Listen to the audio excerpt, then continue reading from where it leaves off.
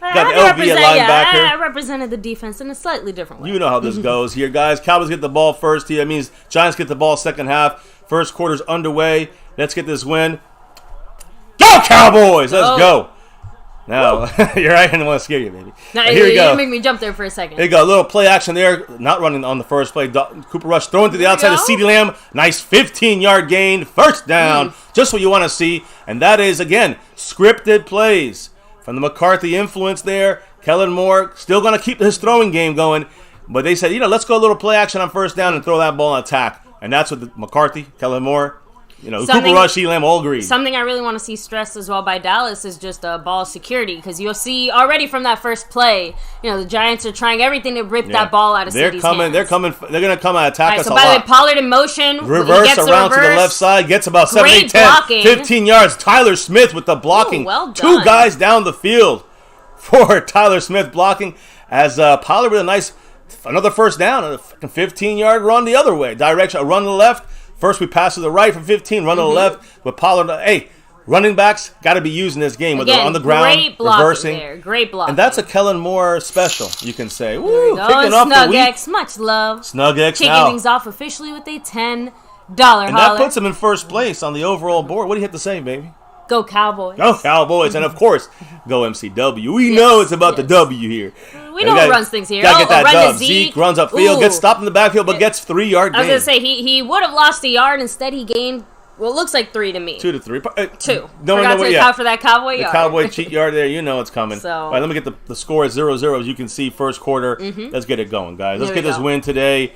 And we'll worry about Washington next week. They'll be wearing their new uniforms. Washington, the first time they're wearing their all black uniforms. I know they look ugly out there. And Justin Quarles, the Q man in the chat here as well. Q man in the house. Much Big love. Boss Man, what's up?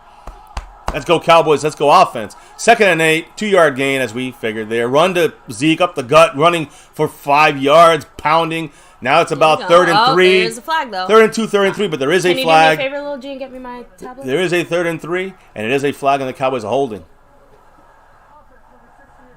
So we got 68 Farniok with the hold. I mean, Jason Peters, is he taking a step forward onto the field now? Another step forward? That's a killer of the drive.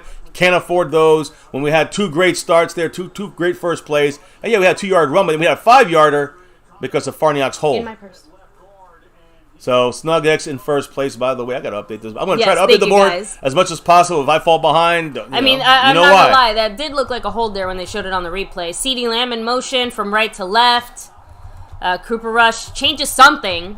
The O-line, we changed something on the play there, it seems like. Cooper Rush throwing left, a little high. Way too high there to Jake Ferguson.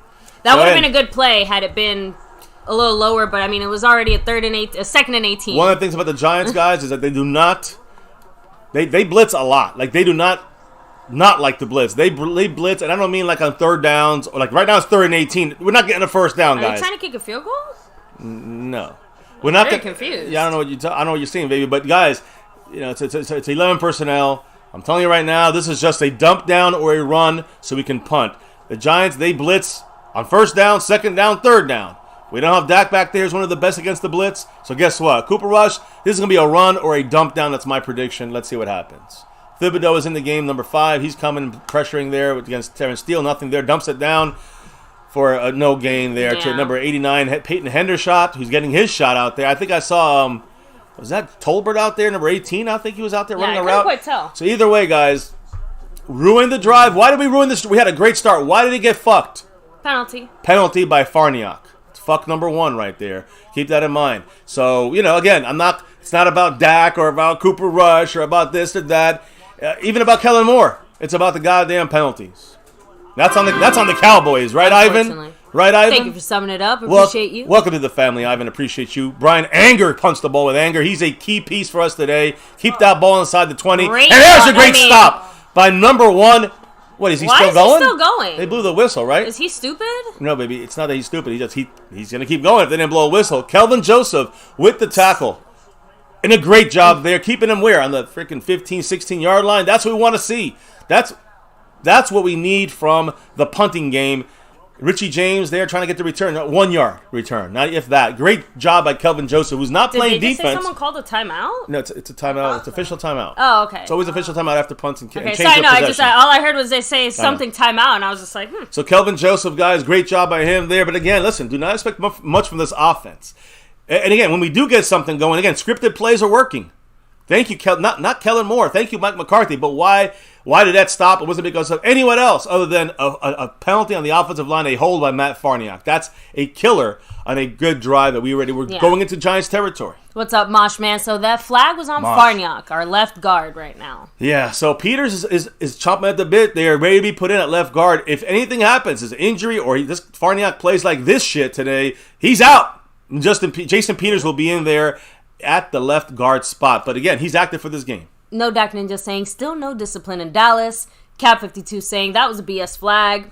James Hurst said, get in his face, yell at that motherfucker. That was a flag. It's a hold. All right, guys? You got to accept it sometimes that not everything is bullshit. Donald Sabo said it, dumb fucking penalties. And that is on discipline. That is on the offensive line. I don't know if it's Philbin. I don't know if he's dumb players. I don't know what it is, but it's never getting fixed. Big Boss Man said it, another drive killed by penalties. Skeptical fan, penalties all the time. That's Sick Aguilar for said, thanks a lot, Farniok. Stupid penalties begin. Fucking pisses me off. Because that's right there. In my mind, that could be 3 points on that drive we just lost. In my mind, maybe 7 points. That is lost points because of a fucking flag. Yeah. Because our penalties of our own team. Not because it's bullshit. The refs are out to get us because our team has no discipline. And we have this continuous problem of penalties. Sorry. Yeah, Cowboys abroad, much love. And thank you, No Dak. I was like, Mr. FC, I was like, no, he's not dumb. I'm like, yeah, it was pretty freaking dumb. Like, he... Okay, I got it. That was a dumb penalty. Yeah. He was fully tackled. Like, where exactly did he think he was going with that? I'm sorry. So, and yes, great job, Kelvin Joseph. You know, every little play counts for Kelvin Joseph. That man needs some help. Listen, Fred G, what's up? He said Jason Garrett's playbook at work again. Who passes to the tight end on a 3rd and 18? Jason Garrett Jr. Guys, it's funny to think that, but you guys have seen football long enough that Cooper Rush not going to throw a 20-yard pass. It's not going to happen. It's not. I mean, maybe you can Hail Mary it and take a chance. I'd rather punt it at this point and get it deep into Giants territory. Let our defense, let Micah come in there and infect everyone. Exactly. You know what I mean? So, and Mosh, again, there was definitely some talk about, Jason Peters starting. Farniok ended up starting, but it is expected that Peters is going to get some field time. If he gets some time on that field, and they do expect something, now even more so, it will be Peters at guard, left guard. Here we go. In the shotgun, of course, we got to stop. Ooh, we got bumped there. Come on. But no call there. There was a little crossing route by the Giants on first down. Of course, the key for the Cowboys, they can have that little shit. We got to stop Saquon Barkley, number 26. That's all that matters. Now, they're on no huddle.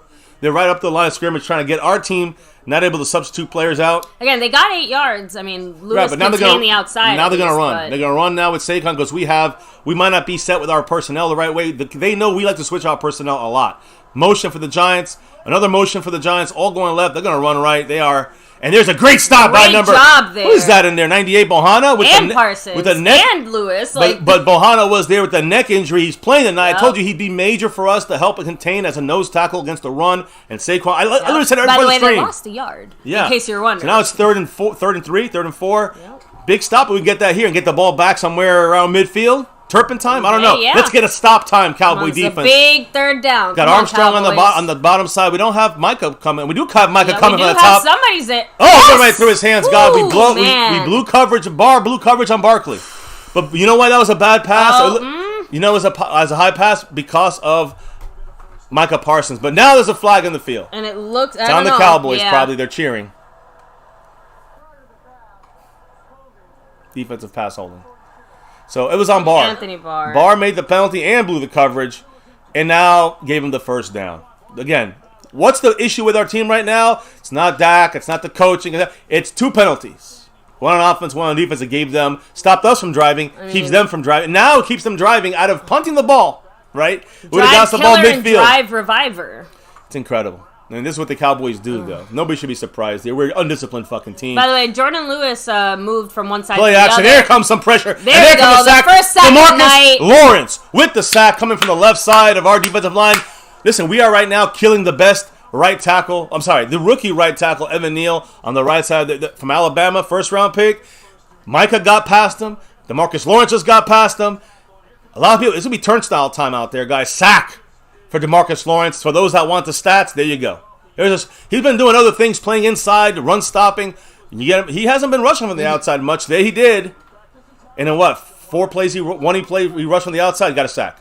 So give it up to him at least on one play. Now this is where we need to make this sack actually count for something. It's a big 2nd and 14. Yeah, Again, we have to pressure try time. to pin him here. Now they're coming from opposite directions. They're screening out. Come on. They got to contain Barkley. He gets a big run there. Gets a fucking 12-yard run. I mean, now it's like a 3rd and 2 again. 3rd and 2. This is exactly what we did. Yesterday we talked about them getting these 3rd and 4s, 3rd and 2s. They do that just like the other teams did. They opens it up for a lot of good for the unfortunately for the offense.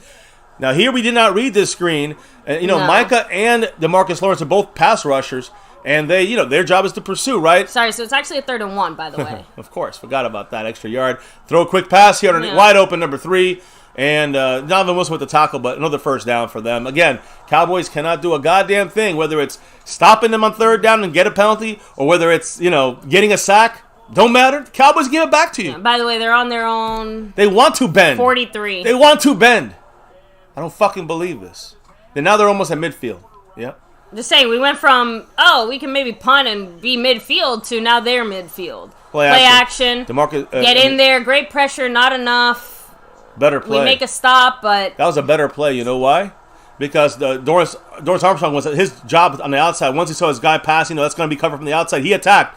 But the inside guy was not covered. It was 2 options for Daniel Jones. Great play by the Giants on that one. 2nd and 2. They're getting 2nd and 2s, 3rd and 1s. That's the recipe for disaster for the Cowboys. They're right on the 50 now. Let's see. It looks like a run.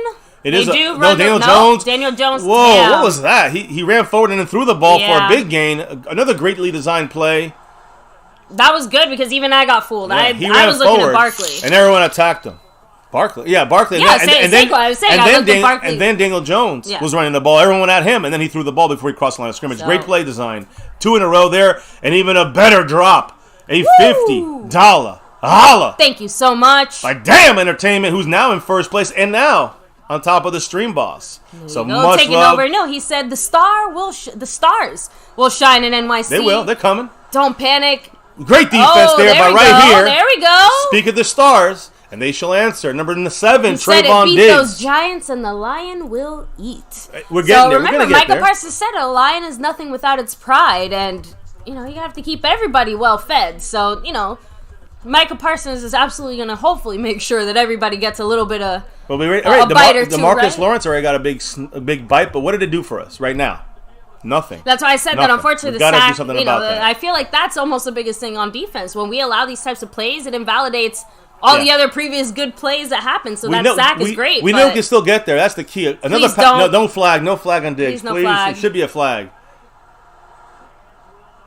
Wow. Guys, I'm just going to tell you guys, for those that bitch about the flags, that was a flag on this guy right here, but we did not get the call. And we got lucky. Let's all mark it because on this day at 8:29 p.m. Eastern time, the Cowboys finally were not penalized for once.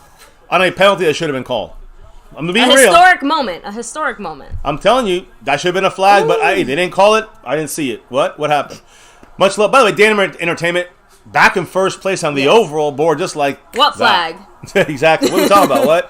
I'm Stevie Wonder right now. Okay, so 3rd and 10. Calm the fuck on, Cowboys. We gotta At least we can hold in the 3 here. Get some pressure. We are getting pressure. Get in there. Gotta throw this away. He's throwing that shit away. Yes, he is. Guys, the pressure was there. We got 4 or 5 guys. No flags. 4th and 10. Forced the goddamn field goal. We allowed them to get a field goal on this drive because of 3 major mistakes. And was that their first drive as well? Yeah, that's both first drives. Right? Yep.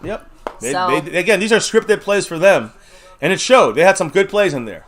We had scripted plays. It showed. It was good. Both teams are looking good in scripted plays. We're the 3rd best team in scripted plays. We saw like 5 of our plays. Second worst. We're the 2nd worst team after scripted plays. Keep that in mind when it comes to offensive play calling. Here's a kick. It's a 47-yard. Hey, Graham Gano is damn good. Blocked. No way. Blocked. Hey! Blocked. Holy shit. Graham Gano is good, but there was a block right there. Yeah. That was the Cowboys. Hey, didn't Damn Entertainment, who's now in first place, got the stream boss? Didn't he just say, yeah, stars will come out? You said it. In NYC. Baby. Every time I honestly... Actually, it's New Jersey. I have to hold myself back all the time from singing. Who blocked it?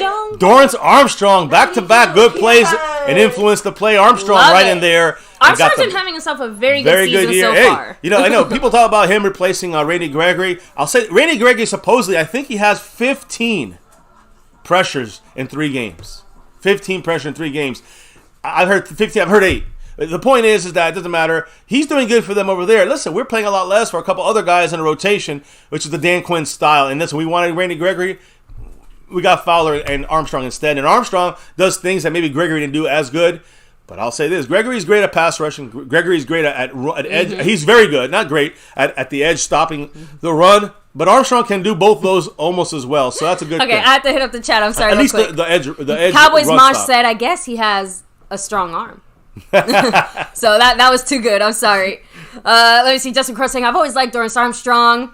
Let me see. We almost got me singing. Almost. Not quite. Stephanie Willis in the house. What's up? We got P Money. Jesse R in the house saying defense is keeping us in this game so far. Again, just gotta bend a little bit less defense. We know the defense was going to be the main thing tonight to keep us in this game. Yep. Skeptical fan said it though. Too. The number one key. More than that, no penalties, guys. No penalties. We got to keep it that way. A penalty already gave up a first down on a third down. You got to get her out. So, PC Bowl, what's up? Yeah. Much love. Let me see. Swarton in the house. Chris Plume. Justin Aguilar said Diggs almost had that interception. Yeah, the first one was almost a pick. The second one was almost a flag. Thank goodness. Yeah, Fred G said, let's see baby Jason Garrett Moore blow this game. So Rack City saying, let's go. Tammy Solti said, nice block. Let me see. Wiseman27 said, win defense and special teams. Absolutely. That's the thing. Marcus Kersey said, block, let's go. Let me ask you a question. If we didn't have a good punt on special teams, they would have had, again, a closer field goal. They would have taken a different direction on the kick, different trajectory on the kick. It could have, the whole thing changes if it wasn't for that very good punt and coverage by Kelvin Joseph. Great punt by Anger. So special teams, whether it's returns, punts, field goals, kickoff returns, whatever that is, that's going to be huge to help our offense when it comes to returns and help our defense when it comes to punts. Not just and that, punt coverage. Momentum, energy. Yes. I mean, guys, we're on the road. I know there's lots of Dallas Cowboy representation over there, but we still have to bring it. We still can't rest on our laurels. Listen, they still got more Giant fans over there. They're 2-0. They're excited. But especially after that horrible injury to kind of kick things off, it's just nice to put our offense back out on the field with, a little bit more oomph behind it, right? Thank you, Stephanie Willis, with the $3 holler. Ooh. A fist bumping. Go Cowboys as our Cowboys back on line offense. Up here on run the ball our and Zeke own up the 37. Gut. You gotta keep that ball tight there, Zeke. He got 6 yards there. He got a good run, but baby, that ball's sticking out. I'm just telling you guys. Again, that's why I mentioned it way at the what I think was our first freaking snap. I said ball security is going to be one of my key things for our side of the ball because again, you see the Giants being very aggressive, and like you said, the last thing you want to see is Zeke with the ball all the way out here. Yeah, he did not have it close to his body. He had it a little bit too high up on him. Kellen Moore looking confused is not what I need to see on my TV. That's pretty much what we see all the time, though. Cooper Rush, I don't know. Something's changing here, I think. You saw Cooper Rush. Looks like a run. Yeah. It is a run to the left. Coming back inside. He goes back to the Zeke right. Just pummels. Listen, he had one guy. No. He had one guy. Don't get excited. He had one guy to beat. He ran over number 29, McKinney. But there is a flag, and it's probably a fucking hold. Yeah. It came from the left side. They're pointing to the Giants side. Let's see. Let me see. I hear booing. Yes, Giants. Giants illegal use of hands to the face. Taking the penalty, the automatic first down. It's a couple extra yards in the run by Zeke. I just want to say Zeke, Zeke was zone blocking there, right? So he went left, kind of swerved right or back to the middle. You know what was interesting about that, though? He could have kept going to the outside, try to use speed. Don't fucking do that shit, Zeke. Use your fucking power. And that's what he did. He saw it, number 29, Xavier McKinney. He's big, but he ain't as big as the other guys around him. He went right through him. Again. With that first down. I like that run by Zeke. Play action. Cooper Rush looking to the intermediate level. Noah Brown with a catch. Holy shit. He saved an interception, Noah Brown. Oh, yeah. That was about to be picked. That was a horrible pass by Cooper Rush. It floated over him. But, guys, Noah Brown jumped 10 feet in the air and snagged it. Because if it was going to go over, that was a pick by McKinney, number 22. I'm telling you. Look, Noah Brown has done a very good job of trying to fill that number 2 Michael Gallup type of role on this team. Man. Oh, my God. 22 was like this. Look at 22, baby. Oh, my God. He was ready to get the pick. I know yesterday's simulation was poo-poo caca, But that right there is why quick pass to get CeeDee Lamb. terrified. And again, not enough. See, that's the thing. They made a good tackle. That's a win for the Giants because CeeDee Lamb, yeah, we got 3 yards, 4 yards, like whatever. 5 there. No. But we got like, well, I guess if they mark him where his knee we got like 3, 4 yards. Oh, we got 5. Look at that. And it went against the Cowboys there. But listen, the point is, maybe you can look what you want. It looks like 6 yards. It looks like 6 yards to me. It doesn't matter. 5, 6, 4 yards don't matter. We lost that because, in my opinion, the idea is for CD to break that first tackle. That's what the play is designed to get the 3 or 4 yards or 5 yards. But the bonus is you break the tackle and you go 15. And he wasn't able to break that one that time. Let's see what happens. Now, second and 5. Lamb, he's all the way on the right here. Yeah, by himself. It's 12 personnel. 12 personnel, 2 tight ends. We're running left. I'm running right into the middle there. Zeke got picked up, but he got about 2 yards, about 3 yards. About 3 yards. Look at 3rd and 3 now. 3rd and 3 is a good number there. So, it's funny. It was marked at a 2nd and 5.5. But we're right back on the line, by the way. Right on the line, 3rd and 3, under center, and the Giants are not ready. Snap the fucking ball, let's go. There we go, Cowboys. No blocking, but a quick pass. Yes, Noah come Brown. on, Noah. First down and goal at the 7-yard line. Cowboys are not calling huddles here, not calling plays in the huddle. We're going, no huddle here. And another great play by Noah Brown who's really stepping it up. Like I said, we all had, I think, rightful doubts, right, about Noah Brown and his ability to handle this type of responsibility and role. You know who missed the block there? Who? Zach Martin. Zach Martin was double teaming too long. No, that's right. Just one time he went to they blitzed and he responded late. But it would have been the ball was out quick. Got the ball there. It's By the way, first and goal on the 8 yard First and goal on the 7. And in the shotgun, so run to Zeke. Come on, Zeke. Pitter-patters a little bit, gets like 2 yards. I mean, that's just not that good of a first down play. But all right, we run to the ball a little bit. Again, scripted play give us style. A chance there look at oh my God, Beatis's pads are like all like this. His jersey's here. His head is here. Like so Noah Brown really, coming to life. Kind of reminds me of Cedric Wilson last year. Oh, yeah. Yeah, Noah Brown coming to life, even in a bigger situation, right? And a more important, because he was a 3rd guy, Cedric Wilson. Noah Brown's coming as our 2nd guy, basically, right now. Well, I think Cedric Wilson, again, one of the reasons we did see a lot more Cedric Wilson is just he ended up being the hot hand, so to speak. He we always were missing one of the 3 guys. We Gallup for the first handful of weeks, and we lost Amari for a couple, CD for a couple. So, Cedric Wilson did a lot here. CD in motion. Zeke running up the gut. Another run to Zeke. Right up the middle. I'm going to say this, guys. Keep doing this? Another right up the middle run by Kellen Moore. I'm going to tell you this. So we try to fool the defense by running CeeDee Lamb in motion. CeeDee Lamb in motion is trying to draw guys to the opposite side. But the point there is it wasn't that it was a bad play. The Cowboys didn't look comfortable running that play. The Cooper Rush looked awkward in it. CeeDee Lamb didn't look like he was ready. Zeke got the ball. He wasn't going full blast. Zeke's out. Yeah, Pollard's Zeke out. I think Pollard's in. 3rd and goal. Can we get a touchdown here? Pollard's back there going to help blocking. We'll see if they throw a screen to him maybe. We'll see. Here we go, guys. It's on the 3-yard line. 3rd and goal on the 3. You might just go for it. Quarterback sneak. Here we go. Cooper Rush in a shotgun. I don't mind that play. Snap the ball. No penalty. They're blitzing from the left. There is a fucking penalty because our stupid-ass motherfucking offensive line can't goddamn understand the snap count. Cooper Rush is saying, snap the goddamn ball. We don't. 3rd and goal from the 8. Peyton Hendershot, you fucking dumb undrafted. People want to crown this guy like he's the best thing. He's Jason Witten. Come on, guys. Chill out. He's been here for 3 minutes. Let's. Well, again, I think it's more comical because he lost his helmet. And like Jason Witten, he kept running. But that don't make him Jason. That makes him just Peyton Hendershot. And that's all. He ain't nothing more than that. Right now, it's a 3rd and goal from the 8. And it's loud. The Giant fans are getting loud. Now we can't make any dumb mistakes. Noah Brown in motion. Goes back to the right. We got trips right. Pollard goes out for the pass in the middle, throws it down, tipped to the ground, incomplete. It was going to be a catch by Pollard, and it was going to be a stop. Oh, there's a flag though. Come on, let it be on the Giants. They're saying it's on us. Let's see. No, they're shaking. The Giants. Seems like there's back and forth. Holding defense. Show us which way you got it there, ref. He's saying holding. I don't know if it's offense or defense. And there's Tyler Smith. The hold. And we knew that was coming. The good thing is the climb because it didn't matter. I'm telling you guys, this didn't matter. This play, it sucks that he held. If Pollard would have caught the ball and not got a yard, he would have got the ball and got tackled by 2 of the Giants that were right there. Plus the ball was almost knocked down, intercepted. I'm just going to count my lucky stars and hope we get a fucking 3 points out of this. Yeah. Because that's all we got to hope for right now, guys. Are we going for it? I would hope not. I think we're going for it. Okay, no. Oof. Damn, baby. Oof. Sorry, I see our whole they're just showing the whole offensive line. Like, they're just out there on the field just showing them. I'm like, what's going on? All right, now we got a $3 holler by Fred G. And we got 3. Representing the 3. On that board. Hey, points are points, right? Maher, baby. Maher. He's our best fucking player in offense right now.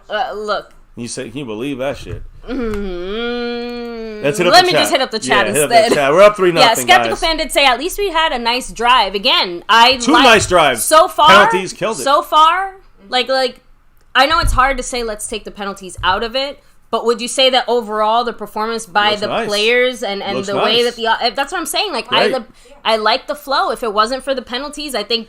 Remember these are scripted plays. Just keep that in mind. This is not from the Kellen Moore, bank. This is from the Mike McCarthy tweet. Taking it easy. Thank you, Cowboys Mosh. Woo. The Mosh man with the $3 holler saying for 3. Yeah, got it. Thank Again, you, Fred for 3, yes. Mosh for 3. Got Stephanie on the board for 3. Let me keep shouting you guys out here. Let me see. Bridget Production said, play like the Broncos played and you'll win this game. Aztec Aguilar 04 said, I want a touchdown. Me too. Certain said 3 and Nola's fired up. Wiseman27 said, what the fuck are these run plays? He's a Bronco fan, just hating on the Cowboys, so ignore him. Let me see. Tammy Still T said, at least Maher can score. I'm telling you, he's the only guy that can score right Jesse now. R said, let's go special teams. Honestly, that's all we got right now. I almost wish I was able to win one of those the LUNATIC customized shirts because I would. That's what it would say on the back, special teams. That's what I'd put mine as anger if I was going to pick special teams. Everyone's just think you're angry. That's fine. I am angry. I'm a Cowboy fan for years. So, again, a nice drive that did rest our defense. I forgot to see how much time was left, but I think we took like 3.5, 4 minutes off the clock there. But the key there was resting the defense. That's a good point there. Great point. We always got to keep that going as much as possible. Cat 52 said, what's new? Justin Crow said, we have a lot of young guys playing on our offense. And again, all those penalties all came from the younger guys, which Farniak, Tyler Smith. Again, these are the types that I think someone else said in the chat, like growing pains. Unfortunately, this is part of what you need to expect when you have so many young, fresh, and inexperienced players out there. Again, how mad are you going to get a Henderson shot if this is the first time he's really doing something like this? I'm not mad at him. I'm mad because he got a penalty. I'm not mad at him because what's wrong with him? He's a rookie. He's an undrafted guy. It's just frustrating that, again, we haven't even finished the first quarter and we have enough penalties for an entire NFL team, let alone 2 drives. By the way, I also did not want to forget another shout out right now coming to the man Jason Renfro, the king of the Cash App, drops a $1.50 holler. Awesome earlier. Didn't miss you, man. Much love to you. Much love to Jason Renfro. The king is back. Yes. So.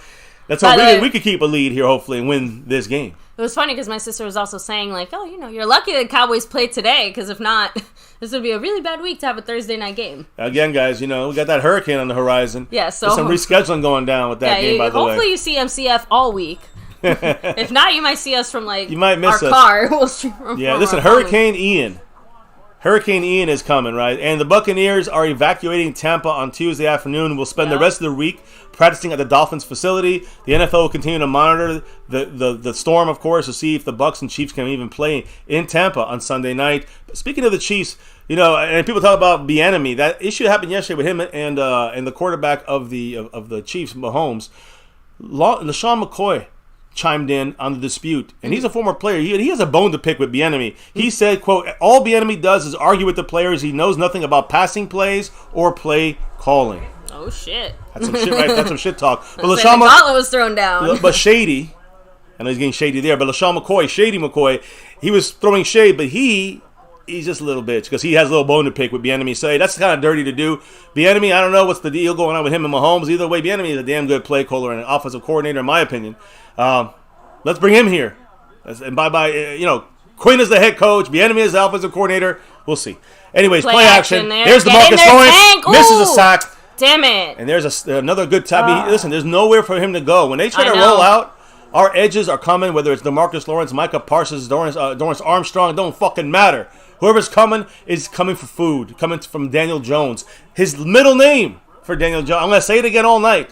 His full name for Daniel Jones. His full name is Daniel Stephen Jones. I'm gonna leave it He's at got that. that clown in him. He got a little clowniness in him. Let's go top this clown. And the rest of these freaking guys. Listen, we got the amoeba package. A lot of guys standing up. One guy hand in the dirt. That's Neville Gallimore as the edge. What the hell's going on? We are confusing me. By the way, Jordan Lewis is basically on, who's 80 again? Richie, he's the slot. So here's some pressure. They're pushing guys.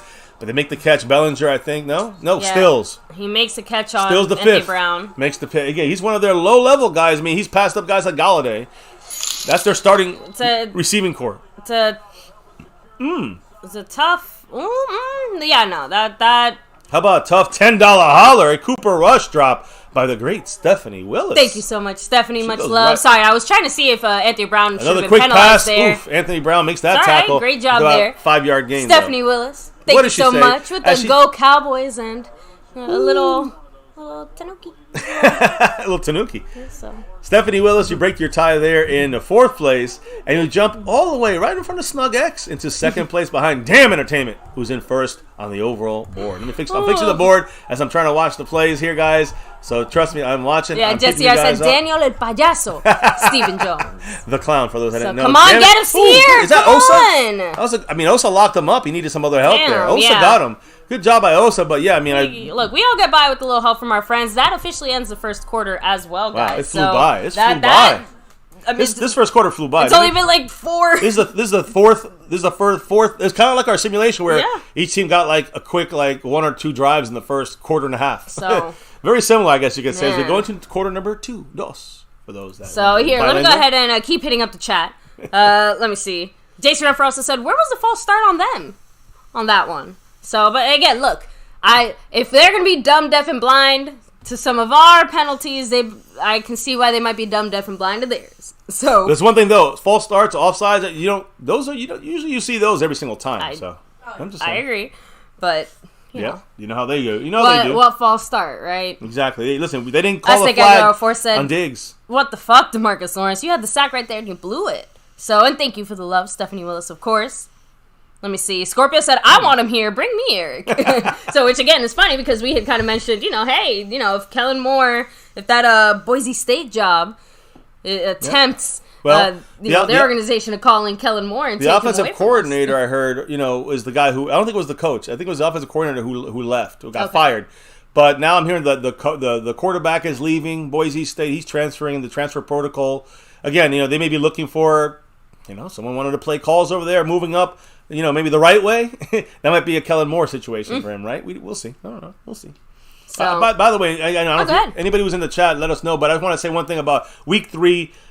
Since Week 3, or in Week 3, this past week, only 2 NFL teams have scored 30 points or more. Only 2 this week. Through the first 3 weeks of this season, only 13 times has a team scored 30 or more points. So not many teams scoring a lot of points this year, in general, right? One game. I mean, two teams scored over 30 yesterday, and over the first 3 weeks of full football, excluding this game, 13 times. I mean, you get 16 games a week, so you do the math. It happened 29 times last year in the first 3 weeks. This year, only 13. And it happened 39 times in 2020. So does that mean that offenses have gotten worse or that defenses have gotten better? These defenses are coming. I've said this before, but I feel like the quality of offensive linemen throughout the NFL has dropped dramatically in the last few years. And I think we're seeing it actively because I can think of 5 teams off the top of my head that have not just offensive line issues. They have your quarterback is going to die on the field issues.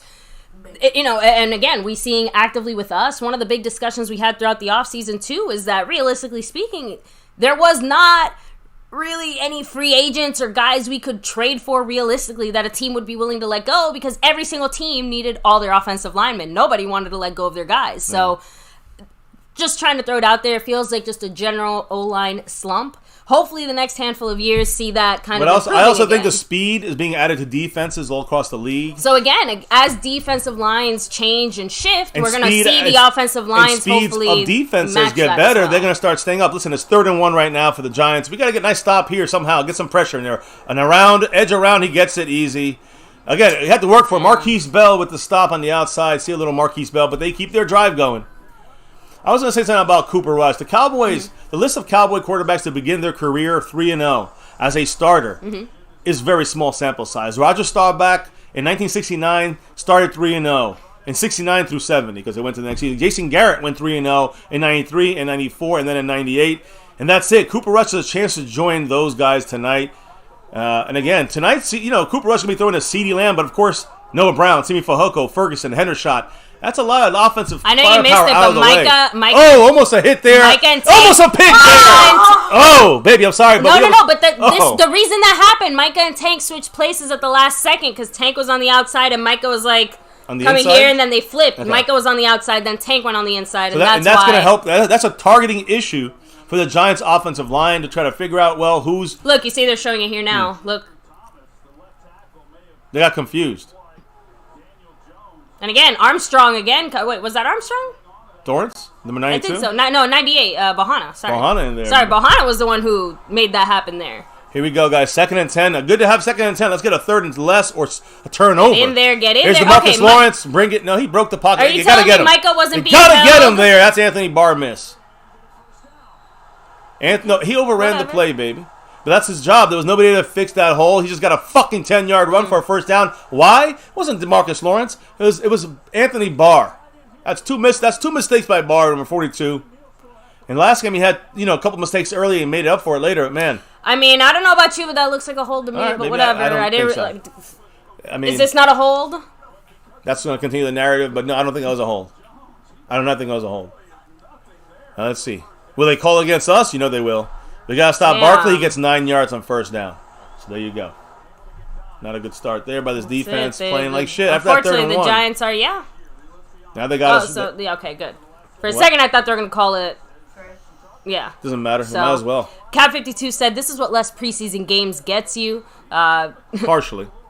I don't think that's the whole. That's not the reasoning for this. No, but he still thinks that in general, it hurt our team. our offense could have looked better from week 1 if we had played together. His first down, like I said, was coming. Listen, the thing is that without Dak Prescott, without Dalton Schultz, without Tyron Smith, you want me to keep going? Without Michael Gallup, without all these guys, it doesn't really matter. That's the least of the preseason. This is our preseason, and we're doing it with a bunch of backups on offense. That's the facts of it. I mean, that's what's happening. I don't say it's a fact. I'm sorry to say I'm right. That's what literally happened. We had none of our starters, our starting team, play on offense. Now, a lot of these guys you're seeing playing now, and they played their preseason already. So, just not a lot of just not a lot of play time for these. There's a hole there on Tristan Hill. They're not calling. There's a sack. We go. A sack by 92. Dorrance Armstrong once again in there. But Tristan Hill was being held on that play. He was definitely held. I think he was held twice. He was held on the first time when we went back around. He was held again. But all right, they didn't want to call it. Listen, I just better not see it. I just better not see it. I just better not see these plays being called the other way. That's all I'm saying. Sorry, we just saw Barkley spin his hand. Yeah. Not a big deal. It just caught me off guard. Guys, that's football. That's what we always do. That's for grip. That's what she said. So again, unfortunately, 2nd and 11. They're on our 30. That's guys. not a very good play by them. There's Lawrence right in his face, but there, good a flag. It's got to be a hold. It looks somewhere where it's down in the backfield or a lot of scrimmage. Unless it was a late hit on from where it came, it could go either way. Usually, that to me seems like O-line. I don't know. Illegal man down. It could be illegal man downfield. Some of those plays look like that, but let's see what happens. Somehow they turn it on us. There was no flag for defensive holding. Is that what they said? Okay, so they picked up the flag. Okay. They were going to call it on us. It's incredible.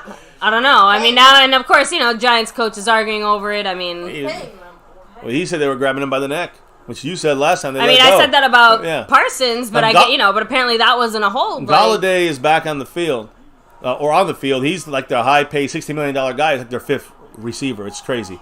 Big disappointment for them, but he's out there. He's still got some kind of skill. Got Trayvon Diggs on him. 3rd and 5, by the way. Diggs is covering Galladay, and let's see what kind of pressure we can get. That's going to be the key here. Again, it looks like a pass. More than who's covering who. It's about getting pressure on the quarterback. And there it is! Oh my! Turn around! Damn it! Why didn't fucking Anthony Brown turn around there? The ball's right there. Wasn't that Jordan Lewis? It was both. But all right, it was knocked down. That's the important thing. We're getting pressure on this Giants offense. And that's what matters. I was thinking Barkley was going to be the guy they're going to probably dump it down to for 5 yards. Good coverage there, though. Drop off by Anthony Barr. he couldn't go to, and then we missed the complete sock here. But Tank is basically all over Daniel Jones. And there's Donovan Wilson. Again, Wilson, great job. Great job, man. And they're going for another field goal. Again, very good. Graham Gano was a very good kicker, but we blocked the last one. This one he makes. Gano makes it go through. Yeah. And he's good. Listen, we've given them life. Be happy, Cowboy fans. We are allowing the Giants to stay alive in this game. We're allowing it. Penalties, missed sacks, missed opportunities, dumb plays, our own faults. I don't give a damn what it is, who it is. We are still definitely weighing this game. We are definitely. I think we're more in control of this game than the Giants, in my personal opinion. Cat52 said it's not a hold if they aren't wearing the star. So. Yeah, well, they did let the hold go for the Cowboys, right? They didn't call the one on Micah, and they should have called maybe, let's say, or on Tristan Hill, and then let the other one go on us. Several people, including Masha, saying that was a hold on Tristan Hill on that play. I know, I saw that too. But listen, they let 2 holds go on pro Giants and one hold go pro Cowboys. And if you look at the Trayvon Diggs penalty, it's 2-2 right now with penalties that should have happened for the Giants and should have happened for the Cowboys that were not called. So the refs are playing kind of like, playing back a little bit, stepping back and letting the players. LT cracks up. He said, it's always interesting listening to competing YouTubers. He said, Bad Dog, they're screaming over there that was a hold. So, he thinks it was a good call. Fred G said, it don't matter. If we have the Chiefs team with Jason Garrett Jr. Moore, this is how we will stay. So, let me see. Donald Sabo said, nice D. Jesse R said, let's go D. Let's go D. Nice. Great stop there. Aztec Aguilar 4 said, there was a major hold on Tristan Hill 2 plays before. Refs didn't call that. So we need Sully, our NCF resident ref, to come in here and break that down. Wiseman 27 saying, at least Tank is getting pressure and hopefully he zones in. Again, one thing about, we always have those like 1 or 2 players that for some reason, they're giant killers. You know what I mean? Like, you know how Dak Prescott always seemed to beat the Giants? Except for that first initial game, right? DeMarcus Lawrence always seems to have really good moments against the Giants in the last few years. You know what I mean? Like, he tends, like, out of all the few flashy moments he has, because I know that's the biggest complaint against him. Yeah, he always does. A lot of those come out Eli against the Giants. Daniel Jones got him looking with that stank Retro face. Scotty. So, unfortunately, we did get the ball first. So the Giants will be getting the ball first, second half. Right, that's all right. So, I'd rather see our defense on the field. You know what I mean? It's okay. Donald Sabo said, we need a touchdown now. Redman R said, go Cowboys, let's beat the Giants. Yeah. Cowboys Abroad said, go get the offense out of the locker room. Come on, guys. The game started like a quarter ago. I know. Where are they at? We're in game 3 here. Redman with that dollar holla. Dropping it like it's hot. You know what he had to say? I have a feeling it's go Cowboys. Go Cowboys. Oh, yeah. Let me see. So, Justin Coral saying Bleacher Report reported Dak could be back next week. I mean, they're only going off of what the Cowboys organization, Jerry Jones, Mike, you can't really blame them for reporting those things when it's coming from inside our own organization. But we know where it's coming from. The last we actually heard from, let's say, yes, I guess that's the latest. Yeah. Could be next week. I do not hold your breath, guys. I really don't. Turpin with a nice return ability here. Go Turpin. There he goes. Go, man, one guy away. He fumbled? Oh, no. Don't tell me he fumbled. He was down already. I mean, he got it. They're calling him down. Yeah, I think he was already down, but still. Woo, Turpin with that burst of speed. The need for speed. There we go. We're okay. So, let me see. Wiseman27 said, it's time for us to run with Zeke and Pollard. It's going to be too hard for Cooper to pass on this team. Listen, guys, we cannot expect Cooper Rush to go out there and start throwing left and right. He's Roger Staubach and Dak Prescott, Romo, Aikman, and it's not happening. He's Cooper fucking Rush for a reason. You got to get him out there and get him stuff simple. You got to run the ball. That's what's the key. Motion, by the way. You got a lot of young guys on the offensive line, young guys at receiver and tight end, just rookies. And there you go. Pollard gone. He's going 40, 45, 30, 35, 25, 20, 15. This is what we mean. What in the act? Guys, come on. Yeah. 2-0 who? 2-0 is Pollard, not the Giants. It's not rocket science. You know what it is? Football science. You know who's blocking? Yeah. Peters. Oh, Jason Peters. Right. Great catch, baby. Sealing it, guys. There it is. Peters and Tyler Smith on the left side. That's why. And then here's more Pollard. Another 3, 4, 4-yard game for Pollard. And that's what. Okay, 3 yard. All right, 3. You know they cut us. They cut us off. They cut us. Okay, if they mark the knee, then it's 2. If they mark the ball, it's where the ball is. It should be 3. It's always where the ball is. So then it should be 3. So guys, again, run by Pollard all the way to the red zone. That penalty for Farniak was the last straw. Yeah, they're showing him out of the game. I should have noticed it earlier because they were showing him on the sideline, and my brain just defaulted to, don't get mad at me. I was just like, oh, Zach Martin. Because it just showed like some random offensive lineman. Jason Peters in the first play running right off his ass and off Tyler Smith's ass. Samuel Rowe dropping that $2 holler like it's hot. Much love. Let's see what happens here. On their 14, shotgun for Rush is looking, throwing right. They got coverage. Tolbert, a rookie. Look, how many rookies we got here? First-year guys, undrafted guys that are on here in this team off of like, 40 years old. Jason Peters. That's what we're constructing this offense with. And we got 3 decent drives minus the penalties. By the way, baby, Samuel Rowe. Yes, dropping thank you, Samuel. that $2. He said bench Zeke. It's Pollard season. I think you got to use both. That's what I'm going to keep saying that. I think both is the way to go. But yeah, sometimes it's hard to say that when you see depending on the circumstances, you should see Pollard as much as you see Zeke. I agree. That's all I'm trying to say. I think that's what we're all trying to say. Doesn't mean Pollard gets the ball as much as Zeke or vice versa. Come on. 3rd and 3, going for the end zone. You got There's a flag there. Nobody. CLM was on the ground. There's no flag, though. No flag, guys. Let's see what did he and that was Noah Brown, by the way. Oh, was it Noah Brown? Shit, it is. Damn, I want to get to him and I want to see the replay of that. Yeah, the field goal unit's going out. They're not. I want to see, before I start yelling, it's bullshit. I want to see it. Because he could just fell.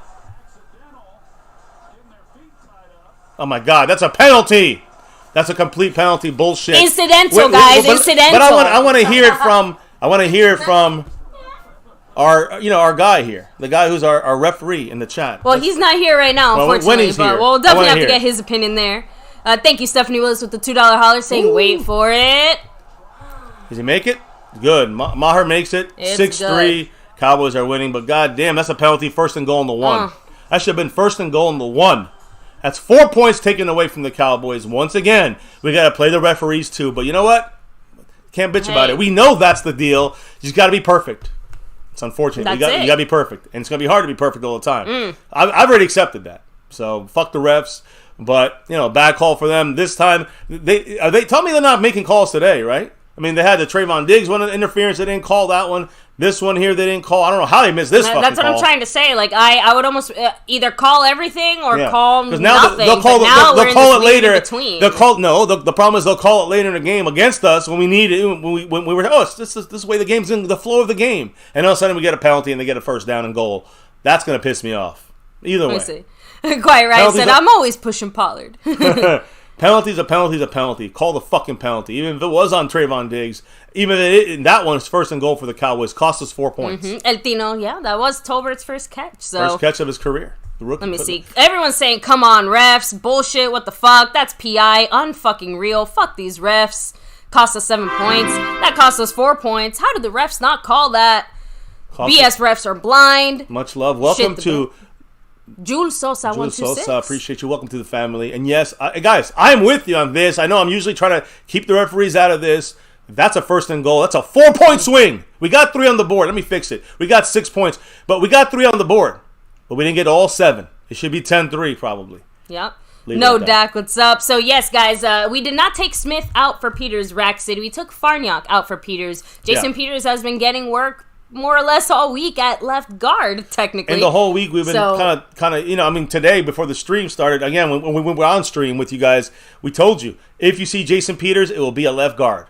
Tyler Smith staying at left tackle, I'm assuming, until Tyler Smith comes back. Tyron Smith. When Tyron Smith comes back, I think that's when you got to make a decision of what you're going to do at that point. But Tyron Smith, his days are numbered in Dallas. I think he's done. Not maybe his career-wise, but he'll be Jason Peters probably on another team next year. Like that kind of guy. Right? I mean, if I'm him, I hang up my cleats. You know what I mean? Like to me, it's not. I agree with you. Is he going to still? It's like it's up to him, right? Like, what do you think he'll do? Like obviously, I could see him maybe playing more if he can, but I don't know. I'm with you. I agree. I think he should. I feel like Tyron Smith's body is to the point where I can't see him wanting to push himself for basically the equivalent of $5 to him.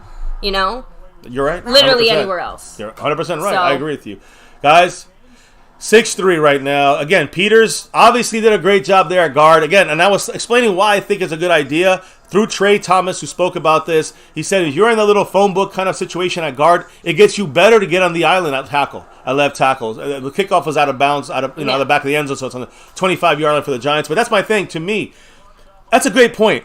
because Jason Peters, no training camp, right? He had a situation where he came in and he just came in kind of basically a couple days before week 1, 6 days before week 1 game against the Bucks. And he's been ramping up for 3 weeks. What's up, Vince Gonzalez? Welcome. Thank you, Vince. To the family. Here Much love. Appreciate you. Yeah, so Jason Peters getting moved in at the guard spot is the next logical kind of step if he's going to be moved to tackle eventually, which I don't think he will, but we'll have to wait and see. Maybe both guys become versatile. I don't know. I mean, we're also assuming that Jason Peters wants to do more than just have 1 year in the NFL. Oh, man. You know what I mean? Yeah, no, I agree. He wants to keep it going a little bit more than this. Maybe. But, this is old home stomping ground. He might want to stay here. Of a biscuit-eating bulldog. What? It's on the Giants. Are you sure? Right now, Micah's not in the game, by the way. He's out of the game. Giants ran the ball. Saquon got through. We had Anthony Brown right there in the backfield. Jordan Lewis back there. He got through him, but he got about 3-4 yards. Illegal block in the back on the Giants. 10-yard penalty, repeat first down. So it goes in the spot of the block of the back, and so it's probably like 1st and 17 or something like that. Guys, I forgot. It's that G blood. I'll say, yeah. Giant blood has to be drank right now. I haven't been drinking it. I knew it. It's my special mixture of giant blood. Several Dallas Cowboy players enjoy drinking the blood of their enemies to fuel them for games. Where's Micah? For everything else, there's MasterCard. Where's Micah? Micah needs this blood too. He's bringing it. He's gonna bring it. He's gonna give himself a sack or two. But right now he's opening. Yes. He's opening it up right now. Oh, and Galladay, man, he's in the doghouse big time. Micah's gonna come bring it right now. Maybe not. But when he's in there, he'll bring it. And DeMarcus Lawrence has been bringing it as well. Quick pass outside. Great stop. There we go. By number 56, Dante Fowler. I mean, guys. And he was coming off the pass rush, bounced it back when he saw it was a screen to the receiver, and great job in containing that play. All 3 different phases. Outside, in front of him, and to the receivers inside, to the right, to the left side. Fowler was waiting for him. Great job by Fowler. His joy is infectious. Like, seeing him laughing and smiling that way. Who was that, Fowler? Fowler, yeah. Look at him. He almost overran it. If he did, he could have got a lot of yards. Fowler stopped himself. Great play. 2nd and 21. Okay, no flags. No mistakes. And no excuses. And no bullshit. Here's where we got to bring it now. Now, what do? They're going to run this? That means they're giving it up. We got to stop them. There we go. Okay, you got about 6 yards, 7 yards. Against this Dallas defense, running the ball in this situation is not necessarily a give it up type of play because, I mean... Right, no, you're right. But when I say they run, that means that, okay, Micah's in the game now on a big 3rd down and what, 11? 3rd and 12? 3rd and 13. Guys, they're coming on there. They didn't even huddle. Yeah. Cowboys are barely ready. We got to be ready. Micah's on the left side of our line. Their right side. They're doubling him, tripling. Micah still gets in. Incomplete. Ooh. No flag, I hope. 4th down. No flag. Guys, Micah Parsons got triple teamed. And he still got through and got the hit on Daniel Jones. Look at this. Oh, my God. Glowinski got knocked on his ass. Yeah, he didn't get through. He knocked him the fuck out. Listen, you had, and then kept going. Baby, there was 3 guys, the tight end, then Evan Neal, and then Glowinski ended up in his asshole. You know the thing that makes me laugh? You know why Micah wasn't in before those plays? Justin Crowe said it. You can definitely... Justin Crowe said it. You can tell that Micah Parsons is definitely playing sick tonight because they're keeping him off the field. They're resting him a little bit. They're giving him chances to This is the key here, guys. Punt return. Come on. Give it to me. 4th and 13, they're punting. We're getting a return here by Turpin. He's got to be careful. He didn't touch it. Let it bounce. What the fuck? Are you kidding me? That thing bounced down the sideline to the 20. And that's a great job by them. And we couldn't have, I don't blame them. That was a smarter choice by Turpin. He couldn't have accounted for the fact that it would have bounced back that little bit there, but... My God. Have you guys ever seen anything like this? I want to know if anybody in the chat has ever seen a player like Micah Parsons do what he just did. At his weight, at his size. You know what Des Bryant said before the game? He said, the NFL has not seen a player like Micah Parsons. The last time we saw a defensive player have any kind of impact like this was Aaron Donald. Are we not going through? Yeah. Okay, no, it looks paused on my side. I think it's just on your side. Okay, I'm so sorry. Anyway. That scared me. I know, but...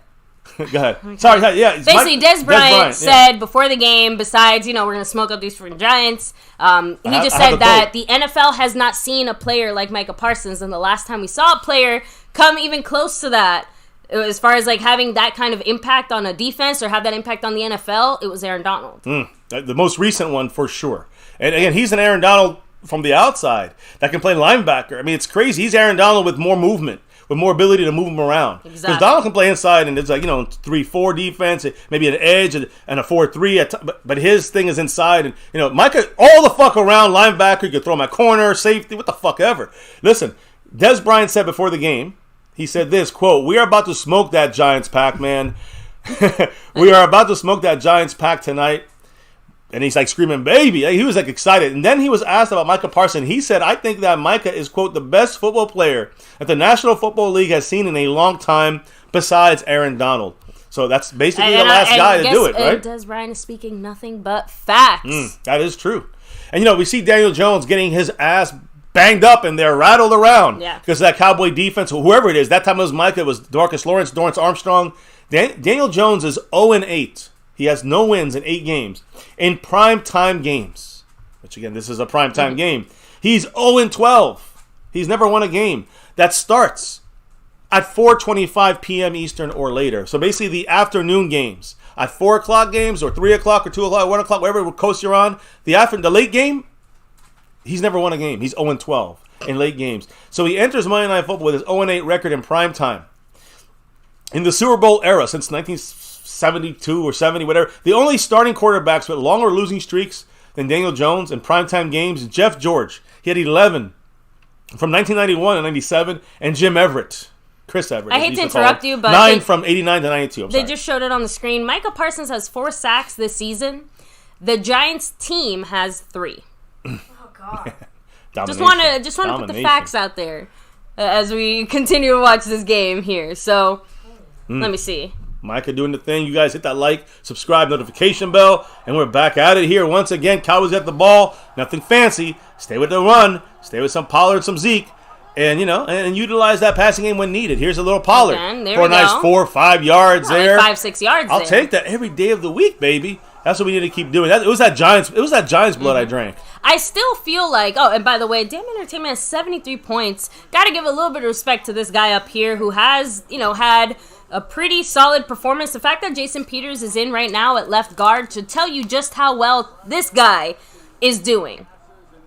Right? Like, credit where credit's due. Left number tackle. 73. Yes, Tyler Smith. I already said that. Yeah, it almost looked like, the man above. Well, 73. I know you're saying. Tyler Smith, 73. I just Damn want to Entertainment. keep saying Tyler Smith every 2 seconds. Tyler Smith is in. Peters left, on his left side of the line is those two. Pollard looking outside, going. You got the first. That's something nobody can do but him. There's a little horse collar. No horse collar. Okay, just wondering. First down, Cowboys. Come on.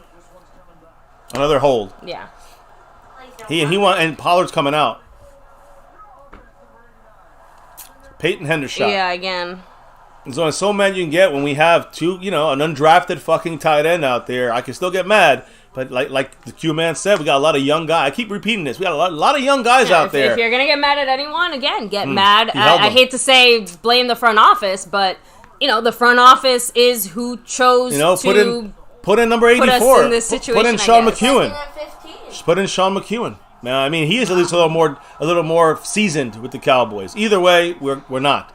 And Hendershot's on the sideline with McEwen. Right now, we're going 3 receivers, 1 tight end. We moved. Tyler Smith moved. So now, instead of being a first down, almost midfield, now it's 2nd and 20. 2 penalties back to back.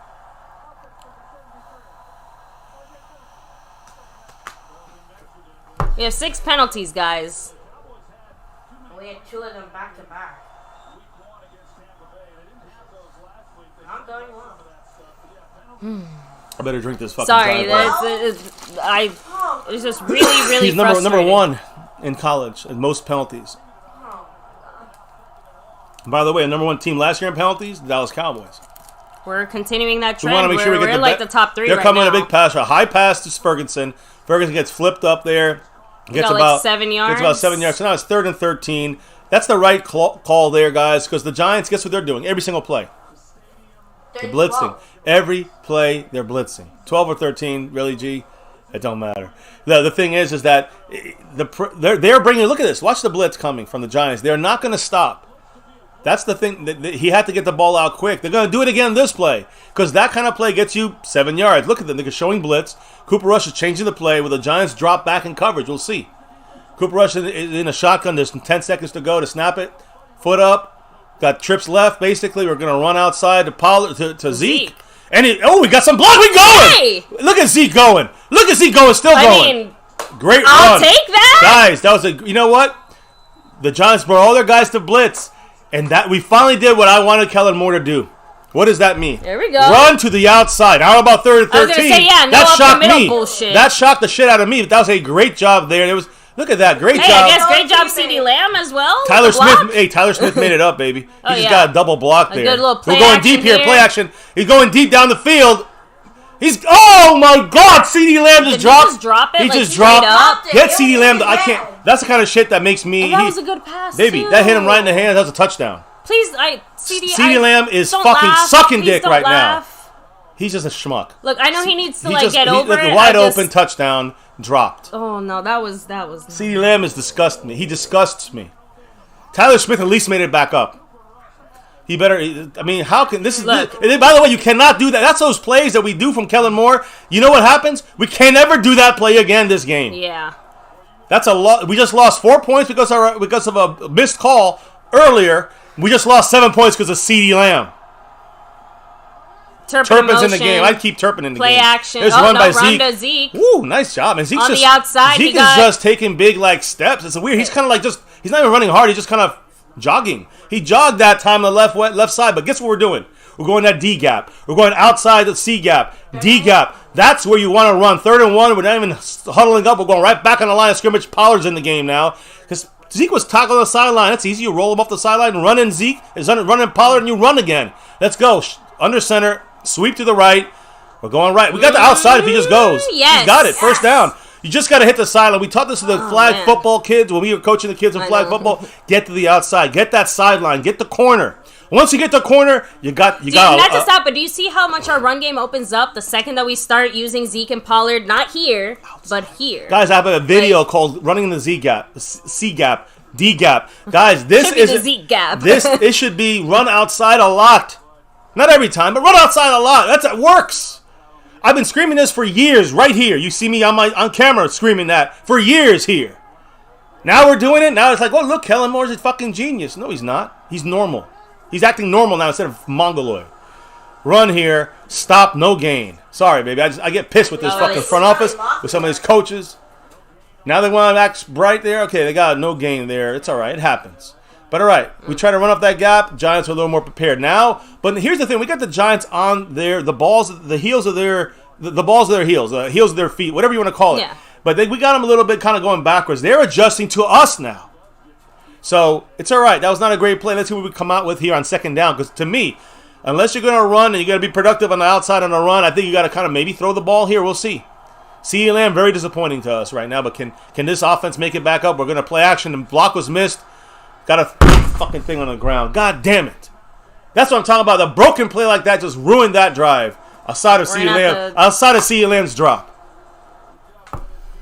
I have to admit, the CD Lamb drop is still kind of stuck in my head just because. Killing me. It's killing me. Do you think that we're going to start hearing some of those conversations that we know are going to happen? We have to hear them. We have to hear. I think we want to hear him. Look, because he deserves to be. I don't want to even bring it up or mention it. But let me go ahead and bring up King Knight 19 with the $5 holler. The pressure of being the number one receiver is getting to him. This is not him. He needs to fix it if he still wants to be. And that's the point. Our number one receiver. If it's not him, then he can't be that. Quick pass there.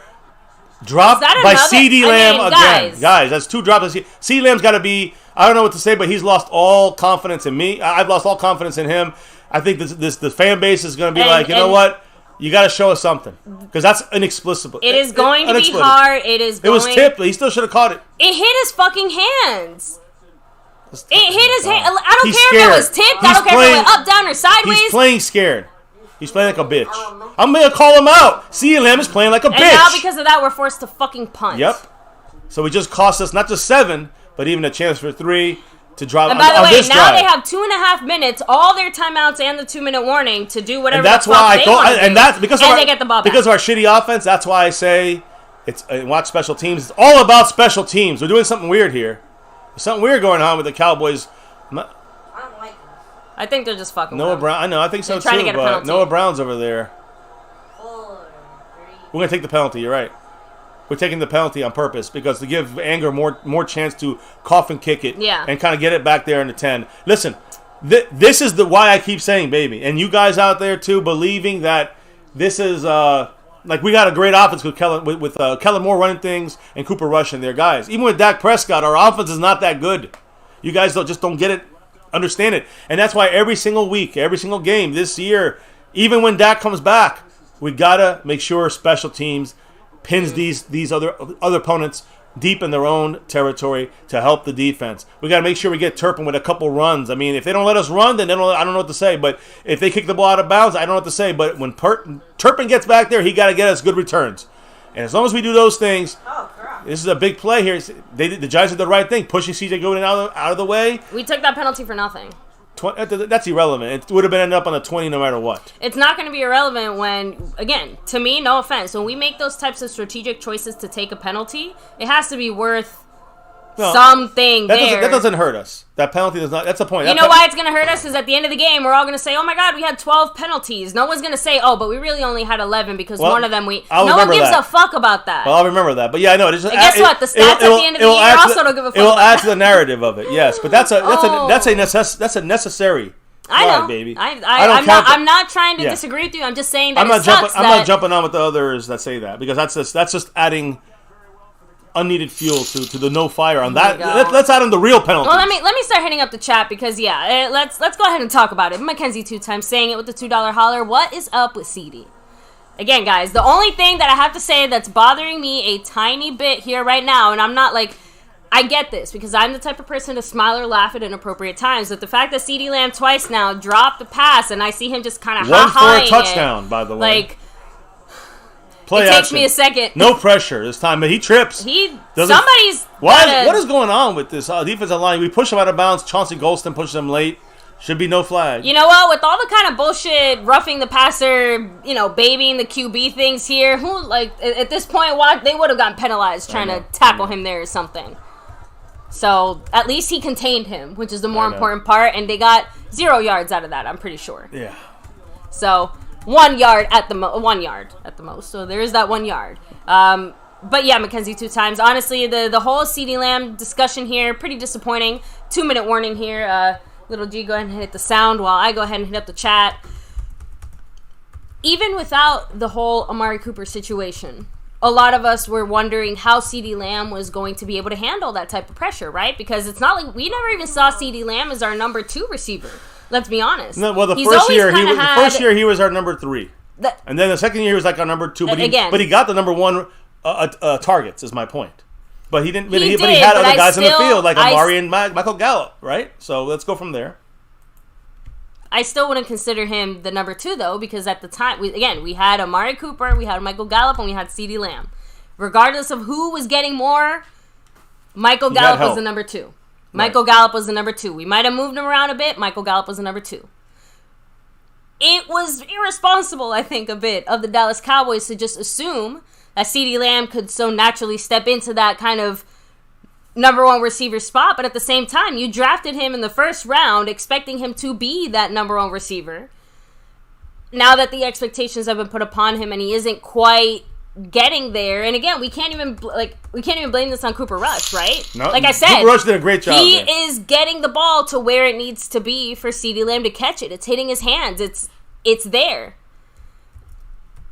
It's hard to justify him just straight up fucking dropping the pass. Jesse R with that 5 on it.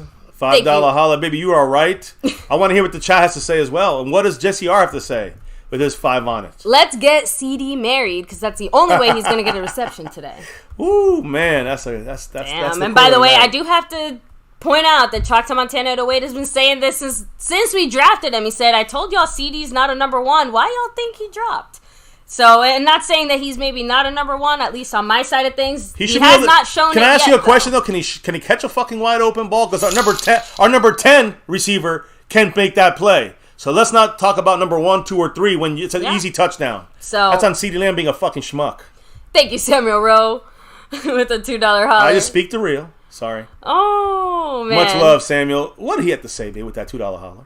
Said CeeDee Lamb, garbage can, pukey face. Right now, he's got to get better. That's it. CeeDee Lamb is playing like CeeDee, not anything but a real lamb. I don't know what to say. He's playing like CeeDee trash can, and we got to see more from him because I don't know if there's anything he could do to redeem himself tonight in this game. I can think of a few things he can do to redeem himself tonight. He's got to catch a touchdown. That's it.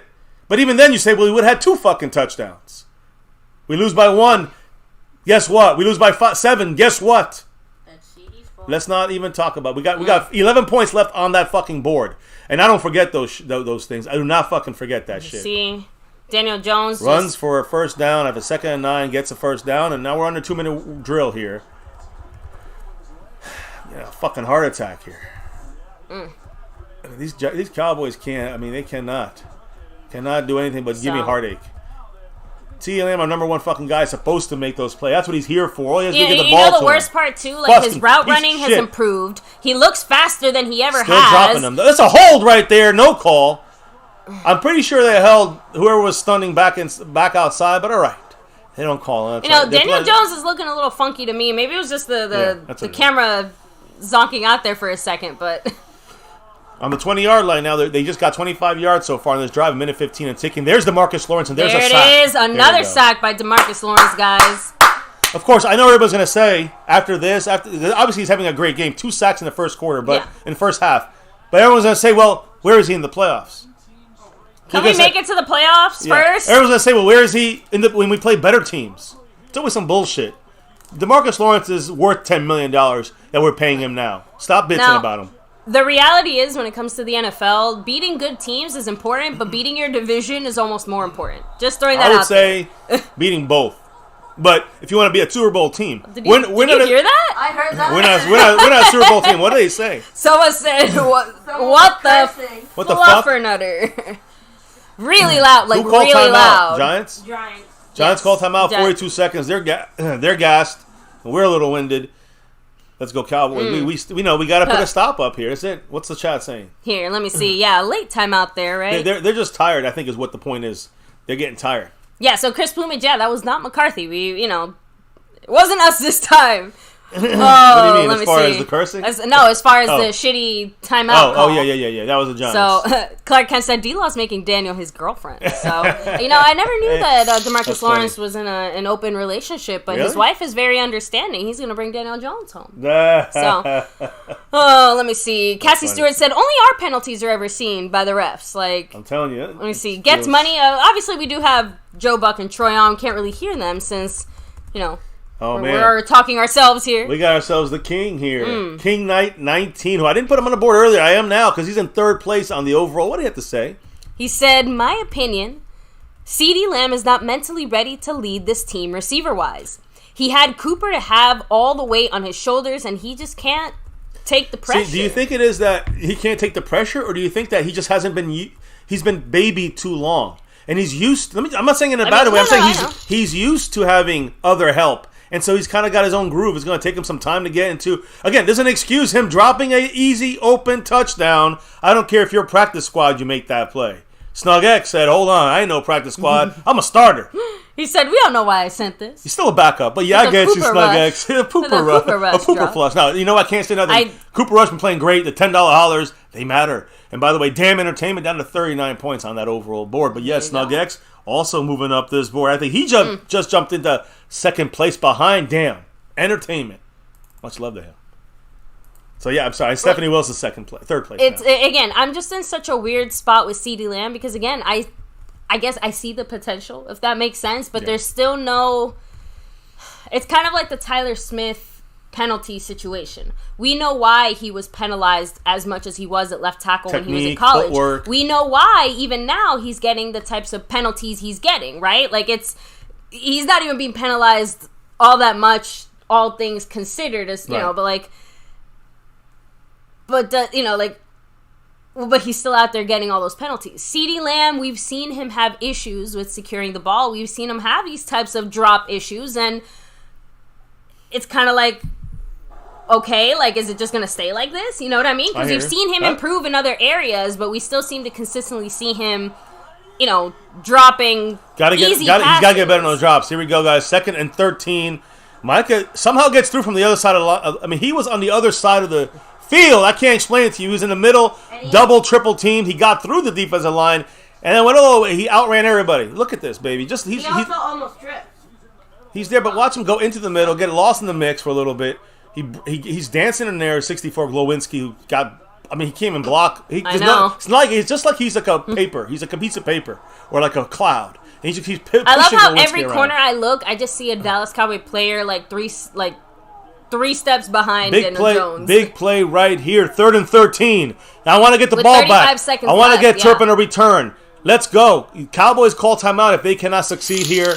Stephanie Willis dropping that $2 holler. Cowboys are giving that blitz inside. There. Mike on the outside. Get in there. He keeps out. He's going to throw it away because he's got. Oh my God! I don't believe this shit. And we give up a huge gain to Galladay. This is some fucking bullshit. We missed, and Diggs is hurt. We give up a huge play to Galladay. There's a flag. It's probably, maybe it was got to be a hold. helmet. It's got to be a hold. Are you sure it wasn't a helmet to I helmet? don't know, baby. I just say there was so much time for him to get around and keep living. How can you not be holding the Cowboys at this point? The Giants are yelling. They're mad. I'm guessing it's on the offense because... Let's hear it, but now we don't got to worry about Diggs. I know. And Dauble's throwing shit. Offensive interference, which hurt Trayvon Diggs. Yeah. This guy right here, number 7, I don't know what's going on, but it could be a knee or something like that. He was holding his head to me. Yeah, but he seems very upset, like either he's scared or nervous about something. Here. Oh, it was actually against Anthony Brown, so I guess it wasn't this. Oh. I told you he hit his head. Was it a head? Yeah, look. Yeah, you're right. Shit, his head. Man, yeah. It's the helmet went back into his head. I'm assuming he's just going to have to undergo concussion protocol, guys. I'll keep you updated. And hopefully it was just a bump type of thing, okay? But, they're calling us on they want to say it should be on Diggs, but he ran into Diggs. He jumped into Diggs. The whole point is this is the right time to call offensive interference. That's why you would call that shit. He looks all right on the sideline, Diggs. That looks good. But, Shepard, guys, the key is Shepard went like this. Guys, you got to understand what he did, please. He went like this. Shepard went into he saw Diggs coming. Instead of getting hit, he hit Diggs. That's if he would have just kind of stayed there and let Diggs run into him, it would have been fine. But he ran shoulder first, into Diggs. He saw him, turned his head, and went into him. It happened in a split second, but that's why it's a penalty. Diggs looks okay, but he's on the sideline still. Of course, Mike is coming from the left side. It's a false start in the Giants. No, someone called a timeout. Is it? You sure? Because... No flag. I don't see a flag. Oh, wait. I saw a flag. Yeah, no, it got picked up because someone called a timeout. Yeah. Giants probably called a timeout. No luck. Wait. Okay, so they stopped the game to adjust it was the a referee first down issue. marker. It was a referee issue. The down marker. It was a referee issue, basically, guys. Okay. Let me fix. There you go. But now, of course, the Giants coach is mad because obviously gave away their play there. What'd you say, kiddo?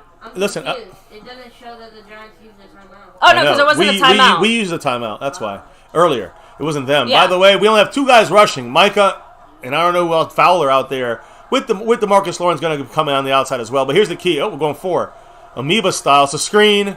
All we gotta do is get the stop here, guys. That's it. Just get the tackle. That's all right. I mean, they almost got a first down. On a 3rd and 23. They got about 20. So the point is, it's 4th down now. Of course, time's gonna run out on purpose. Oh, the Giants gonna go for it. It's all for nothing here. There's too little time. Someone called timeout. I think the Giants called timeout. Probably the Cowboys now. Yeah, the Cowboys, because they want to force the punt. Because they were not just that, but they were about to get a quick playoff or something. Cowboys are probably trying to avoid any shenanigans. If the Giants go for it, let them. Who gives a shit? Look, let's be honest. Remember, we don't want our defense running around there going all cuckoo-ca-choo because in 20 minutes, we got to be right back out there. Right. So, again, I don't mind that we use the timeout now. Let them chill. Let them rest. Let them Giants get the second half kickoff. Remember that. Man, and guys, remember, share your thoughts on what's been going on so far in this game. Everything, good, bad, and the ugly. Drop it in the chat because, again, looks like we're hopefully going to head into halftime 6-3. Let's see how everything shakes out. Take a second to hit like, subscribe, and hit that notification bell if you haven't already. They have a good kicker. So it's not over yet, and they could say fuck the first down. They could just go for the field goal range. They get a first down, they get a field goal. I think they're gonna try to hit the end. Well, not quite, but there we go. Hey, we get the ball back. By the way, that was okay. Hold on, we get the ball. That was Diggs. It wasn't Kelvin Joseph. Okay, we get guys. Kelvin Joseph with a good play, by the way, but that's a big play. We got 7 seconds. We got Brett Maher, and we got 1 timeout. I'm just saying, we got a shot now. That's what I didn't want to say it before this. I was okay. I don't want to jinx it. But the whole time, as soon as it happened, I'm like, okay, that's what I want to see. Now let's get the fucking points on the board. You get them for a 10, 15-yard play right now down the middle of the field, and you call a timeout. Every fucking point matters. No digging, no doubt. You know it. And let's see what happens now. The good thing is we still have a timeout, too, if we... That's my point. That's why you can hit the middle right there. See that little line? The 40? Yeah. 35, the 45, the 40-yard line. You hit him right there. That's a 10-yarder. And you go a little rack. I think the Giants just called the timeout. You go a little rack and call timeout. Why would that? Maher can hit it. He can get a risk here. Oh, and not just, so the Giants did call a timeout. Yeah, I'm willing to give Maher the chance to just try to make a 60-something yarder for fun. You just don't want to block, though. If they block it, they could, very good tech. Always think about the blocking ability, and they can also return it. Remember, if it goes short, someone can return it from the back of the end zone if you don't go out of play and return it.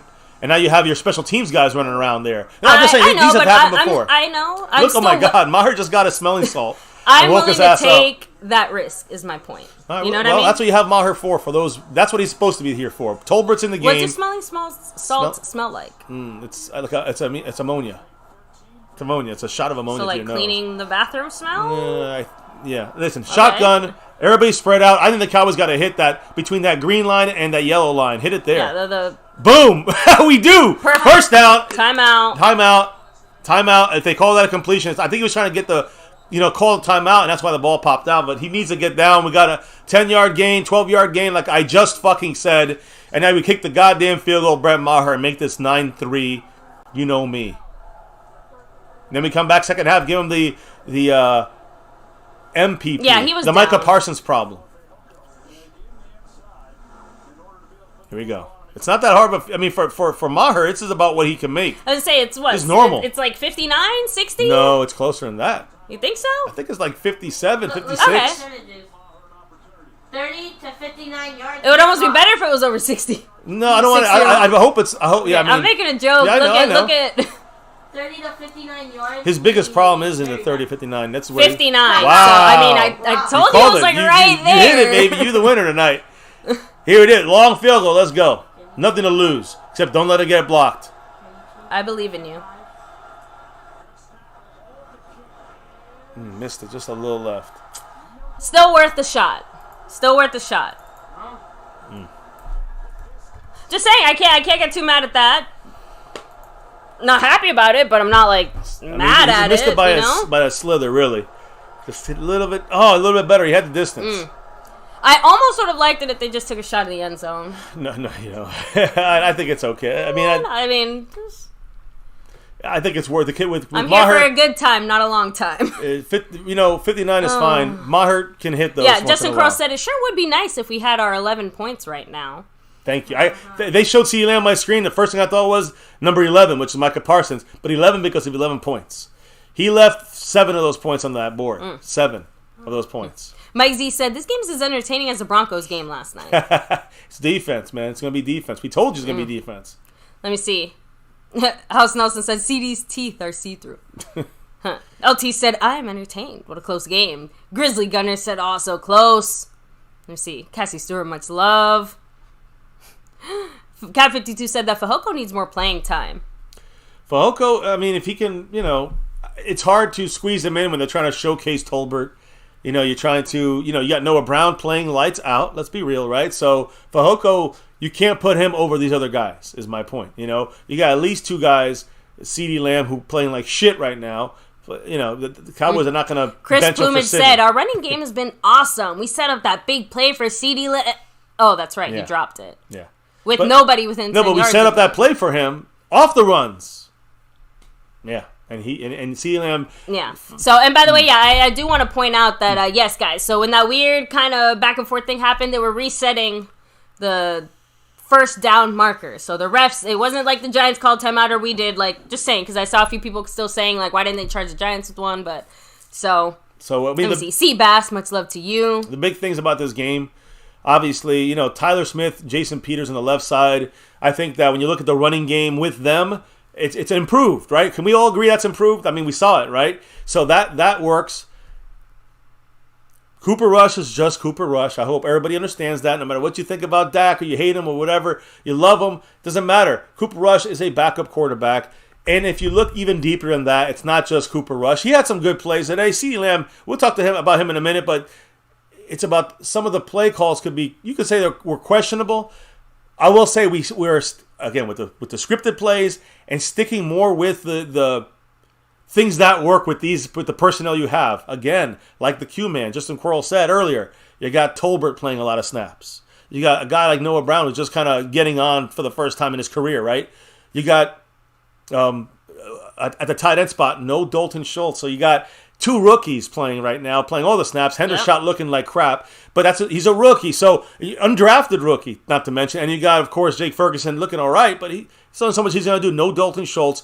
I talked about the receivers. CeeDee Lamb's got to come through, and he's dropping the passes. You got the great running game. You got to lean on that more often. Cooper Rush is doing everything he's been asked to do. Still some bad plays by Cooper Rush. He threw a lot of high passes. Noah Brown saved his ass. No, Cooper Rush is playing the best game I'm trying to be critical. I'm trying to be critical from him. I'm trying to be critical, and all the things he's doing is what the game plan. Yes, Kellen Moore, but guidance by McCarthy is what's keeping this thing in the Cooper Rush style of game, and that's exactly what we need. It's not about playing the Kellen Moore game plan. Yeah. It's about playing the Cooper Rush game plan, which one big difference I do have to point out. And Jason Peters at left take guard. Your shots when they come. Did you notice how much more time Cooper Rush had to throw the ball?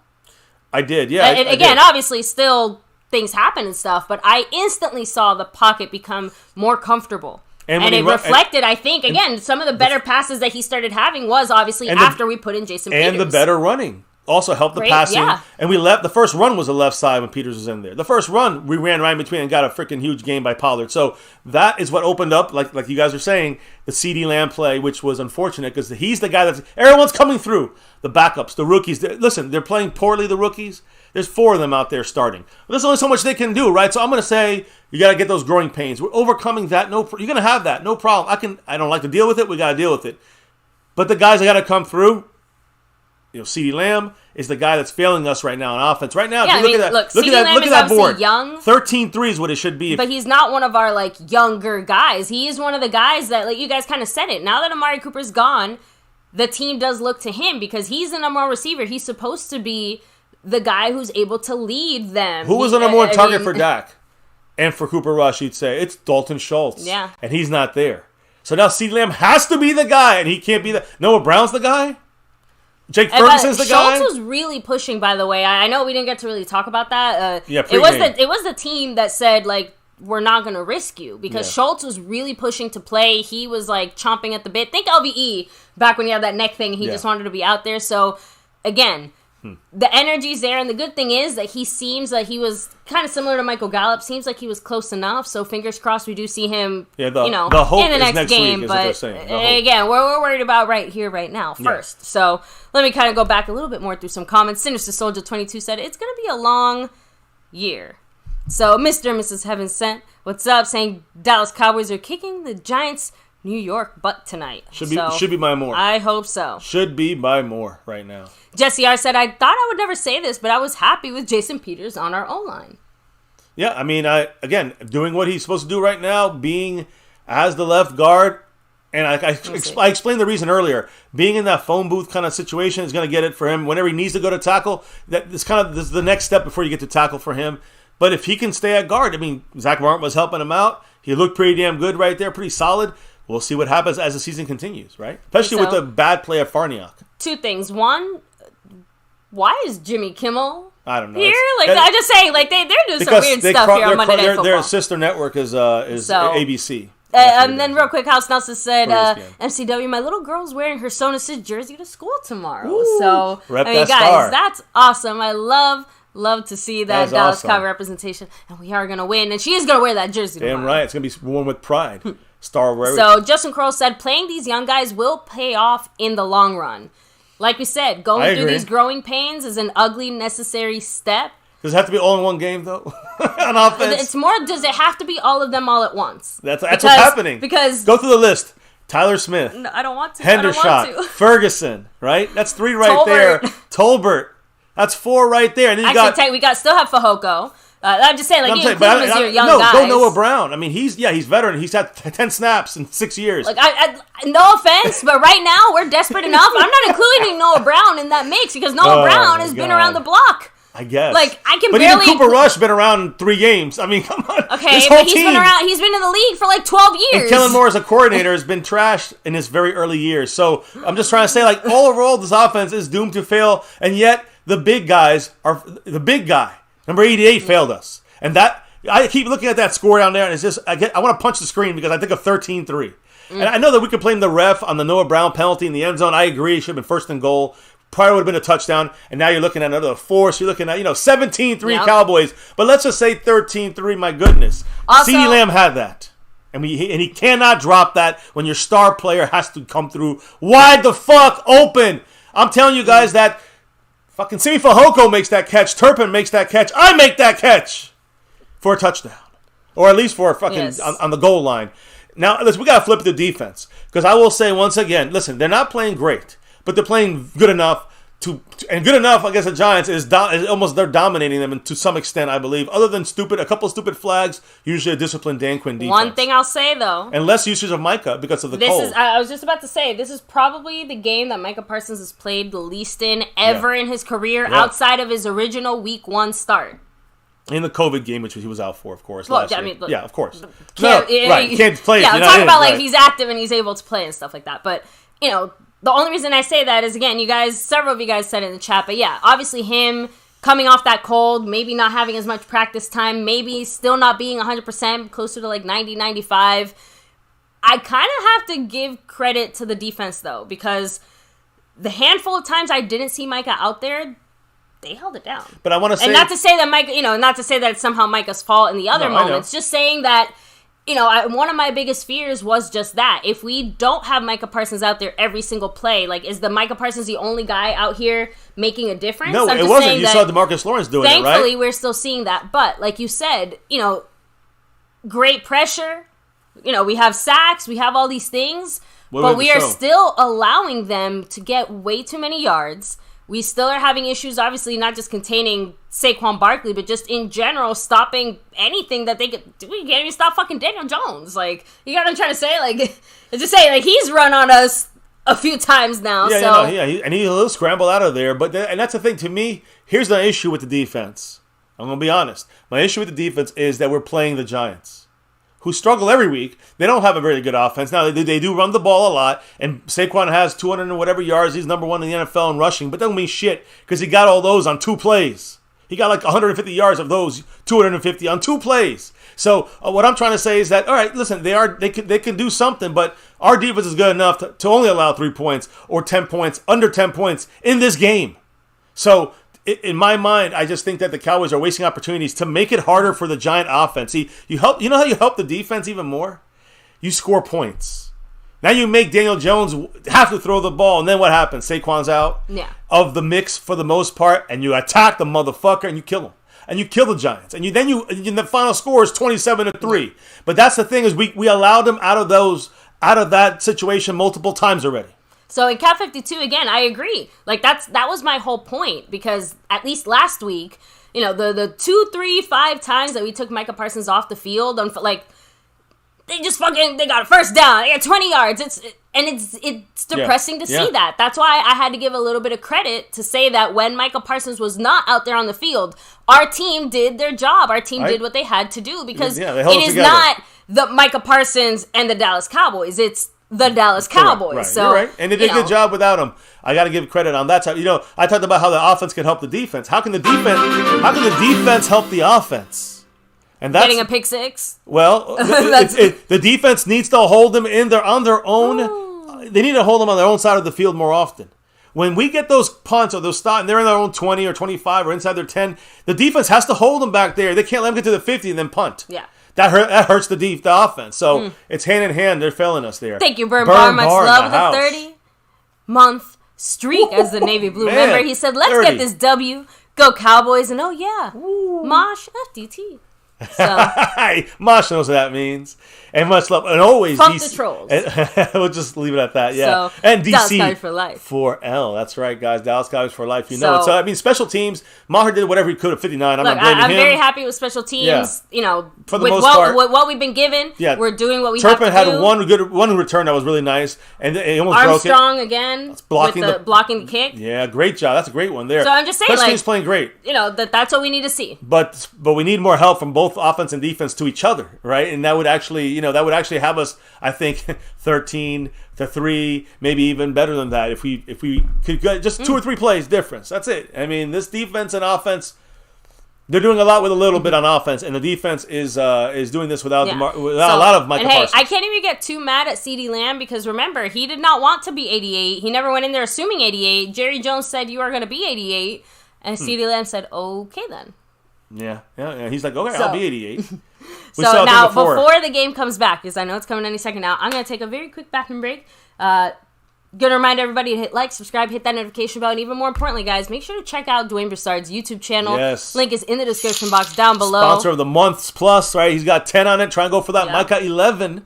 Much love to the man, Dwayne Cowboy Broussard. Mosh, much love with the $2 holler. He's dropping that too. And he said, let's go Cowboys. Doom, doom, doom, doom, doom. Let's go Cowboys. It's the star over everything. You know that, Mr. Mosh, man. You know that already. Mosh, thank you so much for celebrating my cousin Brandon. I know he graduates high school this year. He just won an art award. So we have a lot of things to celebrate about Brandon. Go Cowboys. Brandon, my cousin. So, actually, I feel really bad. My cousin Brandon is getting a lot of shit. Yeah, so, for that. I mean, a high school kid with that name right now. I'm going to go back to Burn Bar and say FDT. We'll just leave it at that, baby. Every time I see that, it makes me want to say "fuck them kids," just because, but it's close. Not quite, right? He is kind of a kid. Thank you, SnugX, once again. By the way, hey, you guys are not just chipping away at damn up there, right? Yeah. But you guys are slowly but surely moving your way up this leaderboard. And he said, "Let's go, MCW." Thank you, Snug. Let's go. You know whose channel this is. Yeah, so, by the way, hopefully, I might mess around with it. During the season, but I might start like my own kind of gaming, casual gaming channel or something a little more laid back and relax. To occasionally. She means it. I'm just saying, because if I'm going to be playing my games, you might as well. I want to kind of join the fun. I might hang out with some of you guys. So just throwing that out there now. Since it's about to kick off, and I know that my bladder does not have the fortitude to make it through whatever freaking 10-minute drive is about to take place. No, let's not have a 10-minute drive. Let's make sure we stop them. Oh, guys. No offense, but on both sides of the ball, all the drives have been very long, slow, grinding. Kind of like our simulation yesterday. Yeah, isn't that crazy? Some of the things do come true. So, unfortunately, what games? A bunch of different ones. I mean, let them know. I'm just saying, I'm not everything from Call of Duty to farming simulators and everything in between. Place. Yeah, I like a lot of different games. Guys. Kickoff's on the way out of the end zone. I'll go to the 25-yard line for the Giants. But yes, let me go, baby, and I'll hold it down. Third quarter official. 24 points. Yes, for Damn Entertainment right now, right above me. Go check out his channel. Go check out his stuff, guys. Good stuff. I think he's got a YouTube channel too. So much love to Damn Entertainment, and of course. He loves that star over everything as well. He's repping that star over everything, guys. They're talking to Dobble here before they came out in the field for the second half, and he is turning red like a tomato right now. Anyways, Giants have the ball. Let's get into this. Let's get into this. Come on, baby. Let's go defense. Diggs is back out there. He comes up. Donovan Wilson comes up to the line of scrimmage. It's a little reverse to Richie, missed by DeMarcus Lawrence. He gets about 2 yards, 3 yards there. Great job by Oso Digizua. But man, DeMarcus Lawrence had him for a 2-yard loss. Again, it's a jet sweep. We figured it out. Oh, I know why. The blood. The Giant blood. I haven't drank the whole thing yet. Let me mix it up. Let me mix the juices up in there. Take another sip. I'll take another shot of this. Giant blood is not tasty. But it's a necessity for victory. Let's go, guys. Come on now. Here we go. Got Armstrong on the outside on the right side and Tank on the left. Tank gets in, gets beads on him, and another sack for DeMarcus Lawrence, baby. Woo! How about them Cowboys? 3 fucking sacks for DeMarcus Lawrence. The law has been laid down, guys. Woo! Again, I told you he was up there going against the rookie from Alabama. He got nothing for him. He got nothing. Snug X. He's going crazy dropping that $50 holler. And he's in first place on the overall board. He said, I simp for MCW. Oh, that is true. He is. He's definitely the first string backup on the team. Much love to you as he jumps over Damn Entertainment. Can we jump over Daniel Jones? He goes down the field, overthrows.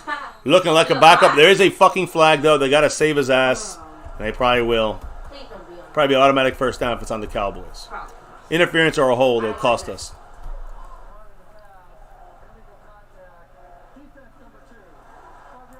What does that even mean? Illegal contact by Jordan Lewis, guys. On third down in a million, motherfucking Jordan Lewis touches him after 5 yards, and the Cowboys get flagged. You can't touch him at this point. Can't jam him. They jammed Noah Brown to the ground, literally in the end zone, right? But I guess that's allowed. Okay. That was again. That's actually a good call. Jordan Lewis an idiot, but they didn't call it earlier. That's what I had. That's the problem I had. Consistency, baby. Consistency. I see my wife's up here. And another great collage there by Snug X, representing the overall board as well. Just remember, he got the stream boss as well.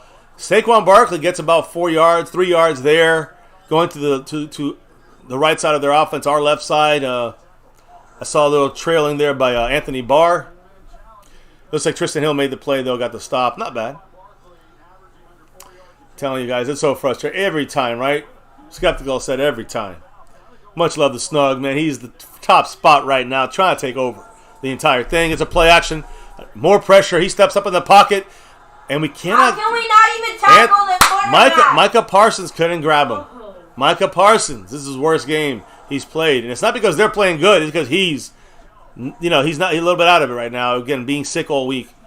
It's too bad, man. I mean, oh, man, he's got to get in there. Man, he missed it. He had a step too far. He hopped a step back too far for Micah. All right, they're on the 42-yard line, their own 42. They keep driving, though. Daniel Jones looking good, 11 for 19. And another stop there. Again, a running play. Saquon there. Just keep running him to the left side now. He got about, what, 3 yards, 4 yards there? Yeah, 3 yards. 2nd and 7. And they're trying to really exhaust the Cowboy defense. They're running them right back on the field. They're not letting the Cowboys make adjustments. We have to get over there, get ready. We're shifting Sam Williams now inside as a 3-tech. And Micah Parsons now to the edge.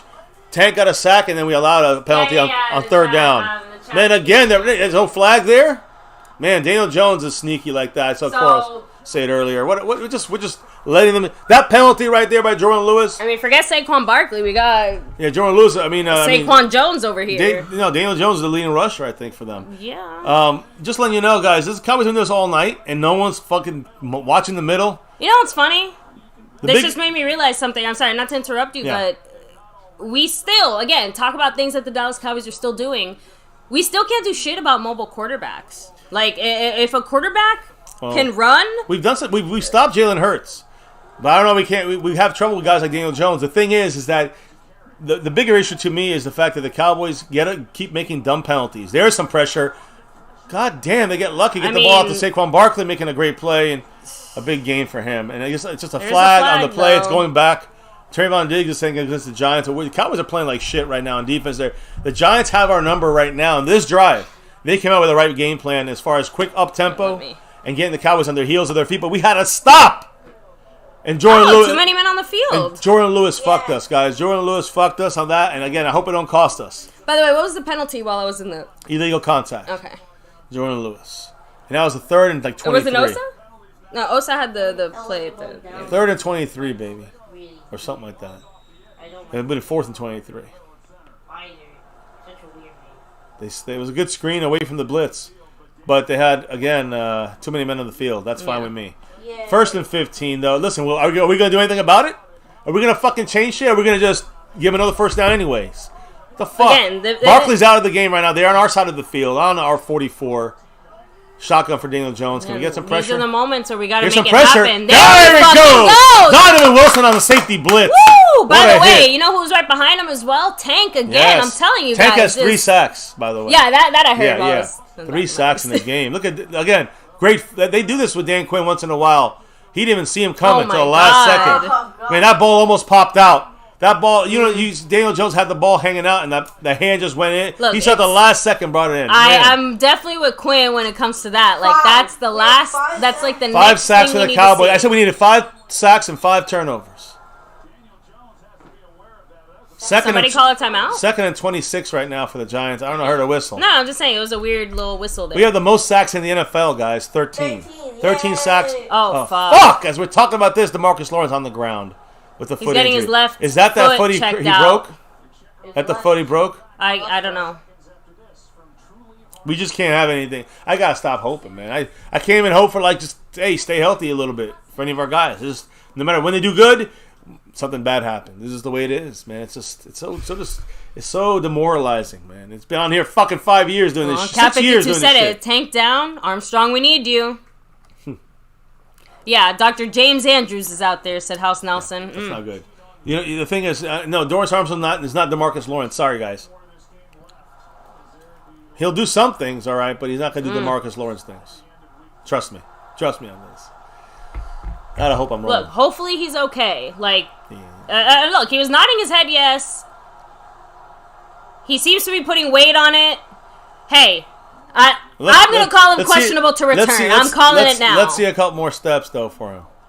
So, yeah, he's going to, again, he's went like this with his hand. So, like, look, I'm going to say he's questionable to return. That's all I'm going to say. Hopefully it's not a bone thing. I don't want to say it's a tendon thing. If he's walking like that and he's acting normal-ish, I'm going to say he doesn't look gimpy or anything. Knocking you know on what I wood. mean? Knocking on wood.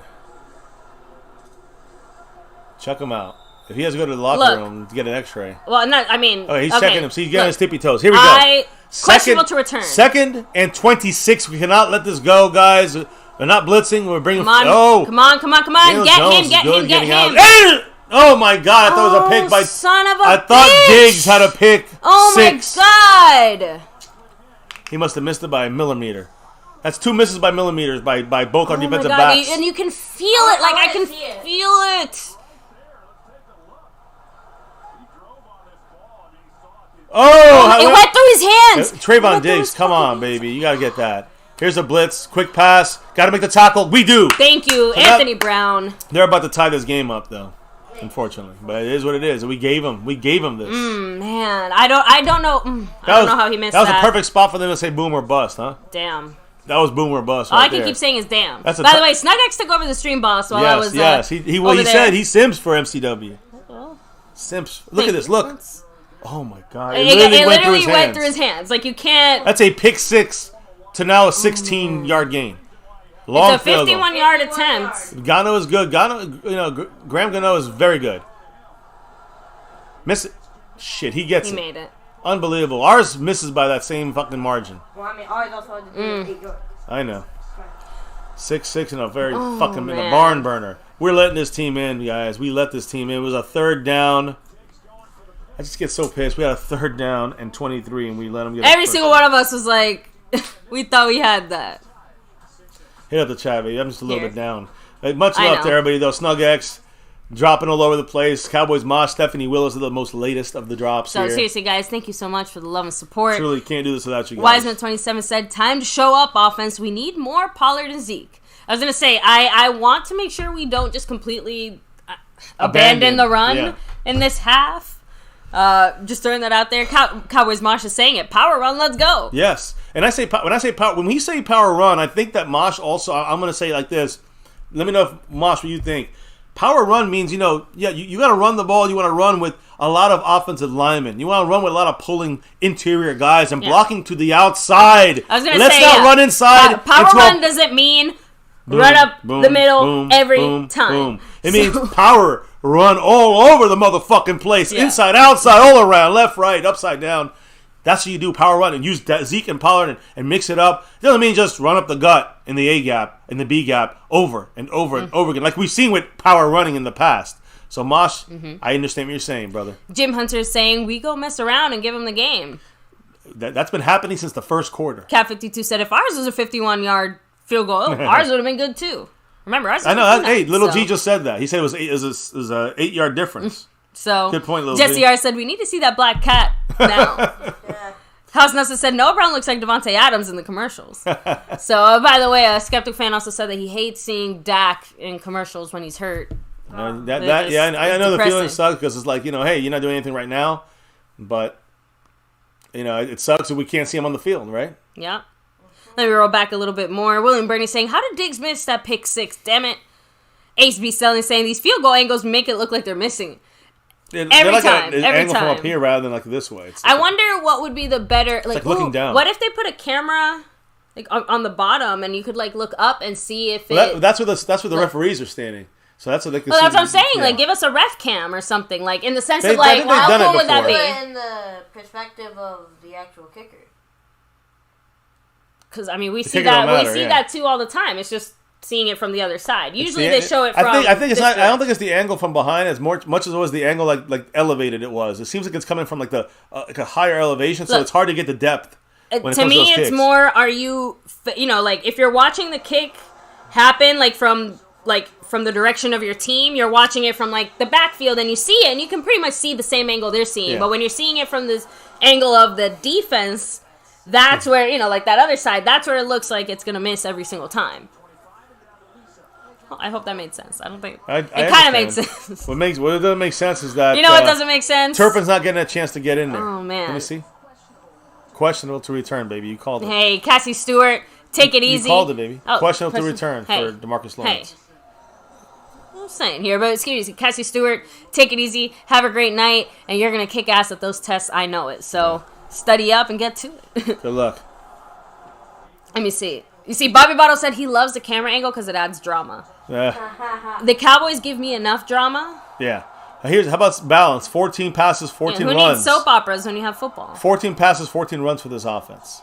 And we're running on first down here. Zeke on the outside, which is the way we should go. Yeah, except he got a loss for 2. Yep.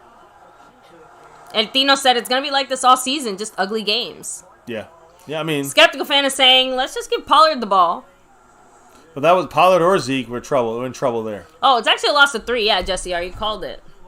Shit, not even 2 yards. It was 3 yards there. Yeah, we're going backwards. Again, this offense is not going to bring you much, guys. You just got to remember that. Even if we're going to run the ball, if a team wants to stop the run, they're gonna stop the run. That's what it comes down to. But it's about the mixing of things. We have to get some yards now. 2nd and 13, we got to pass the ball. We do. They're blitzing. They got right through in the middle. Cooper Rush throwing it deep. CeeDee Lamb misses another one. I mean, that was... I would like to see the replay on that, but that was not a good pass either. It was a little short, but I want to see the play first. So I'm going to blame Cooper Rush first. I'm going to blame CD first. He was looking for it. It hit his hands. It didn't. No, good defense. I was going to say, it was just good defense. If the ball... That's more on Cooper Rush. If the ball would have been farther up... Yeah, CD would have had the chance to... Well, okay, I say touchdown. He would have had to catch the ball. Can't say touchdown. 3rd and 13, it's loud. Cannot have a mistake happen here. Is it? Shotgun for Cooper Rush. They're going crazy. They're bringing 5-6 people. Cooper Rush going deep again. This time to Tolbert. He misses it off his fingertips. This is what happens to a rookie guy out there. And that was a good pass there, too. Looked pretty close. That was a little far. But, it was there. The point is that Tolbert's just still not quite to the point where he can adjust or make up for that. You know what I mean? Yeah, I think it's the best the Cowboys can do with the situation. There's nobody there. You got to get the timing there, and you don't have the timing. It's off on both guys. It's not on either guy, honestly. It's just Cooper Rush a little off. Look, again, this goes back to those growing pains we talked about. Good punt. Again, getting the guy no return on the 23 is not bad to where we were at. Listen. It's all about the defense. Yeah, we're basically on our own 15, so yeah, not bad at all. Yeah, we got again. Anger doing a 60-plus yard punt. Anger doing a good job in the punt, but again, it's just this is the offense. You're gonna see a lot, guys. Justin Crow said, we're thin on offense when we're passing it to the rook on 3rd down. There's nobody else to go to. Skeptical fan said, "Where's Noah Brown?" I don't know. Is he? What was the route? No, I'm just saying, what's the route? Was he in the game? I'm sure he was in the game. That's what I'm trying to double check. You're making me worried now. I'm just saying, if he's in the game. Great news. Tank got his left foot / ankle kind of retaped. He's running on the sideline. So good news. Looking good. More important than anything on offense right now than Tolbert is over this guy or that guy. And more important is we got DeMarcus Lawrence back. Because the defense is the only thing that's going to give us a chance to win this game with a little bit of sprinkling of special teams. That's it. The offense is not going to win any games. You know what's funny? Cooper Rush is getting Dak Prescotted in a way. What do you mean? You can say he's had 1 or 2 passes that could have been better overall. He's been pretty accurate. He's doing his job. He's controlling the ball. He's doing what he has to do. And everyone around him is letting him down. Nobody can catch a ball. Nobody can, and not for lots of factors. I'm just saying that it feels like the receivers are kind of the ones falling short tonight, more so than, Cooper Rush is not getting the ball where he needs to. To me, the play call right now is like, you kind of, it fits Cooper Rush. I think the issue with play calling when Dak is in the game is a difference in Kellen Moore is the bigger issue when it comes to Dak Prescott in the game kind of situation, in my opinion, than even some of his guys letting him down, which has happened a lot. Cooper Rush, to me, is having his guys let him down. They have to step up. I think I know what happened there, actually. I did not realize this. Farniok was the left guard on this drive. Oh, was he? I didn't notice that, guys. So, yeah, Farniok was not... I don't think there's anything wrong with Peters, just throwing that out there, but... Farniok was back out there with the offense. Weird. So why would the Cowboys do that? I'm assuming, again, similar to Michael Gallup, playing on a snap count, I'm assuming that Jason Peters is also maybe still being ramped up and rolled in, or they still want to make sure that Farniok gets... I don't know, guys. I'm trying to figure it out because you're right. It doesn't make too much sense. That makes bullshit to me because... he was out there, so... No, I'm telling you it's bullshit that the Cowboys are doing this. It's a stupid thing by Philbin because the one thing they always preach, continuity. And that's the least continuity thing you can do. Is alternate guys every 3 drives. Sounds stupid to me. By the way, even Todd Archer is saying that was an illegal contact penalty. Jordan Lewis got the penalty. Yeah. Right? That's right. Yeah, sorry. It was. No, it was illegal. They just didn't call it earlier. Noah Brown was in the end zone. No, but just pointing out that once again another drive continued directly because of a penalty. I said penalties has given up points again. After sacks and great shit. Good stop there on first down. You got to get the run stop on first down is major. First down, nothing. And you know what's involved there, baby? Israel Mukuamu, who is a big time there. Big 6'4". Friend guy who's been a Dan Quinn favorite, late round, I think 6th round draft pick a couple years ago, last year, I'm sorry. And he's coming through a lot on these running plays and run support. I like what he's been doing. Number 24. Here we go. They're running play action. Fowler's watching. Got in there, cannot. Daniel Jones is very, very sneaky footed. There you go. Come on, LVE, you slow bitch. Late hit by Sam Williams. What? Sam Williams gave a 15-yard penalty. He said, LVU, slow bitch. Yeah, but look. Oh, not you, baby. But look, it's a 15-yard penalty. All right. It's more importantly, we just gave them another field goal. Our first Dallas Cowboys We just gave them another field goal, by the way, on that play. Who's the flag on, by the way? Sam Williams. Okay. Late hit. You can't hit him. Just stand in front of him. And I don't want to hear this chat bitching. The refs are against us. It's a definite flag. I just hope they don't throw him out.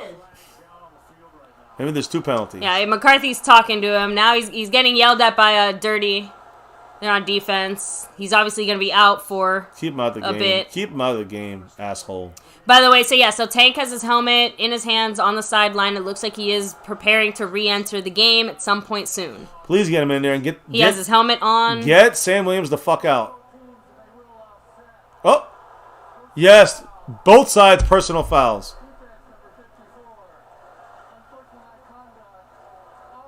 Because they tried to start the fight. I didn't hear where it was. I wanted to hear where it was. Because was it the guy who hit him? See, someone came off the bench onto the field. That's what I wanted to see. Who was it on? Was it on one of the players? It wasn't on the player for the Giants. It was a Giant player on the bench that ran onto the field. There you go. I think Shepard, number 3. Yeah, he's the one that cheap shotted Diggs there on that penalty earlier. So I'm just saying that's something that you usually don't see called too much, especially after that Saints game, Saints and Buccaneers. They called it on them. Look, see number 3. Yeah, he came. Yeah, I see him. That's why Sterling Shepard. Even if you don't touch him, it's still a penalty. Isn't that the same thing that happened to Mike Evans? No. Mike Evans was on the field on that play. I thought he came off the No, he was walking off the field. Okay. And then ran back on. But this guy is not on the play. He's exactly, yeah. He came off the sideline in there. So, by the way, guys, unfortunately, Simi Fehoko also banged up and hurt. No sack. Another play made. He's getting his shoulder looked at right now. Yeah, Simi Fehoko. Just less depth at receiver, but he wasn't going to get many snaps. More importantly, I want to see CeeDee Lamb make a fucking catch. That's probably more of a reason that you have Tolbert more than Simi Fehoko, if you want an explanation for that. Right now, we're getting our asses handed to us. Also, unsure why there's no Jordan Lewis. Some people are trying to see, is he hurt? What's going on? Because Kelvin Joseph is in his place. We got to stop the run. We cannot stop the run. We're going to be in a very tough game to win. That's about the defense stopping the run. I mean, all the Giants have to do is run with either Daniel Jones, Saquon Barkley, and the occasional little dump down pass, and that's it. And they're driving down the field consistently. Another key strategy is, look, we don't have a chance to get our guys rotated out, so they just quickly look at this. They got our guys action, all over the place. Dump down. Everybody is a step behind because they are going right back to the huddle. No huddle. I mean, they're going right to the line of scrimmage. And they're not letting our guys rotate out. That's one of the key things from Dan Quinn is rotation on your players. So they are doing a good job, the Giants, going back to the line of scrimmage, and we are confused out there. They got themselves at least a 9-6 lead right now at this point of the game. Keep that in your mind. That's a definite thing. This is what I've been asking from the Cowboys to do this on their offense. But for some reason, Trayvon, get the interception. Kellen Moore has a fucking carrot up his ass. It's called Jason Carrot. Another big run, it's touchdown. Saquon Barkley touchdown. There you go. That's what happens when you can't stop the run. You lose the game. We gave the game away, guys. Once again. The game's not over. I'm saying they have the momentum. They have everything on their side. It should be. Yeah. I mean, listen. Huh. What's the use of me talking about it? I've been saying it for years.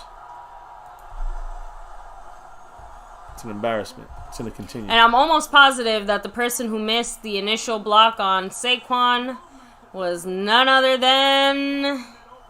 Come on, press play and confirm it for me. Anthony Barr. Yeah. I mean, this defense is tired. Anthony Barr is playing shitty. Yeah, he's having his worst game so far. But it's more than that. It's the Giants handling us, which is embarrassing. Dan Quinn should be responsible for that to some extent. Right, be more prepared for that quick up-tempo offense. And I'm disappointed in Dan Quinn not handling that. I'm also disappointed that there's no, we can't help the fact that there's no Micah Parsons in the game too often. And when he is, he's being nullified. No. Let me go ahead and hit up the chat real quick. James Hurst said, trash-ass coach is too scared to blitz Jones. Madman said, problem with Quinn, he's only good for sacks as a coach. He's a bad coach for an overall team defense. Everyone's turning quick. I was going to say, I don't know if I would say that either. But again, we love Dan Quinn, but we said it before, we'll keep saying it. Still have to do something about stopping the run. So... House Nelson said, the legend of Comeback Cooper can only start if he makes some comeback dubs. He's doing everything he can. Skeptical fan said, why isn't Pollard or Zeke trying to catch the ball? So, actually, that's a good point. In the sense of, blame Kellen Moore. He's the one making the plays. He said, what can Kellen Moore do when receivers drop easy passes? How is that on anyone but the receivers? And again, that's why... we are saying we are that's why I'm kind of rolling... Again, credit to Kellen Moore... The offensive game plan has been pretty solid tonight. It suits the way that we're Cooper using Rush. Our run, the way that we're running the ball. I'm a fan of. The offensive line is blocking. Two things. And giving Cooper Rush the time he needs. Drops and penalties. That's it. Let's kill the offense. That's it. Drops and penalties. Let's kill the offense. And again, it's not that Cooper Rush is great. It's that the game plan is suited to the personnel.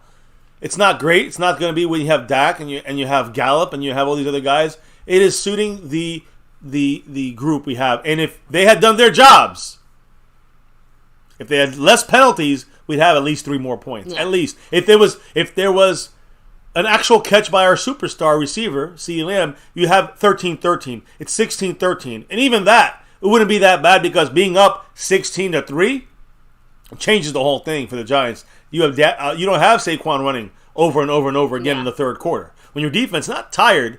It's not tired. The defense is not tired because of the length of plays. The defense is tired because we're not able to rotate these guys out who are only used to playing a play or two. It's the speed that the Giants are keeping the offense moving. Without a huddle, the Giants are dictating things. And not just that, but they're playing against one of the things that is our strengths. Again, the Cowboys do a great job of switching out their personnel packages from down to down. And they're basically making it so that we can't do that. Right, and that is, you're limiting Micah in certain ways because you're able to run and have the quick passing, so Micah's not a factor. And then you have the way that they are kind of just up-tempoing it. You know why they also did it, too? Because there was no tank. That's part of the running, yes, but the running, yes. Because people don't understand that's how important DeMarcus Lawrence is stopping the run. But up-tempo, they were tired no matter what, tank or no tank. DeMarcus Lawrence or not. I'm just saying that it feels like they put a little extra juice behind it there. Punt? I thought he was going to be able to return that one. No. He was told by Turpin, you can see. Marco O saying that's what happens when the offense doesn't let the defense catch a breather. I'm telling you, even the best, fastest defenses still get Bobby stopped. Bottle said, we only gave up 12 points so far. I think the defense is playing stellar. The momentum of the game would be different if we didn't blow those 2 touchdown opportunities.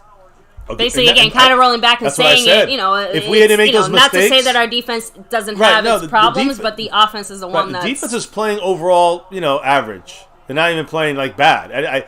13 points, they could have done better, all right? But it's average, maybe I'd say below average right now. But to me, the offensive errors, and it's not on the offense in itself, even the usual suspects. So... Oh, man. There we go. Nice there job. we go. And Noah Brown? CeeDee Lamb finally makes the play. There we go. A tough pass, I will say. That was a tough pass there to CeeDee Lamb.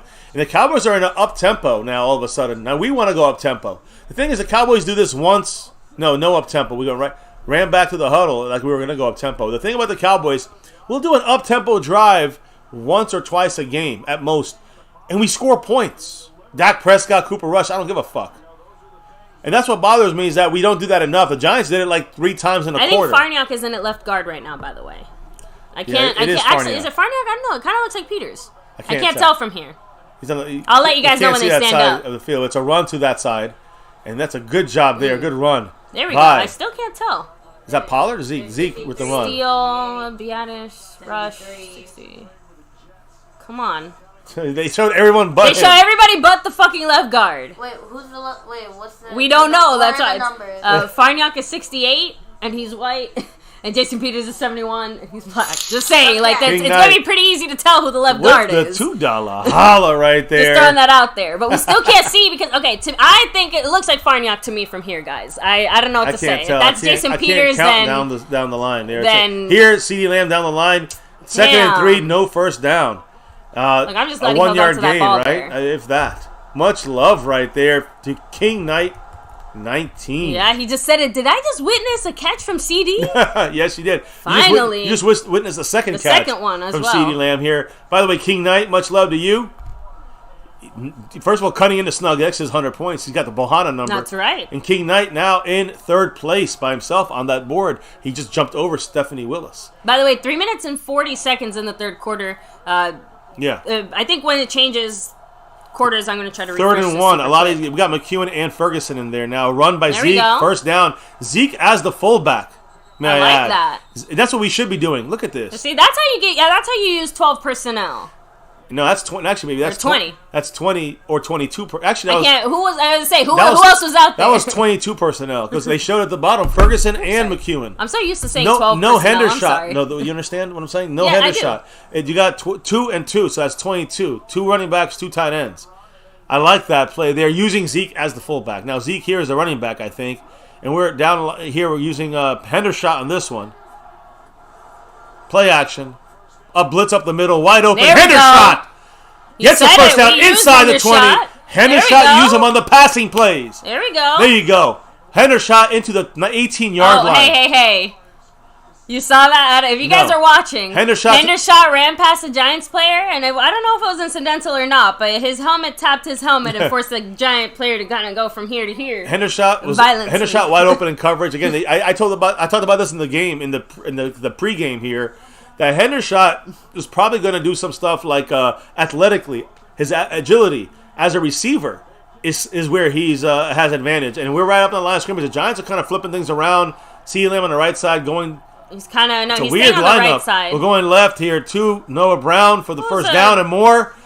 Again, inside the 10 to the 7. I mean, it looked weird, but it worked. It got us the first. Now it's first and goal. Well, we isolated him by himself to have the advantage of the bigger receiver in Noah Brown. He is a bigger guy. They try to get the one-on-one on the rookie, number 28, Flott. So, again, he broke the tackle as well, right? So that was the key. That was the mindset on that. And that's better game planning. I love that from Kellen Moore when he does that. First and goal on the 6.5. Run up the gut. And a very predictable run. You get 1 yard with Pollard. You get 1 yard with Pollard. I don't think that's a good.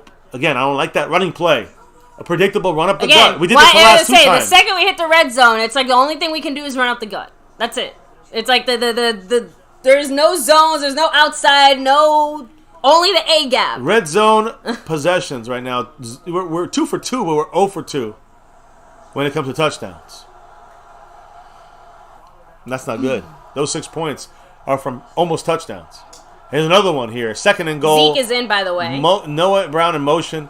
It is a play action, no blocking once again. Throws it down to Noah Brown on the 2-yard line. I say this is a 2-play drive here. We need 2 yards. We got 2 fucking plays, so a 3rd down and 4th down. I'm going to say the same shit I said last time. Cooper, rush, quarterback sneak. Don't get too... That's it. Pick him up and throw him over the fucking offensive line. I say give it... Or just run Zeke up the middle. Zeke. And get the goddamn blocking. Put Jason Peters in the goddamn fucking left guard. Who's our fullback? I need a fullback here. Look. You got Ferguson. I said it. Give me a fullback. Here we go. We got Hendershot motion. It's a play action. Crunchitize me, Captain.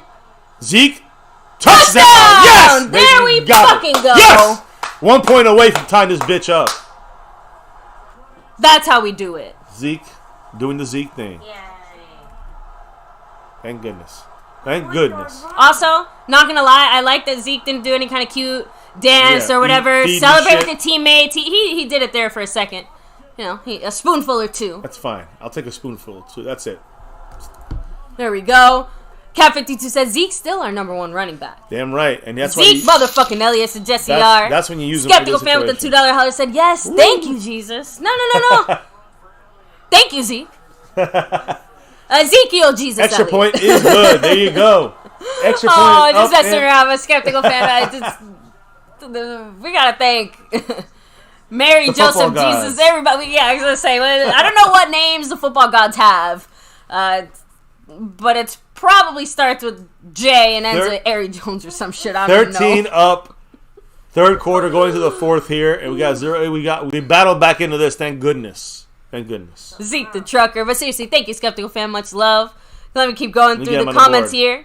2016, Zeke Snuggax said, let's go. Wisen27 said, I love it when they get a fullback to block. Again, I am still, I feel like they had our Luke Gifford was our fullback. We had McGovern before that. But Luke Gifford was our last fullback in the last game. And now we have, Jake Ferguson doubling as that.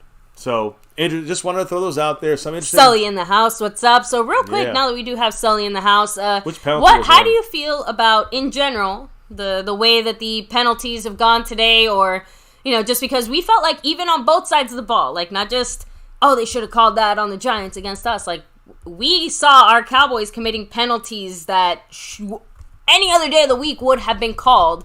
Pretty blatant ones, too. And refs just kind of let it go. So I'm just saying that it seems like on both sides we're seeing some pretty big misses penalty-wise tonight. They've been letting things go. Cat 52 said Zeke broke 2 tackles for that touchdown. I think Aguilera 4 said Cowboy versus refs and drop balls. That drop balls is the Cowboys' fault. Listen, I'll say the one penalty the refs fucked up on that hurt us, that took away 4 points, was the Noah Brown illegal contact, holding, whatever you want to call it. That would have put us on the goal line, basically. And it would have been, instead of a 4th down and a field goal, it would have been a 1st down and goal, or a 1st down maybe on the 1-yard line, possibly. But, exactly. But I know Jordan Lewis did the same thing, got the call against him. So there's a couple holding calls that were maybe missed. But they let a lot of things go in this game. Yes. The refs. And for both teams. Skeptical Man said, I was praying and somebody answered, hey, whatever good juju everybody just did, so I don't know if all the blood is gone. Exactly, by the way. like you need to get more Giants blood or something. I don't think Skeptical, keep going. Let me see real quick. Let me hit up the chat a little bit more since we do have some comments there. Yeah, hit it up. Hit them up. And Justin Court, we could use those 4 points, but like I said, Skeptical fan, whatever you did, do it again. Those 4 points. From the refs costing, those are the refs costing us those 4. Yes. I'm not gonna say we can just blame the refs. Yes, they're gonna cost us points. Yes. We have to overcome that. We had CeeDee Lamb drop a touchdown.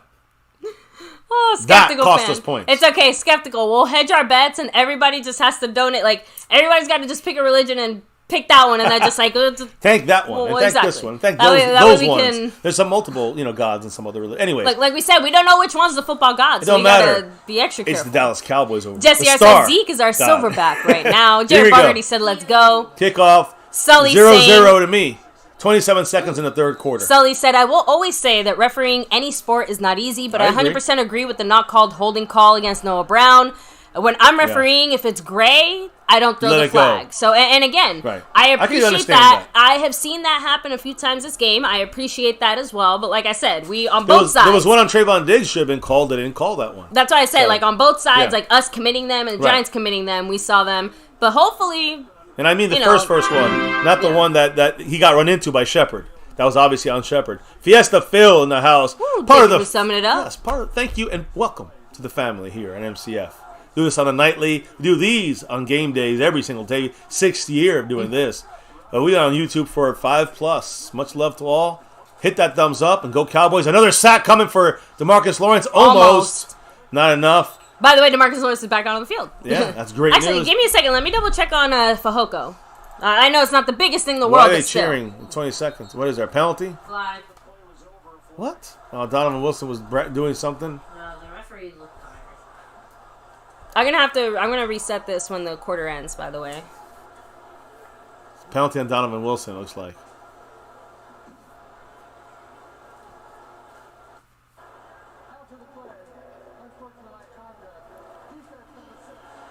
$15 fucking yards given up by Donovan Wilson. This cannot happen.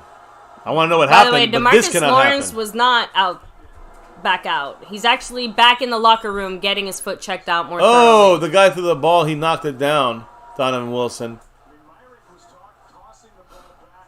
So you can't... Remember, guys, there's a rule. I know you guys might not understand it. You might be saying it's a bullshit rule. But you cannot interfere with the referees when they're trying to set the ball. And Donovan Wilson, even though he thought the ball was thrown at him, Donovan Wilson thought the ball was thrown at him. He didn't realize the referee was behind him. I can't get too mad at him there because obviously it was more of an incidental. But just don't let those emotions get the best of you. The ball. LVE, you're really gonna start a fight? He thought it's fourth quarter. He thought the ball was gonna be thrown at him. The guy was trying to throw it over his head to the referee. Kind of thrown at him. Let's be real, but also allowable to do that, right? Because he was throwing it towards the ref. Donovan Wilson knocked the ball down. That's interfering with the referee, saying the ball. It could be delay a game. That could be unsportsmanlike. I'm just letting people know what the rules are. You don't have to agree with them. I don't know. Sully could probably back that up, but those are the rules. Little G, our sound guy. Sound kid. You got one job, kiddo. It's all good. He's on it. Let me see. I'm not seeing any updates on Fehoko, and unfortunately, like I said, but I don't think Fehoko's gonna get... I know, but DeMarcus Lawrence, it looks like he was going to try to make his way back. Whatever's going on, he's getting checked out a little more thoroughly, which is obviously... I thought he was in one play. No. All right, and then he came out of that play. All right. No, hit him, chat. Okay. I need to reset this. Yeah. Freezing. I wanted to see. Let me see if I can get that. Fuck the cunt ref, said Cab 52. I don't know about that either. I don't know about that. Done by Wilson, said Sully. I agree. I mean, Cab saying the refs are fucking us. Azteca said, what the fuck? He didn't. Again, Azteca said he didn't even throw it at the ref. Well, he kind of threw it in his direction. Samuel wants to fire McCarthy. Jesse R. says unsportsmanlike conduct.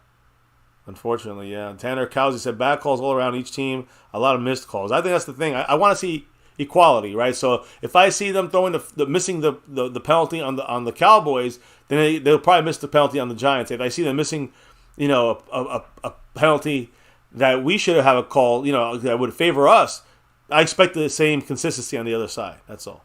But it's hard to figure those sometimes. James Hurd, don't tell your players on the sidelines to do stupid shit. Exactly, don't do stupid shit. I agree. That's on the coaching staff. That's on the player. Refs gotta do better, said Justin Quarles. Again, if the ref knew if the ref knew that the ball was being thrown at also Donovan Wilson's direction, you got to take that in consideration. He decided to say fuck to you. So here we go, guys. 13-13. Hal said the time for a pick, said Jerry Bogarty. Refs got to get out their emotions, says Justin Quarles. Much love, Cowboys Mosh, by the way. He's going to go live tonight. So get over there, sub it up. Get the jerseys from the man, Cowboys Mosh. Here's a sack coming from behind. What the fuck? Man. Don't tell me there's a flag on that play for a hard hit on the quarterback. Micah was right there kicking the shit out of him. But what was going on with who was that? Micah giving? Baby, you can get back in. Yeah. Sorry, I'm just trying to. Who was giving pressure? Was that Micah? I don't think. You have to assume it's Micah if you're seeing somebody get in. No, that was not much. Micah. It was Dorrance Armstrong. There we go. That's what I'm saying. That's why it wasn't. That's why the closing speed wasn't there. Micah came in at the end and closed the speed. But if that was Micah giving pursuit instead of if that was him instead of Dorrance Armstrong, that's a sack. Oh yeah. That's a sack, a strip sack from behind. So then I know what I want to do in this play. Send Micah Parsons in there to go get that sack. Look at this. We're splitting it up here. It's a 3rd and 6, by the way. Amoeba defense. So Giants are midfield. Off through his fingertips. No flag. Great job. Good job. 3-on-3. R3 wins. And Anthony Brown, 4th and 6, 14:49. All we need to get is just down the field. Let's make it simple and plain, and let's get that TD if that's what comes our way. Exactly. I think that we just got to, think about, okay, worst case scenario, outside of a turnover or a pick, fumble, we don't want to see that stuff. That could be hands to the face by Barr. They didn't call that. But the thing is that if we don't score a touchdown or get a field on this drive, we got to be able to punt the ball and pin them back and let our defense do the thing. Fair catch on the 10. Kind of what they just did to us. Importantly, we got the stop. That's the most important thing right now. Will CeeDee Lamb not fucking drop the pass? He better. Will we use more Tony Pollard in the passing game? Remember, I said the keys before the season even started, before any injuries, when Dak was quarterback, when Tyron Smith was there. My big thing was, we have to put the now that we don't have Michael Gallup for the first 4 to 6 weeks, whatever it was at the time we thought. Now that we don't have Amari Cooper, now we don't have we don't have any depth behind our offensive tackles. The main thing you want to do with your offense and with the way you run the offense is make sure you get the ball in the hands of the playmakers, and that's Tony Pollard and that's CeeDee Lamb. And so CeeDee Lamb, you saw what he did. He fucked up. Did you see what Tony Pollard did? He did not. So Tony Pollard's the guy who needs to get the ball back in his hands through the pass, through the run. Let me see some of these Kellen Moore plays he keeps talking about. Let's see the versatility and the creativity of fucking Kellen Moore. Let's not see the repetitive bullshit that we see from him, the predictability that we see from him in the run and the pass. I want to see this Kellen Moore offensive scheme here. Let's see it. Let's see a good drive. I know we're on our own 10, so I'm gonna curb my enthusiasm. But how does the dog give the middle finger? I don't know. She gives the middle paw. Middle paw. I'm over here ranting, and the dog is here having a great time. She's like, I'm just here so I don't get fined. She's here because she's just chilling like a villain. Right. I wish I could be like that and not have to worry about the damn Cowboys. I know, we need to get her, I know you said it, but we need to get her a little Dallas Cowboy bow for her. Yes, you got to go old cowboy out. Let me see. And yes, that is a female dog, the bitch of the house. Not at all. No. She's. I was gonna say you wanted me to say that. I was gonna say there's no good way for you to respond to that one. Let me see real quick. Sully said, "Question to Mr. and Mrs. Since you're north of me, how's your hurricane prep?" So yeah, if you are in Southwest Florida, first of all, Sully, please stay safe because I know you guys are about to get the worst triple whammied. Yeah. Thankfully, we are in more central Florida. Thankfully, so.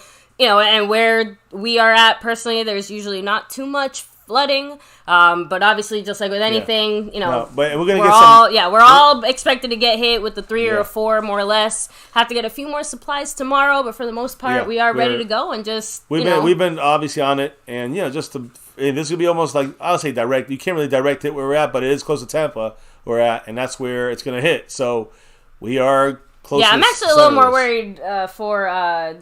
Little G's dad's side of the family because they're a lot more closer in the Southwest, Tampa, Florida area, and they're more in a flood zone. So that's after that that unfortunate situation, guys. We will stay safe. We might miss some of our streams. I mean, if the hurricane, look, unless the Cowboys do some shit, if the hurricane could come in the next 10 minutes, somewhere over MetLife Stadium, that'd be very helpful. I don't know about that, baby. That was a good run there. Even though it was 4 yards, usually we say a run for 4 yards on first down, 2nd and 6. I love this. This is one of Kellen Moore's plays that was fancy and fancy doodle dandy, and he got a 4-yard gain. So it was an end around by Pollard as a receiver. So, shotgun for Cooper Rush. They're blitzing up the middle. Little block there. They're playing tough.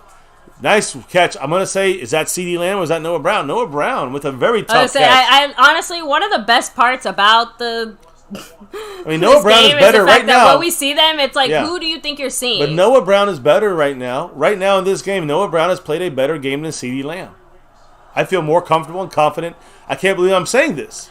With Noah Brown than with CeeDee Lamb as of this moment. The one I still have Jason Peters, by the way. Give the Cooper Rush Noah Brown connection some credit, not to take anything away from Noah Brown, just saying that certainly has helped him. Oh, first free play. Come on. Get the first just in case.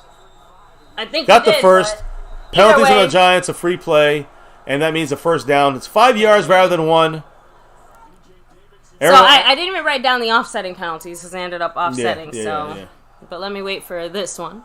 So this is a false. Shout out to Asha, said Kisibo. Yes. Hope you're doing well. Yeah, Noah's got that. Free play there for the Cowboys, which meant nothing. It was just it was going to be a look, just in case quarterback sneak. I think it was going to be a quarterback sneak, right?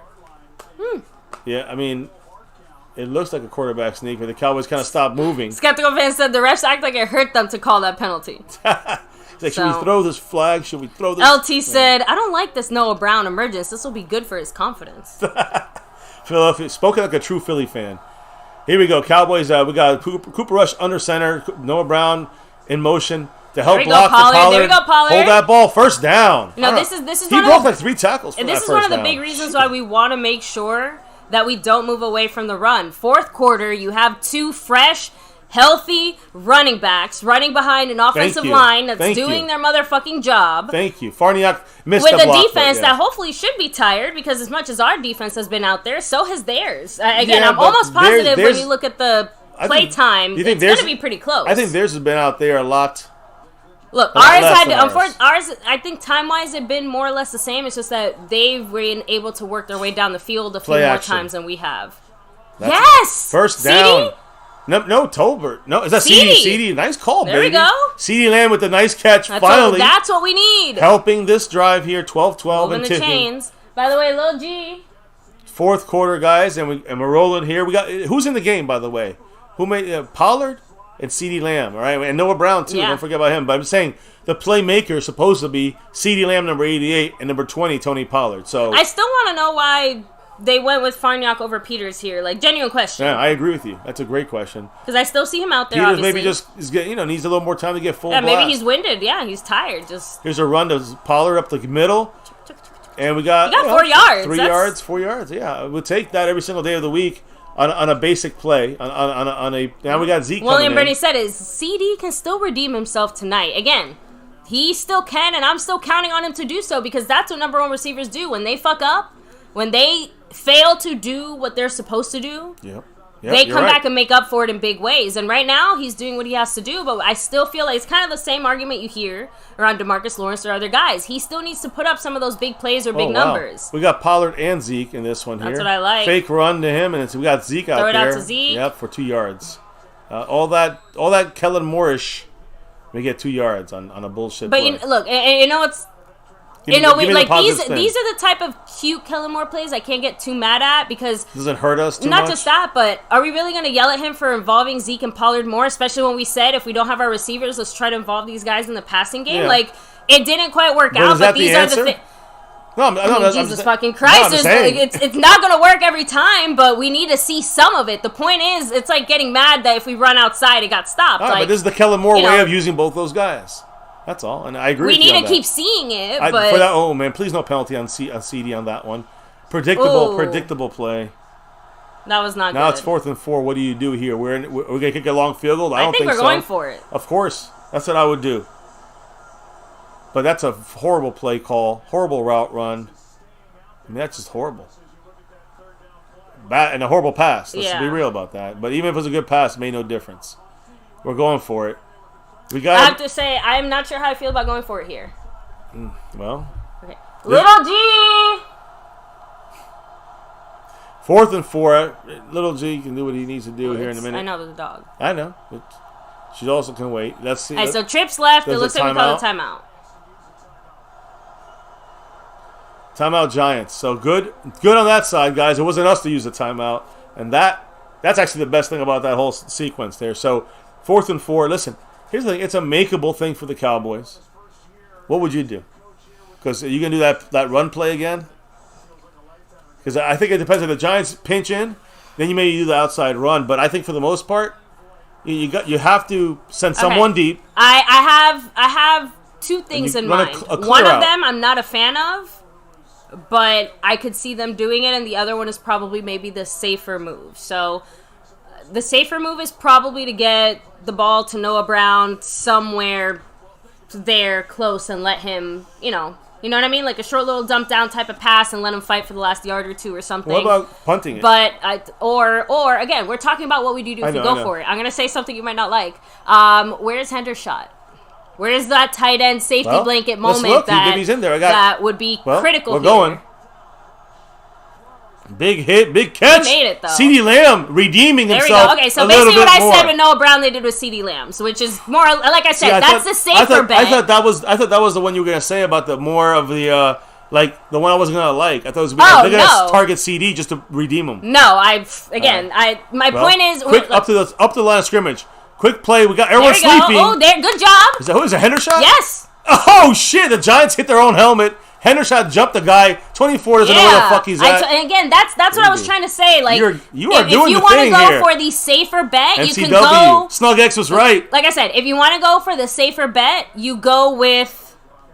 Like I said, you go with that. You go with either CD or Noah, one of the guys that you kind of trust you want more. A Hendershot. If you want to go for the more, undercover, risky big ball play. It would have been Hendershot there in that fourth down. Well, but I agree. Like I would have trusted Hendershot on a big fourth down. That's why I'm like. Well, here we go, guys. We got Pollard again in the game as a receiver, going back as a running back with 9 minutes, 20 seconds left. A lot of trickery. Got to go down the field. We do. Got him. Yes. Open CeeDee Lamb. Get in the end zone, baby. Touchdown! Oh, down by one man. on the 1 yard line. CeeDee Lamb. So fucking clear. But and you know what? That's my point. That's what he needed. So guys, question for you: is that how CeeDee Lamb comes back and makes up for it? Yes, that's how he does it. Because that's how he fucking does it. That's what a number one receiver does. You take the hits, you make the catch, you go down the field, and you fucking fight for it. On the 1 yard line, the 2 yard line. Either way, that was right there. Yeah. They did it. So it's first and goal on the 1. And the 1. Yeah. So here you go, guys. Here we go. Who gets us in? We get Zeke pound this shit.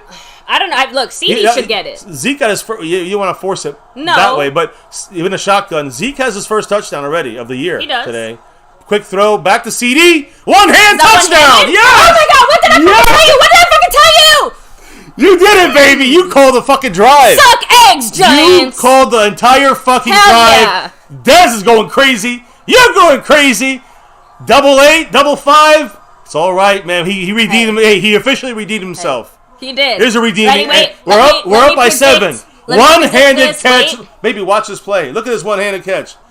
Both feet in. 1, 2. What a play by CeeDee Lamb. That's some number one receiver type shit right there. But wait a minute. I'm getting a signal. The football gods have told me. Wait, guys.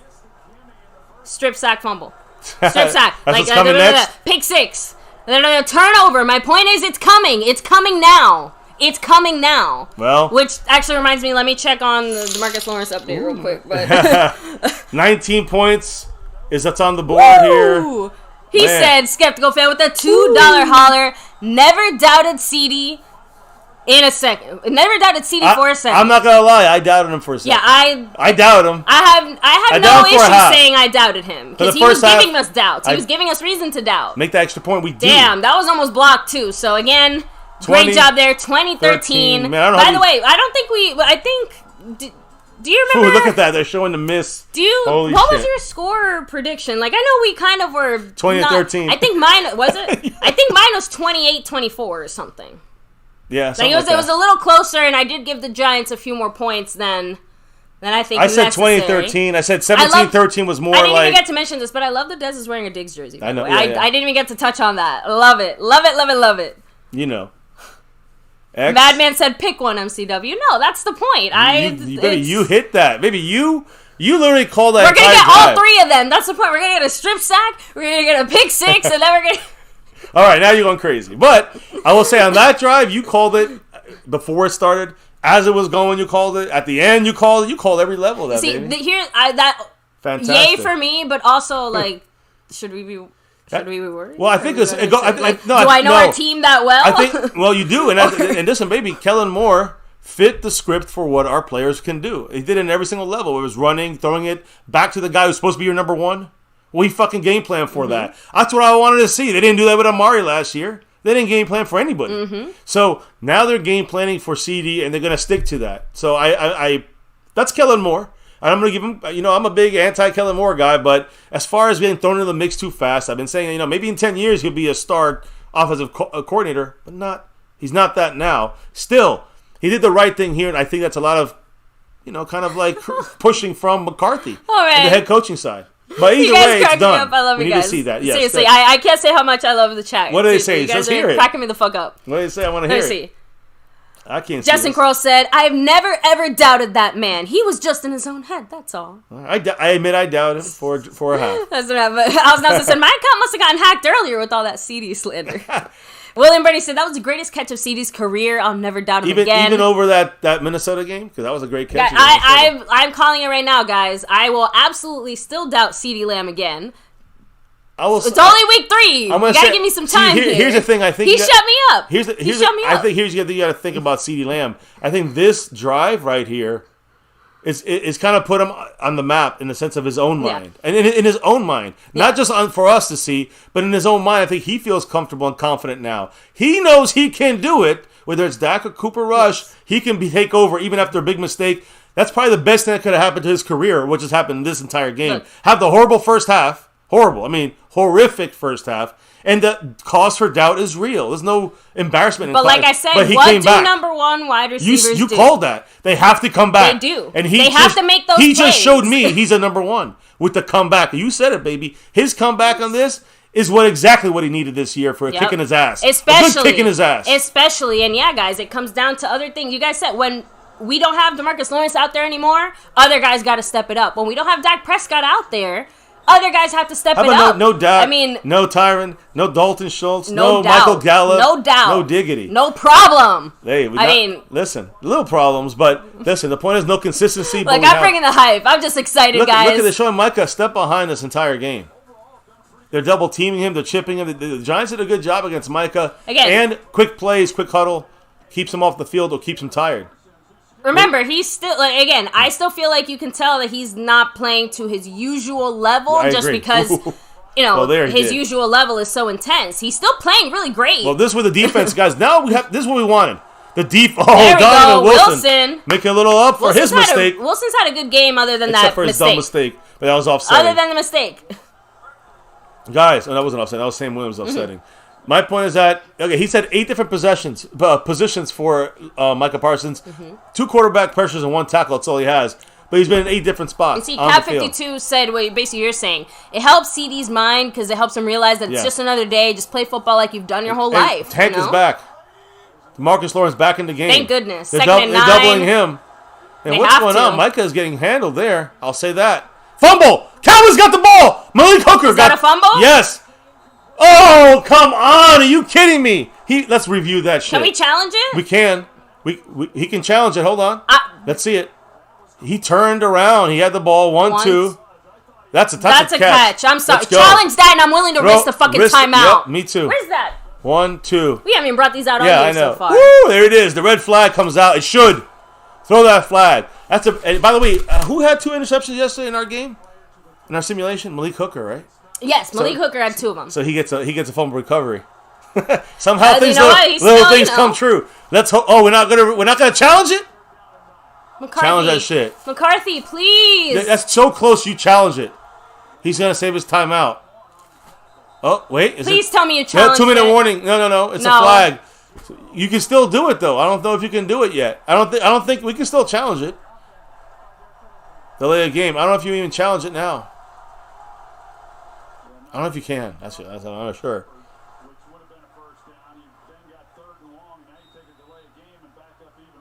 Damn. Sorry, baby. That should have been. I'm trying to think of McCarthy. He's like, well, this first down, this timeout could be very important. And so I'm gonna save it. It's not worth the timeout. What do you think? What does the chat think?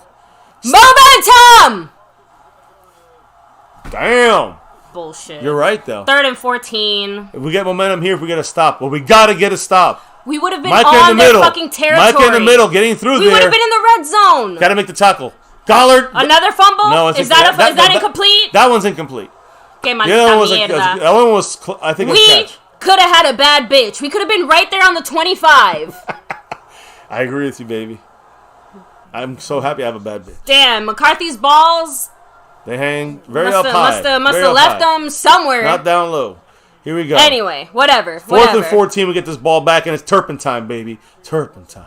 Turpentine. He did take 2 steps, Cab. I think that second foot was close to. It would have been worth the challenge, but the second step was a half. No, look, I'll give you the football move, maybe. But I'm sorry, that shit was close enough. Football move for sure was there. It was not. I don't know if he had that second foot down. Here we go.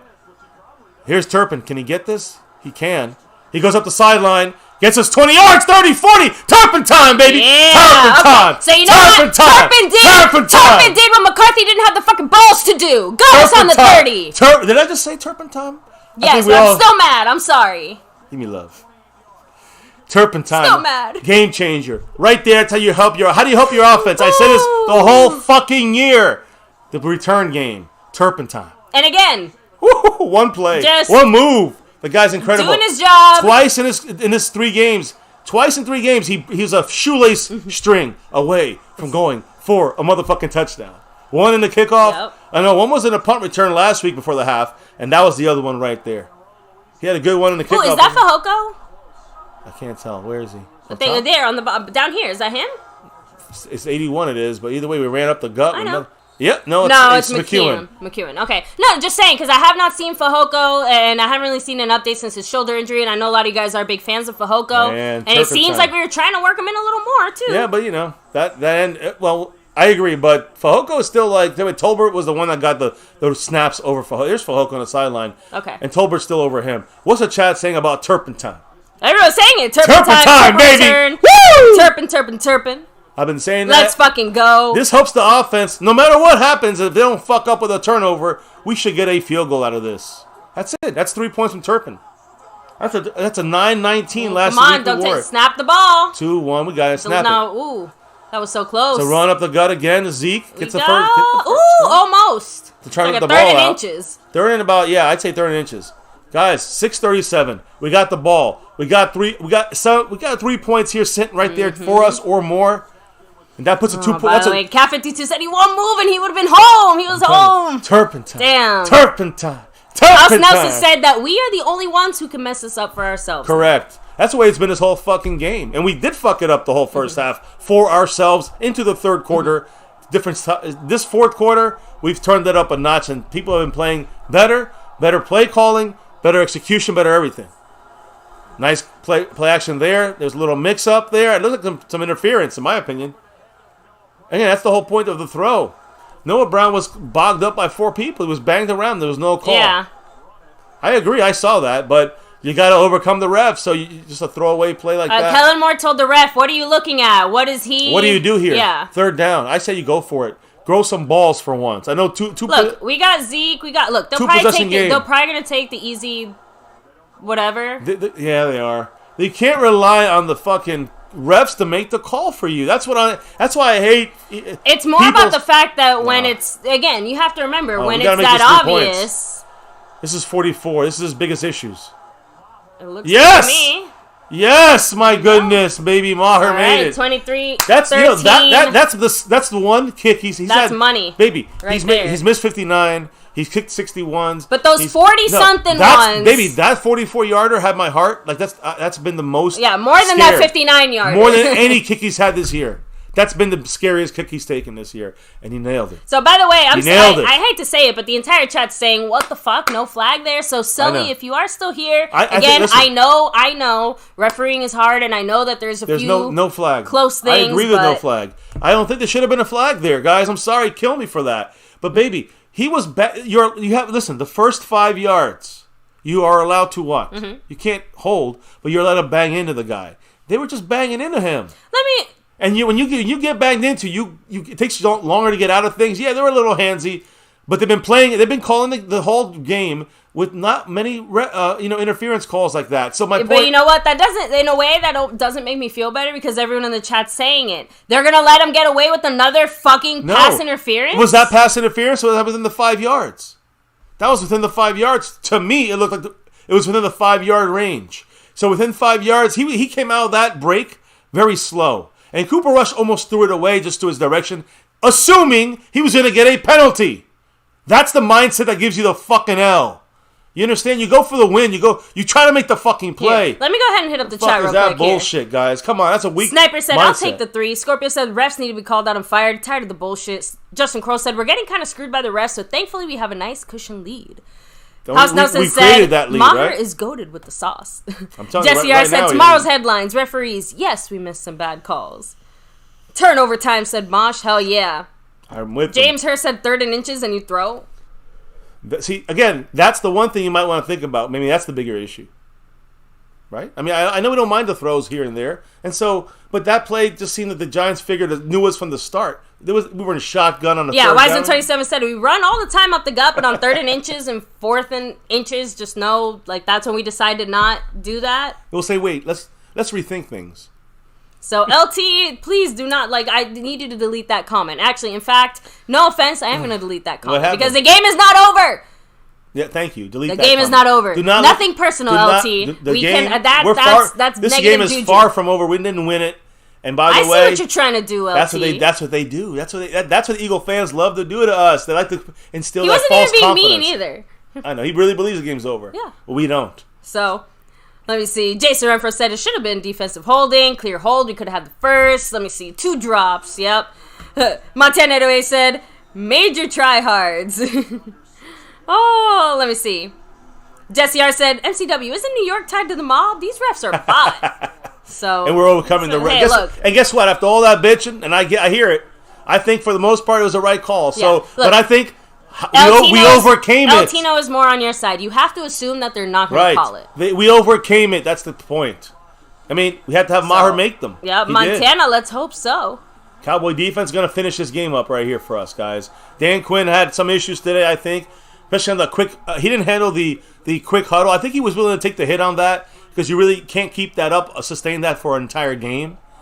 But I think that he's taken the hit on the quick huddle stuff, which cost us, and said, you know what, we're gonna dominate everything else. And that's what the Cowboys kind of been doing. Running game becomes kind of not a factor now. We're up by 2 scores. Come on. Here's a pick. Oh man, what a good play. Okay, Daniel Jones played a lot better than I thought he would. No, is Diggs hurt? Diggs is bouncing up and down. I still see him hopping there. That's not good. Diggs is hurt. Give me a second. Man, how did he throw that pass? I gotta say, that was a crazy pass.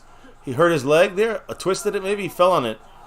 He's not in the game right now. I think it's Jordan. He probably has to come out for a play. Kevin Joseph's in there. Let's see. They're gonna try to pick on Joseph, but no pressure. That's not good. They dump it down, tap him. Good, he's down. Anthony Brown knocks him down. Takes him down. Yeah. Barkley with the catch. 5:20 and ticking in the 4th quarter.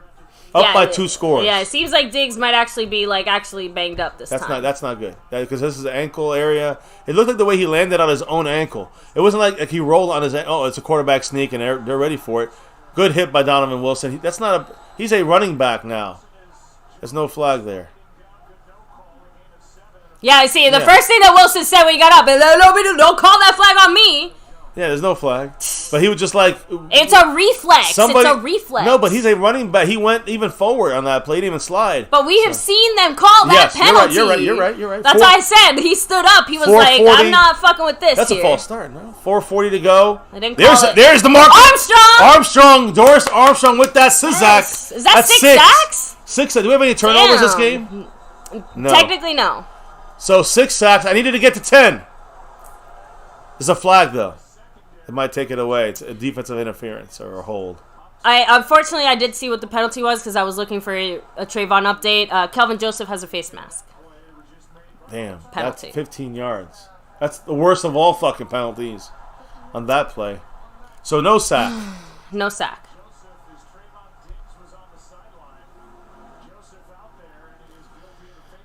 So Diggs, what's going on with him? I'm still not seeing any updates. That's why I'm still looking. Yeah, he pulled it too. One thing, if you had tapped it, he actually pulled the face mask. That's a call. And that's unfortunately 4:34 in this game. And they go right down the field, another 15 yards. Now they're on our 33, 32-yard line. We're wanting them to score. Quick throw. Come on, get to the outside. Good job by LVE kind of keeping it there, but not enough help in time. He still gets too many yards on 2nd down. They keep the clock running, though. 4:20 to go. And time is still ticking. Let's see what happens. Cheers. Let me see. No, I'm just trying to say that I'm literally just looking for a Trayvon Diggs update. That's I know. Well, we got Doris Armstrong on the right. We got Micah coming in hard, double teamed again. Get in there. Nope, he's just gonna run for the first. Cowboys are going hard there at that right. I mean, guys, there is no way that this is a game plan the Giants are giving they're double and triple teaming Micah Parsons. I'm seeing a few comments, Scorpio, saying, "Where's the quarterback spy? Like, why? Why are we not going to?" I think Barr was a spy for player 2, but he was caught off guard. He didn't do a good job as a spy. Anthony Barr is kind of giving me like the number 42 Keanu O'Neal vibes we had last year. I don't know. Disappointed there. Look at Micah knocking everyone down. Holy shit. Come on. Guys, replay that. Look at this play, baby. Do you see what Micah did? He knocked 2 guys over and still got to the quarterback. The guy was behind him, nobody touched him.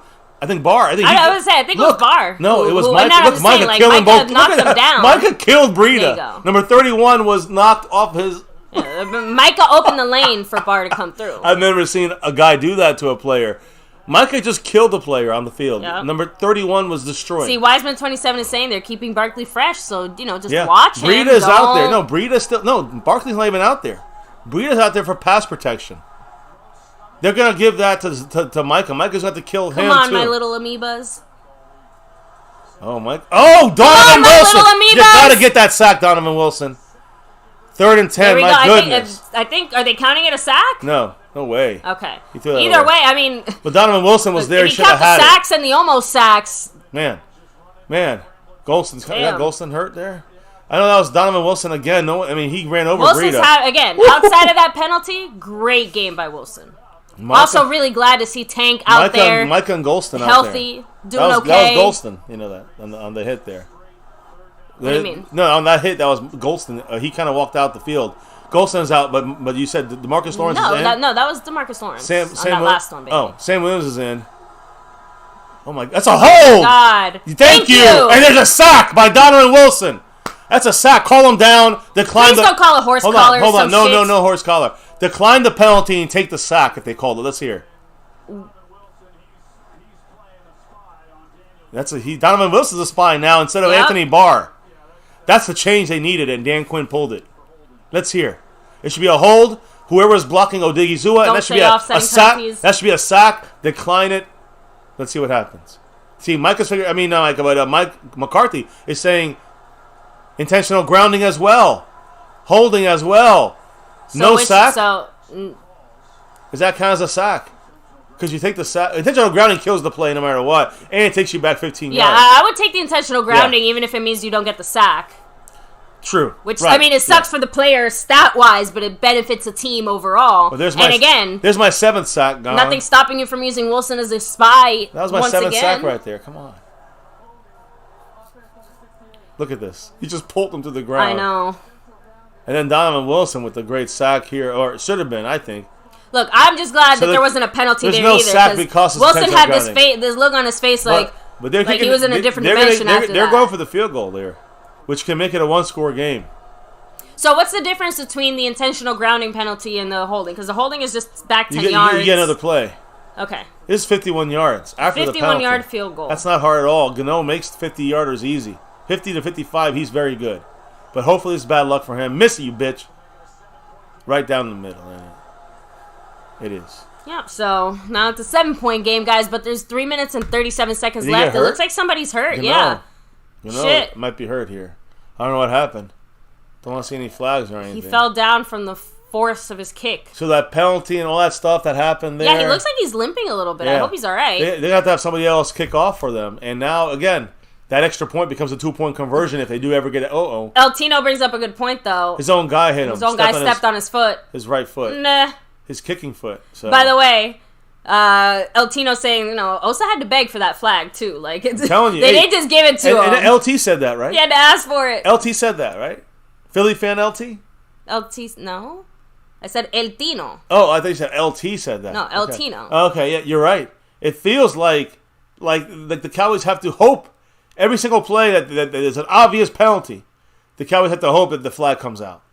And I hate feeling that way. Yeah, so, and by the way, several people are saying that McCarthy and Kellen Moore were both really pissed off that Noah Brown penalty wasn't called. I mean, I'm sorry, baby, but that's bad. It definitely was past the 5 yards. Anyway, whatever. Anyway. What was it? If it was, then it should be a penalty. If it's past the 5 yards. They looked like they're both trying to hit him. I'm double checking on Wilson here real quick while I need to see the video of that again. No, I'll let you know. By the way, I mean, can anybody tell me, did Diggs ever come back out there? No one's talking about him being hurt or anything, but we obviously haven't seen him out there. Well, now we're going to see if he comes back. Well, now comes the offense. No, we're not. Right, no, true. we're not. That's Good why point. I said. I didn't see him back out there in this. I haven't, and I also haven't seen, drive. like, he went to the blue 10. I haven't, like, it's just like he disappeared. He ceased to exist for the last 3 minutes. I'm going to check as well. So, shit. Exactly, William Brady said, forget a field goal. We need to run out this entire 3 minutes and 37 seconds. Skeptical fan said, Maher got competition. House Nelson said, this better not be a fluke performance from the squad. It's funny. Again, feels like a total team effort today. You know what I mean? Mm-hmm. Like, the one thing I'll say is that maybe our defense, like outside of the sacks, obviously, like maybe our defense isn't doing some of the things that we would like to continue to see them do. But it seems like across the board, everyone is doing their jobs more than they're not.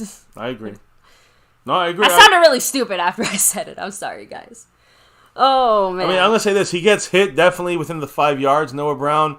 It looks like number 20, Julian Love, is holding him a little bit. So that's the point. Like, you're allowed to push, you're allowed to whatever, but, I mean, they're double teaming him like... No, they're like playing he's hard. On the black couch. There's nothing wrong with that. Watch for the outside here. We got ourselves Snug X. Woo! And of course, Ace is awesome. Was that it? That's part of the family here. Thank you for summing it up, Ace. Welcome to the family. It's Snug with the $5 holler. Going up to 97 points on the stream bus. That Oso Digizua penalty there got him to a far field goal for them, right? But it made it a little bit harder. Snug X, thank you for the 5 on it. And you can see he's first place on the overall board and also got 97 points, filled up almost all the way on his stream boss. Yes, guys. By the way, since we are in the last 3 minutes and 37 seconds of the game, I'm just going to remind everybody here, take a second to hit like, subscribe, and hit that notification bell if you haven't already. Of course, you can follow us on all social media at MyCowboysFamily. You can also hop on our Discord. Link is down below in the description box. Huge shout out to everyone here hanging with us, chatting with us. We run a Pollard to the right for about 4 yards there, 3 yards. I would say, honestly, Zeke and Pollard the rest of the next 3 minutes and 32 seconds. Oh, they called the timeout, the Giants. Yeah, right away. So they're obviously trying to get the ball back. You see, they're trying to force us to throw here, making this very important. Now, this may be, again, we know the third down, if it gets there, it's going to be very important. Maybe the most important play of the game. I trust our defense to play well. But again, the Giants have kind of been figuring it out a little bit down the field. My thing is, they got to get a touchdown. So here's the thing. Looking at the scope of the game here, 3:32 is a huge play here. In my opinion, 2nd and 7. How do we set up third down? Do we go for a bigger play on this down right here and then say, okay, we got a 3rd and 7. We'll have to pass there. The Cowboys will be aggressive. Are we going to run the ball here predictably? I think that is maybe what you see. But I think it should be, if we're going to run, let's go outside here. Let's go on one of the outside, situation, the C gap. Let's say a little bit like in. There you go. In, out. Oh, there you go. Yes. First down, Cowboys. The run inside seems to be the best way to go if you want to run that clock, as you see the Cowboys are doing this, which means give us the play or do the same play. Could also mean kind of, hey, let's keep running this goddamn clock. I also kind of take it as Ferguson. Let's leave this offense rolling. Yeah, I don't think they made any personnel changes. In football, there's a play call. You just did the same thing. Let's go. This is the same thing. That's what I'm saying. I don't think they made any personnel changes. They got the same guys out there. That's what I'm saying. We should have run back to the line of scrimmage and just called the play at the line of scrimmage. It would be nice to see the Cowboys almost run this shit pick it down. up, but at the same time, I can't blame them. We're trying to run the clock out. Tight defense, tight offense here, guys. Even though we got 3 receivers, we got a very tight formation. We're running up the middle here. Gets about 2-3 yards with Pollard. Surprisingly. See, I mean, look, I can't deny it. The Cowboys are playing smart clock management. Don't do anything stupid, Ferguson. You got someone's hurt. Cheap hit there by number 53, but Ferguson had to be held back. Thank goodness was. Time is stopped again by the Giants. 2:40 to go. They called their second time. They got that's it. No more timeouts for them. So do the Cowboys run and take it to the 2-minute warning basically and punt? Yes. Or no, but or do we try to go for it and pass the ball for something secure like a rollout? Dump it down. You got 1 or 2 levels to throw it to, or maybe just try to keep it in bounds, keep the clock going. You don't want to stop the clock here. What do you do? I see no reason why we can't just run to Ezekiel Elliott, who's out there on the field right now. 2nd and 8. All right. I'm with that. If you want to run the clock here to the 2-minute warning. I thought it was 3rd down. It's 2nd down. No, it's 2nd down. That's what I say. If you want to get cute with it, so to speak, I mean, you could do, like you said, a little dump down to Zeke or something like that. But it really You run here. There's good control here. If you run the ball, there you go. All right. A lot of guys coming at him. A 1-yard gain, rolling forward. 3rd down and now 9. Now 2-minute warning, guys. So now what do we do on this? 71 for the Giants? Ellis? He's like barely holding it together, guys. Like someone needs to duct tape that man together because he's about to die. 3rd and 7. The Cowboys gonna Every time I see him on the ground, I think he's hurt, and it's like no, he's just taking 30 minutes to get up. Like to win the game here for the Cowboys, we get a 1st down and win the game. That's all that matters now. So 3rd and 7. To me, we have 2 downs. Too bad the Cowboys. No, what? No. Well, I guess it depends on. No way. I'm just saying to win the game, and you sit on the ball, victory formation, you get a 1st down. To me, almost in a way, I wish we were a little more ready after that timeout to just get on the line again and then call the play on the line of scrimmage. And at 1 second left, 2:01, snap the ball and go for the pass and go for this because they're tired on the field. Keep them on the field. They're not expecting it. You keep it like that. You keep them locked in. That would have been the smart kind of game-winning play because it comes down. Here's the thing, baby. It's not where you lose the game. It just means that there's no more chance for the Giants if we get a 1st down. Well, that's what I said. So if we're a 4th and 1. No. You punt. I think you punt the ball here because I trust our defense.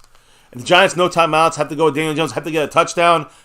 I'm just going by the plain logic of football, in my opinion. Maybe I know analytics say different. I know there's other people out there that might think different. That's fine. I'm just saying that to me, on this down is the one you go for the jugular. You go for a 3rd down play. No mistakes cannot happen. You take a sack if you have to.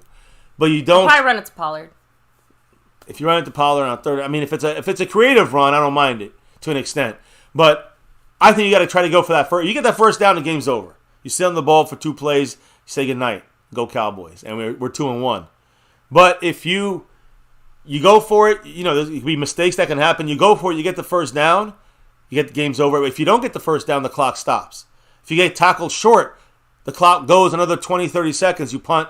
And they get a minute and a half, the Giants, with no timeouts, to go. We're hoping 85 yards. If we anger, very good punter, let's go. I'm saying that's what you got him here for. That's part of the strategy of football, how you win.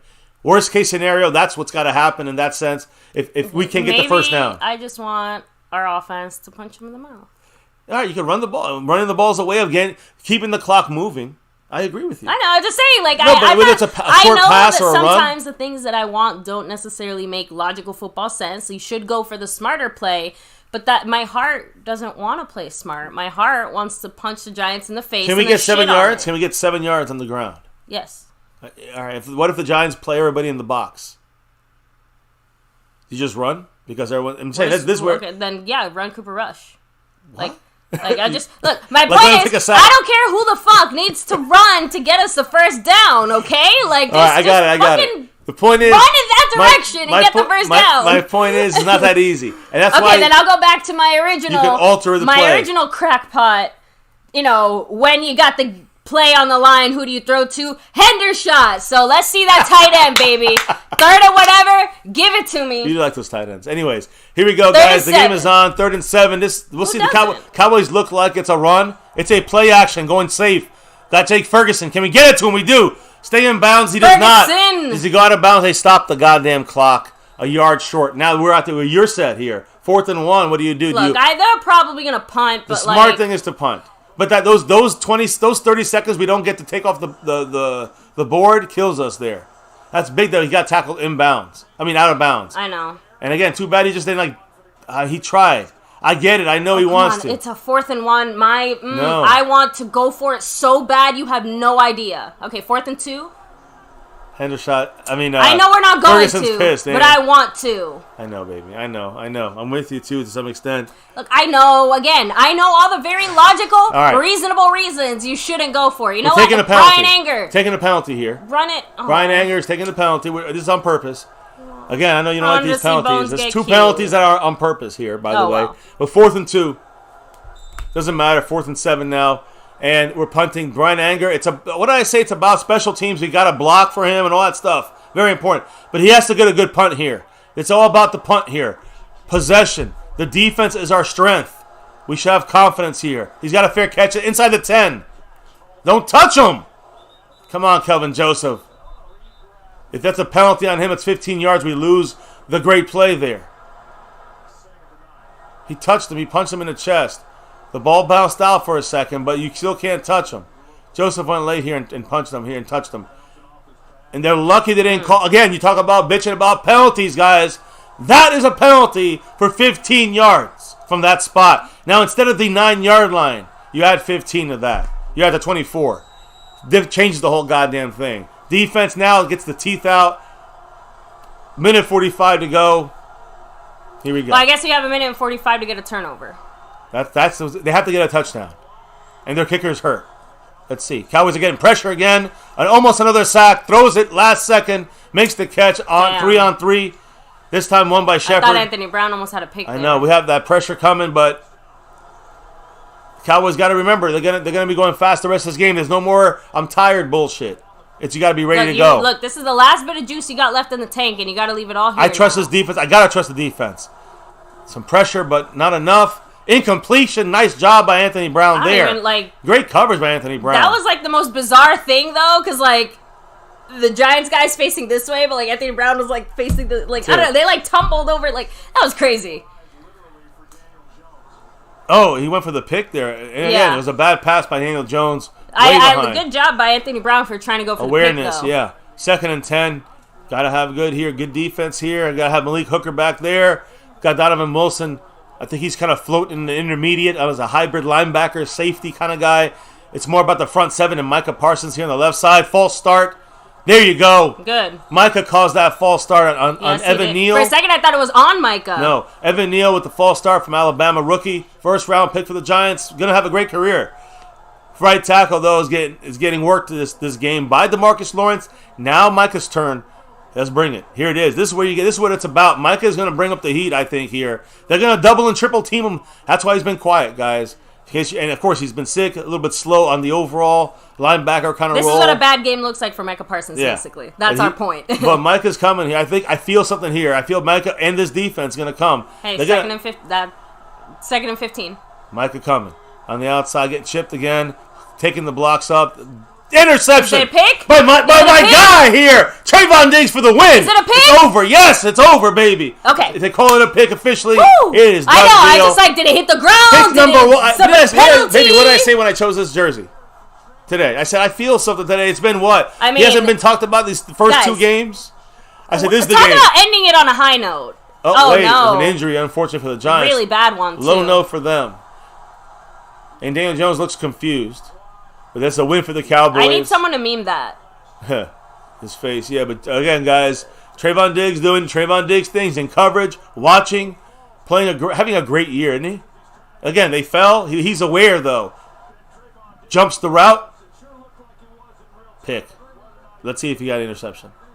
It hits the bottom of his hand. It hits the bottom of his hand. So, again, the bottom of his hand on the ground, it hits the back of his hand. You know how you know Trayvon Diggs is a father? Because he caught that baby. Right? He caught that fucking baby. And you see the white glove between the grass and the ball to keep it from hitting the ground. So, it's 100% of a catch. If you're not sure, I think you cannot. Look at that. Look at the white. See it? See the white of the glove. It's so clear on the camera again. I mean, what a freaking play. What a way to end the game.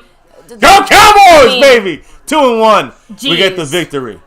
Guys. That's why at first I said, I'm like, is it a okay. Guys, this is great going forward now. Woo-hoo-hoo. Hey, Sterling Shepard, man. That's their best receiver, yeah. They're carting him off. It looks serious. It's not good. But Cowboy players over there as well, hoping the best for him. Again, that I do respect. Our Cowboys, one thing that you have seen change overall, our Cowboys are definitely like a classier team, for lack of a better word. Like, we play with more sportsmanship. We don't get into as much shit. Like, we'll finish shit for the most part, but we're not starting as much shit. Like, you know what I mean? Like, just appreciate the kind of just general football respect. Remember, they also know each other. All these players, they know each other. They play because in the East, And Shepard's a guy I do realize they do have a lot of communication with in social media and other places. That's what I said. So just especially as the Giants, it's nice to see that kind of respect, while still not like letting up at all. Yeah. So real quick, let me start hitting up the chat guys because now you can go ahead and call that a game, LT. It's not over now yet. You can call that. But it's fourth quarter still. Gotta run the clock out. Yeah, I know. It's a win. We're 2-1. That's it, guys. Again, tied with the Giants. We win in tiebreaker. The Washington team, the Washington Commanders, they're 1-3, right? Aren't they 1-3? So they're 1-3. We're Giants are 2-1 in third place technically. We're second place at 2-1, and the Eagles. Oh God! Damn, that's a. He was just running. Yeah, that's an ACL. Yeah, that's right. Oh man, he's done. That is a definition of the turf monster. And ACLs. Like, he wasn't even doing anything, look at that. Guys. We're doing the old Landry 80s. Where we stand up and reset. That's from Landry in the 80s, the way we used to do that in the offensive line when we would line up. And that's not even for the winning of games. We would do that the whole game. Like we did in Super Bowl 12. You see the whole game. That's the way that's a staple of this offensive line. We always do this when we have victory formation. It's an homage to that. So keep that in mind. Respect here. I love that. This victory formation is cowboy-centric special. Oh, here it comes. Let's see him snap up, down. You don't set. Now you set. You don't move. And then you snap it. We used to do that all the time in the 80s as well. I watched it live. Right there in that stadium, or the former stadium, but right there, East Rutherford. I was there watching my first Cowboy game. Look at that late shot on Hendershot by the Giants. Playing it out there. We said the cherry on top this defense needed was the interception. First time since merger a player has won the first 3 games like Cooper Rush has, I think. Yeah. It was like because these are the first 3 games he's started records being hit right he's now. Won all 3. Yeah.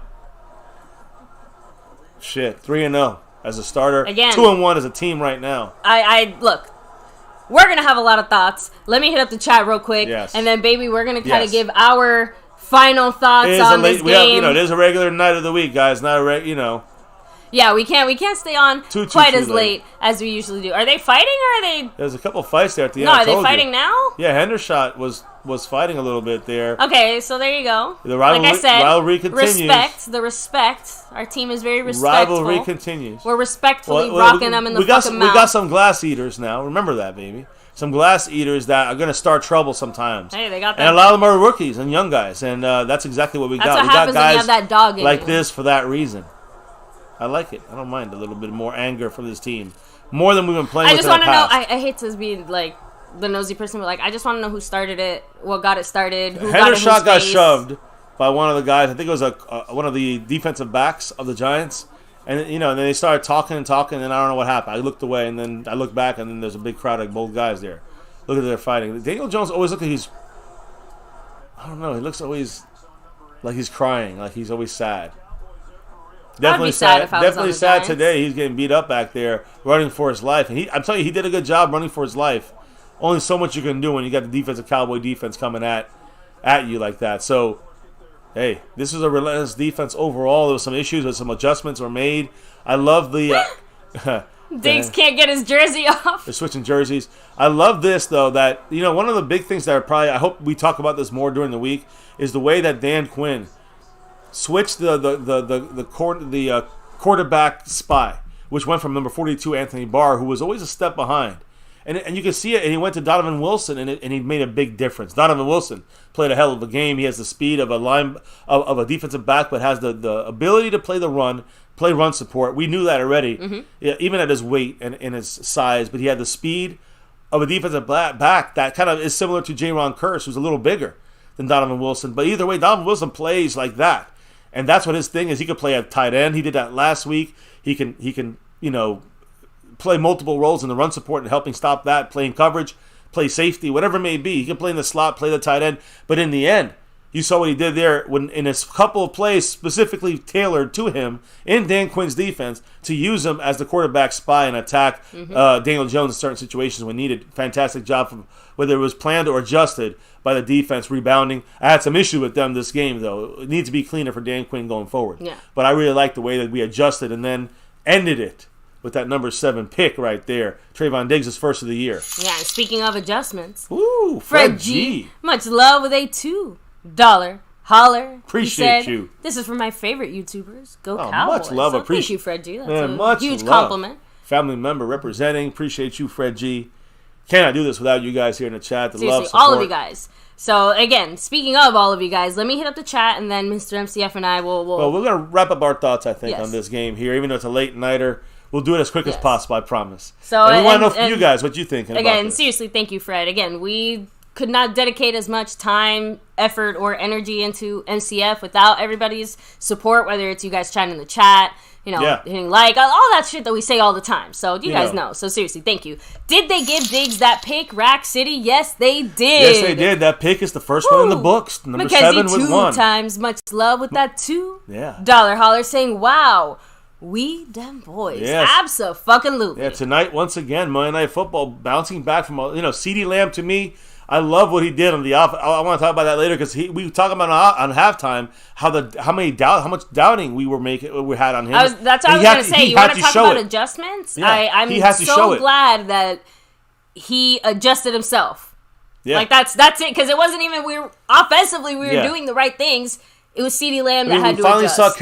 We finally saw Kellen Moore, at least calling a little bit more run game centric. I would say. Would you say that if you're going 50-50 in the run and pass? Mm-hmm. That's not like balanced. That's like way abnormal from Kellen Moore. He's like 70-30 passing, So when you're going 50-50, that's a big adjustment for him. Even though you'd like to see it maybe I would say it was more like 60-40 tonight in a good way. Yeah, and that's the thing. Way. He made an adjustment in the end that helped this offense under the Cooper Rush mindset, and maybe we'll help it if you keep it similar. Some similar things you learn from this in the Dak Prescott mindset. Mm-hmm. So I think these are things we'll see if it comes to fruition. But that's major. The CeeDee Lamb mental adjustment, not just the physical catching the ball, but the mental adjustment was huge. Here, so real quick, Tusha Smith said, "Oh, how sweet it is, and how about that star? How about them Cowboys?" Justin Crow saying, "It's amazing Eastside Herald's never here when Houston loses and Dallas wins, but any other day you can find them here every night." So. Chris Plumage saying, Cooper Rush looks so much more comfortable in Kellen Moore's scheme. What's the difference? Is it just how the season's progressing? I think it was adjustments. When you say much more comfortable, do you mean like more comfortable than Dak? Or like just more comfortable in general? Right? Because again, I think he just looks more comfortable. One, because he's been part of our team and this scheme for a while. Agreed. Right? And two, we've kind of spoken about before how Kellen Moore doesn't run this type of offense when Dak Prescott is out there to the team's detriment. Not Dak Prescott, because it's not the Dak Prescott Cowboys. It's the Dallas Cowboys. Exactly. Team game. Clownhead Gaming. Much Thank love. You for subscribing. Welcome to the family here in MCF. Appreciate you growing the family. So, and that's what I'm trying Cowboys. to say. Like some of the things that we need to stay consistent, right? Like the way that we used Zeke and Pollard overall. Yes. That needs to stay consistently the Kellen same Moore. when Dak comes back. Do you give credit to Kellen Moore on that? Because that's where I give credit to in the usage. I was going against him for the usage. Oh, you don't? Look at that. Last time I remember, we didn't see any of this shit until Mike McCarthy picked up his play sheet. So maybe now you can say Kellen Moore finally figured it out. I think I think the plays are kind of like Kellen Moore-ish. But I think the push might have been run the ball one way or the other, motherfucker. The point is that it might be Kellen Moore, but it certainly had a Mike McCarthy influence. Otherwise, we would not have gotten to that point. We're all just guessing here, but I think you're on to something there. And I do think the touchdown drive by CeeDee Lamb there, that was a lot of passing on that drive. Even though we did run and stabilize some of the we attacked passing. You saw a lot of Kellen Moore-isms in this, but I agree, the game plan was more Mike McCarthy kind of controlled. It was Kellen Moore slightly less cute, because that's the point. We didn't see some of the more frou-frou, cute, double reverse to the this and the, second and 2. Yeah, I'm just saying, look, we'll get to that in a second. Yeah. Let me hit up the chat a little bit. We opened up the passing game for Cooper Rush and his skill set the way we didn't do that for Dak Prescott and his skill set. Madman said it. McCarthy lit a fire under Kellen's ass. Absolutely. Yeah. House Nelson said, I can go to work happy tomorrow. And little House Nelson, the House Nelsonette, she can wrap her jersey tomorrow at school. Yes. Proudly. Yes. I love to hear this, the fan base, the family. Let me see. Repping that star and all Cat52 levels. said, remember when I said have faith in Rush and CDs are number one? Pepperidge Farm remembers. Yeah. Hey, listen, you know what? CD proved it. He had to prove it. If he didn't prove it, there'd still be doubts. Hey, the only reason he did it is because we kept shit talking him. Otherwise, he wouldn't have had the motivation to We love to be wrong about. I love when we're wrong about criticizing any player that we feel we have to criticize. And thank you, Clark Kent, with the $2 holler. Ooh, much love, Mr. Clark Kent on the board. Told y'all D-Law was gonna beast it. Dude 3 is sacks. the truth. Yes. Against the Giants, he sure as heck is. Again, did he came back in this game as well? He came back in this game. He was questionable to return. He missed more or less the entire third quarter. Came back a little bit into the fourth quarter, and even then, you kind of, you saw him sometimes step out a little bit. But the point is, he was still there the majority of the time. You can see the difference it made too, because the pressure improved. Although we did get a sack while he was not out there, so credit to Armstrong? Armstrong got 2 sacks. That's what I'm saying. I think it was Armstrong that got the sack specifically when DeMarcus Lawrence wasn't out there. That's why I said, don't quote me on that one. Yeah, Micah didn't do much this but game. Somebody got the sack. We had, 6 sacks this game? I think we almost, a seventh We would have had 7, technically. Yeah, penalty took that away. And you know what? I'm perfectly happy with that. That's fine, because we know we got it and we know we did it. With this guy right here, it's not just Snug X, who's in first place on the overall board, right. Trying with to the jump. DeMarcus Lawrence, that's why I said that's one of the reasons. He got 3 sacks, DeMarcus Lawrence. Snug X taking that board right now, taking the lead on the overall board right in second place. Damn Entertainment, who came close last week, and Dwayne Broussard's just building up right now. The sponsor of the last 10 weeks. Maybe going for the record, we'll see. Going for 11 is next. Would be the next streak for him. But much love to all you guys, and of course the Cash App. Yes. Jason Renfro, the king, the crown, wearing the crown. He's the Cash App king and the leader right now, trying to go back to back like our '90s Cowboys. Carl E. Lee Show. Welcome to this. Welcome to the My Cowboys Family Show, and welcome to the family here on MCF with MCW, rocking that star for everything, giving our 2 cents and things, and listening to what you guys say and think here on, basically the MCF experience. I know. Here on this channel. Yeah, so hey, we get a Victory Tuesday, right? Yeah, hey, it's a victory, great. The best kind of Tuesday, Jason. And a quick turnaround, right? To the Washington Commanders. Now, real quick, I want to read 3-4 more comments here, and then we're going to share our thoughts. Nodak said that, to me, this team has no identity. Again, I do think we have an identity, but I don't think that the Cowboys have accepted that that's our identity, which is defense. Like, that's the reality. Our identity has changed. Like, no one stays the same year after year, you hope. But specifically for Dallas, that's where I think that our mindset still is shifting. Like, we're still kind of getting used to the fact that we are a more defensive-based team, and we have to maybe plan accordingly. Again, like I said, we're finally seeing the type of balance that we wanted to see. Justin Crow's saying it.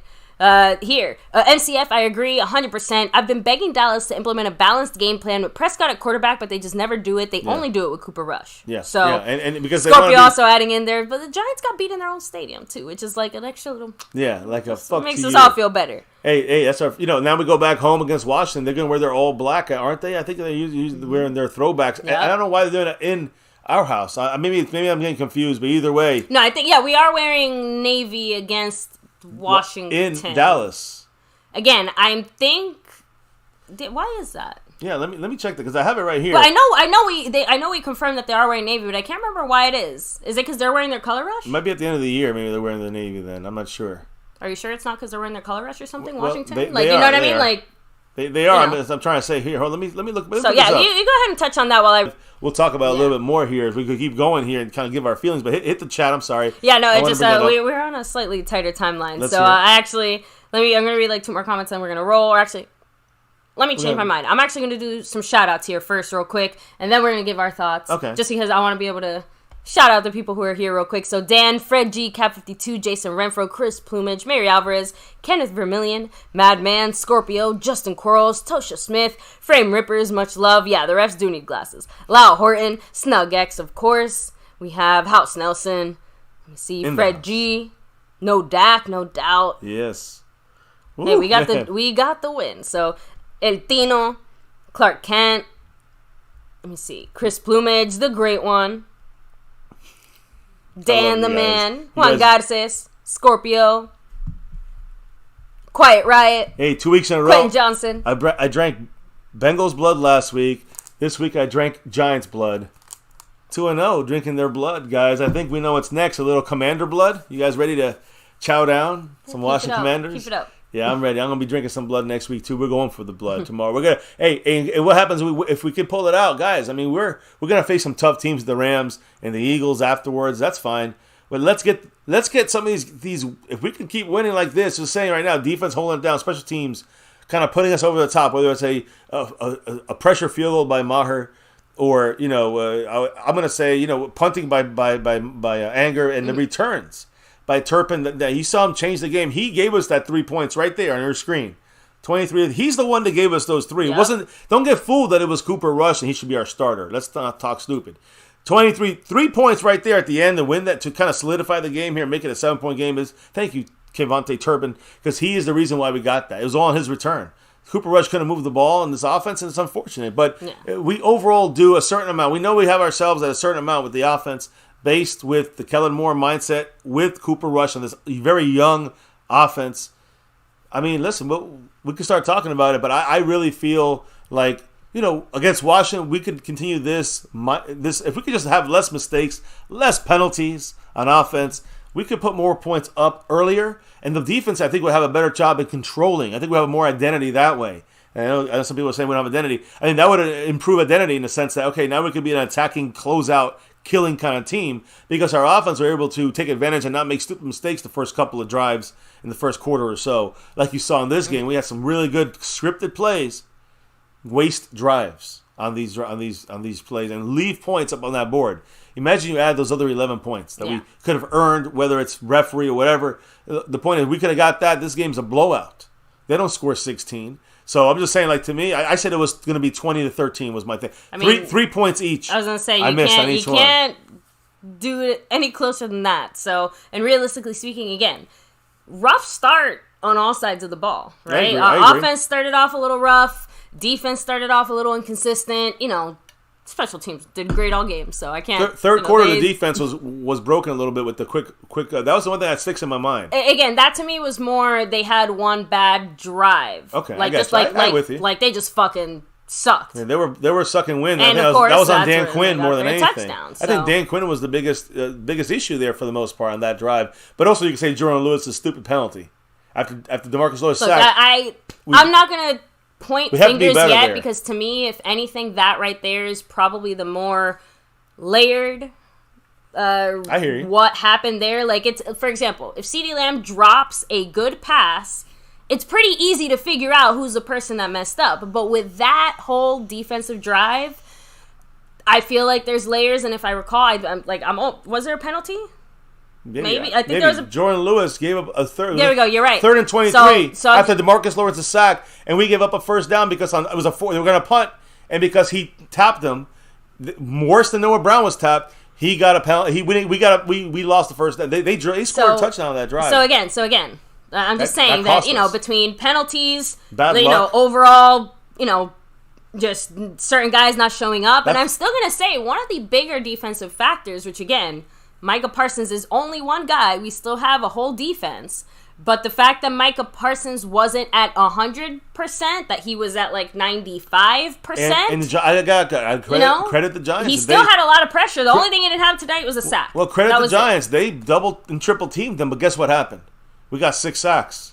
Micah didn't do anything. Again, man, that's what I said. But he was involved in everything. In other games, the other guys get 5 sacks, and then Micah Parsons gets the 1 or 2. No. You get what I'm trying to say? If we have that many sacks, that's the thing. If we don't have Micah, like getting double and triple teamed. I'm just saying, if Micah is low on sacks, and that means the rest of our defense should be dominating. And you saw that today from DeMarcus Lawrence and Dorrance Armstrong picking up the sack on sacks. What they had 5 between them. I'm just saying, like, to me, we have 6 total, really 7. We got 1 taken away, but Donovan Wilson. Besides this penalty, love the game that he played. Something I want to see Quinn do moving forward is, again, we struggle against... Okay, and? I love it. And? I was going to say, so what do you mean what happens? We get even better. I'm saying, think how hyped you get when you get Curse and Donovan Wilson with that same mindset. But no, more so than that, again, mobile quarterbacks is something... It's similar to stopping the run. Stopping quarterbacks that can run, very hard for us. Well... Something Jalen that Hurts I think that Quinn is starting to figure it out as far as how to put these people, like you said, it came a little later in the game. Yeah, adjustments. But we started to see ourselves, adjusting a little bit more again. I know that it might hurt our defense in other ways, but I feel like the threat of going up against a more, like, I'll use Hurts, for example. Like, when we go up against Hurts, I do not want to see the Cowboys fail to use a QB spy. I would rather see us almost err on the other side of it. Like, right. I'd rather spy more, even if it means taking a hit somewhere else, because I can count on some of those people making it up. But we see what happens if we let any quarterback do what they did, because they were still, he effective. Kept them in the game. That's my point. Every single one of those runs kept them in the game. And the worst part is, let's be honest, you can't touch quarterbacks. We got lucky with that one play there. But outside of that, you just can't stop them. So if they start running or they take off or whatever, like 9 out of 10 times, we're going to be the ones getting fucked with the penalty. We've seen it happen. So, that's where, again, we talk adjustments. Offensively, like I said, this is overall, I think Kellen Moore, I don't think I can recall a game where Kellen Moore has called a better game.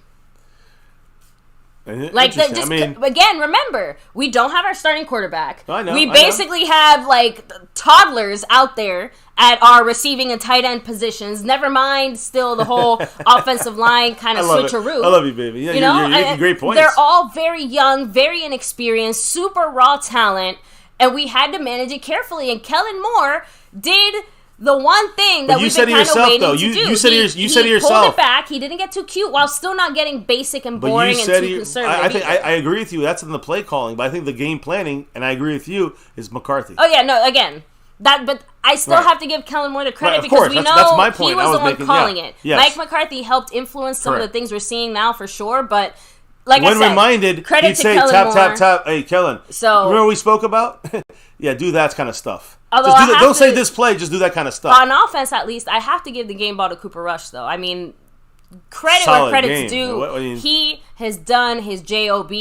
He's helped all of us, I think, feel a lot better, not just about the backup quarterback position, but nobody expects to lose their starting quarterback and then win games. Like we're winning the games that we have to win here. I'm going to give multiple game balls. I'm going to say Cooper Rush.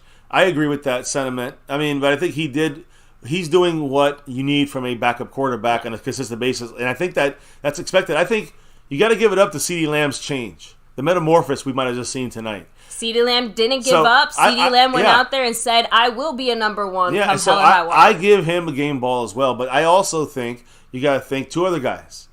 Tony Pollard did something, to me, what he did there, just the back and forth, whether on the ground or in the passing game, the utilization.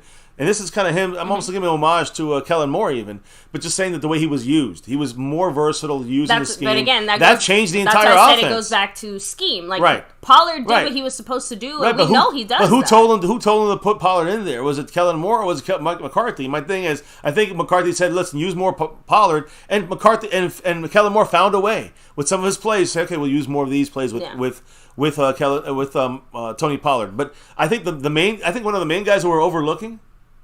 I'm gonna give credit big time here to Tyler Smith.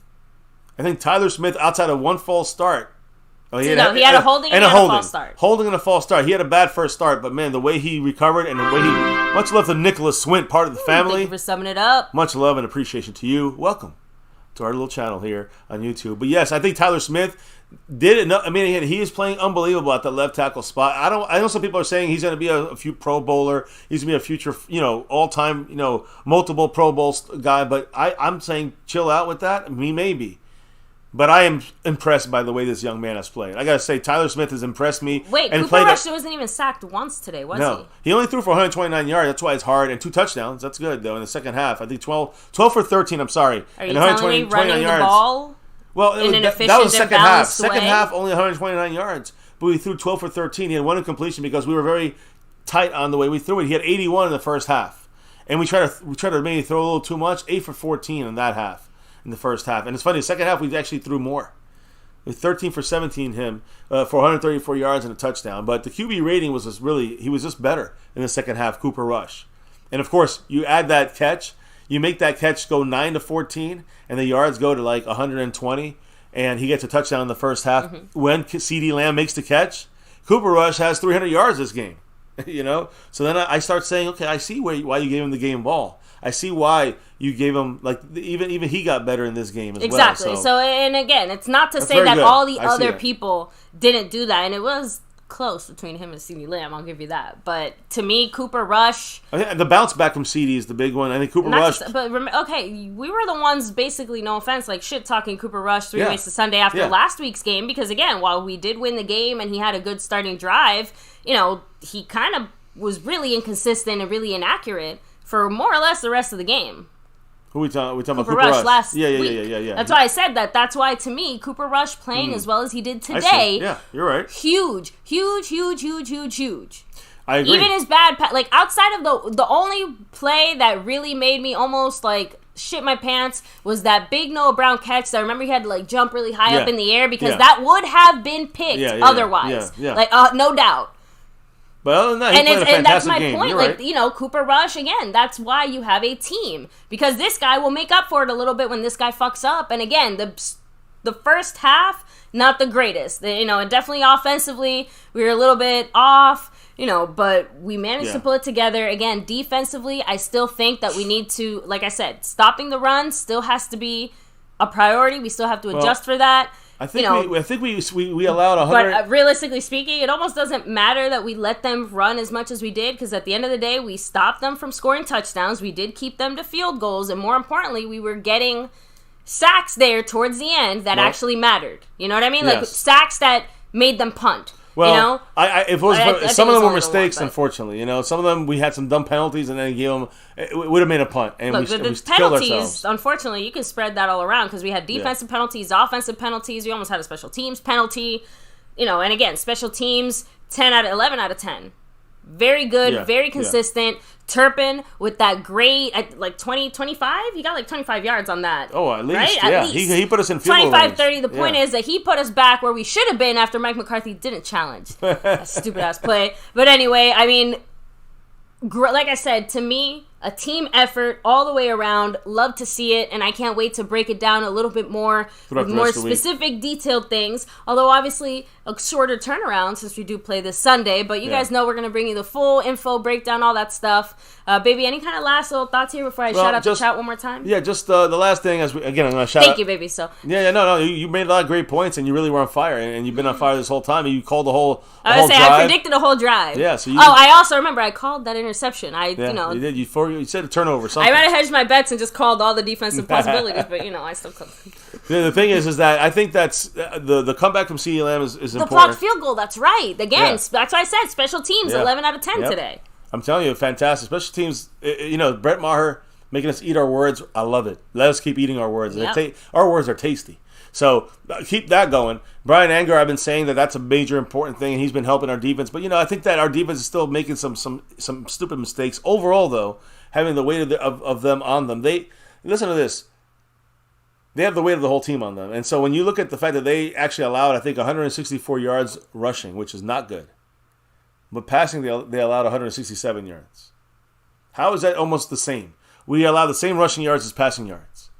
That's embarrassing, number one, that we allow so much rushing. And embarrassing, and it's fantastic that we allow so little passing yards. So, it's our defense is so solid. I'm sorry, 169 passing yards we allow, and we allowed 167 rushing yards.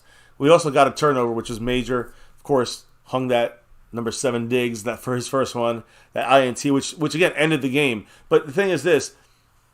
It was a team effort. I agree with you 100%. It was all 3 levels, all 3 phases, right? Offense, defense, special teams. Defense had to hold the fort down. I think they did a good enough job. That one drive was their biggest issue, right? You take away those 7 points, you're holding them under 10.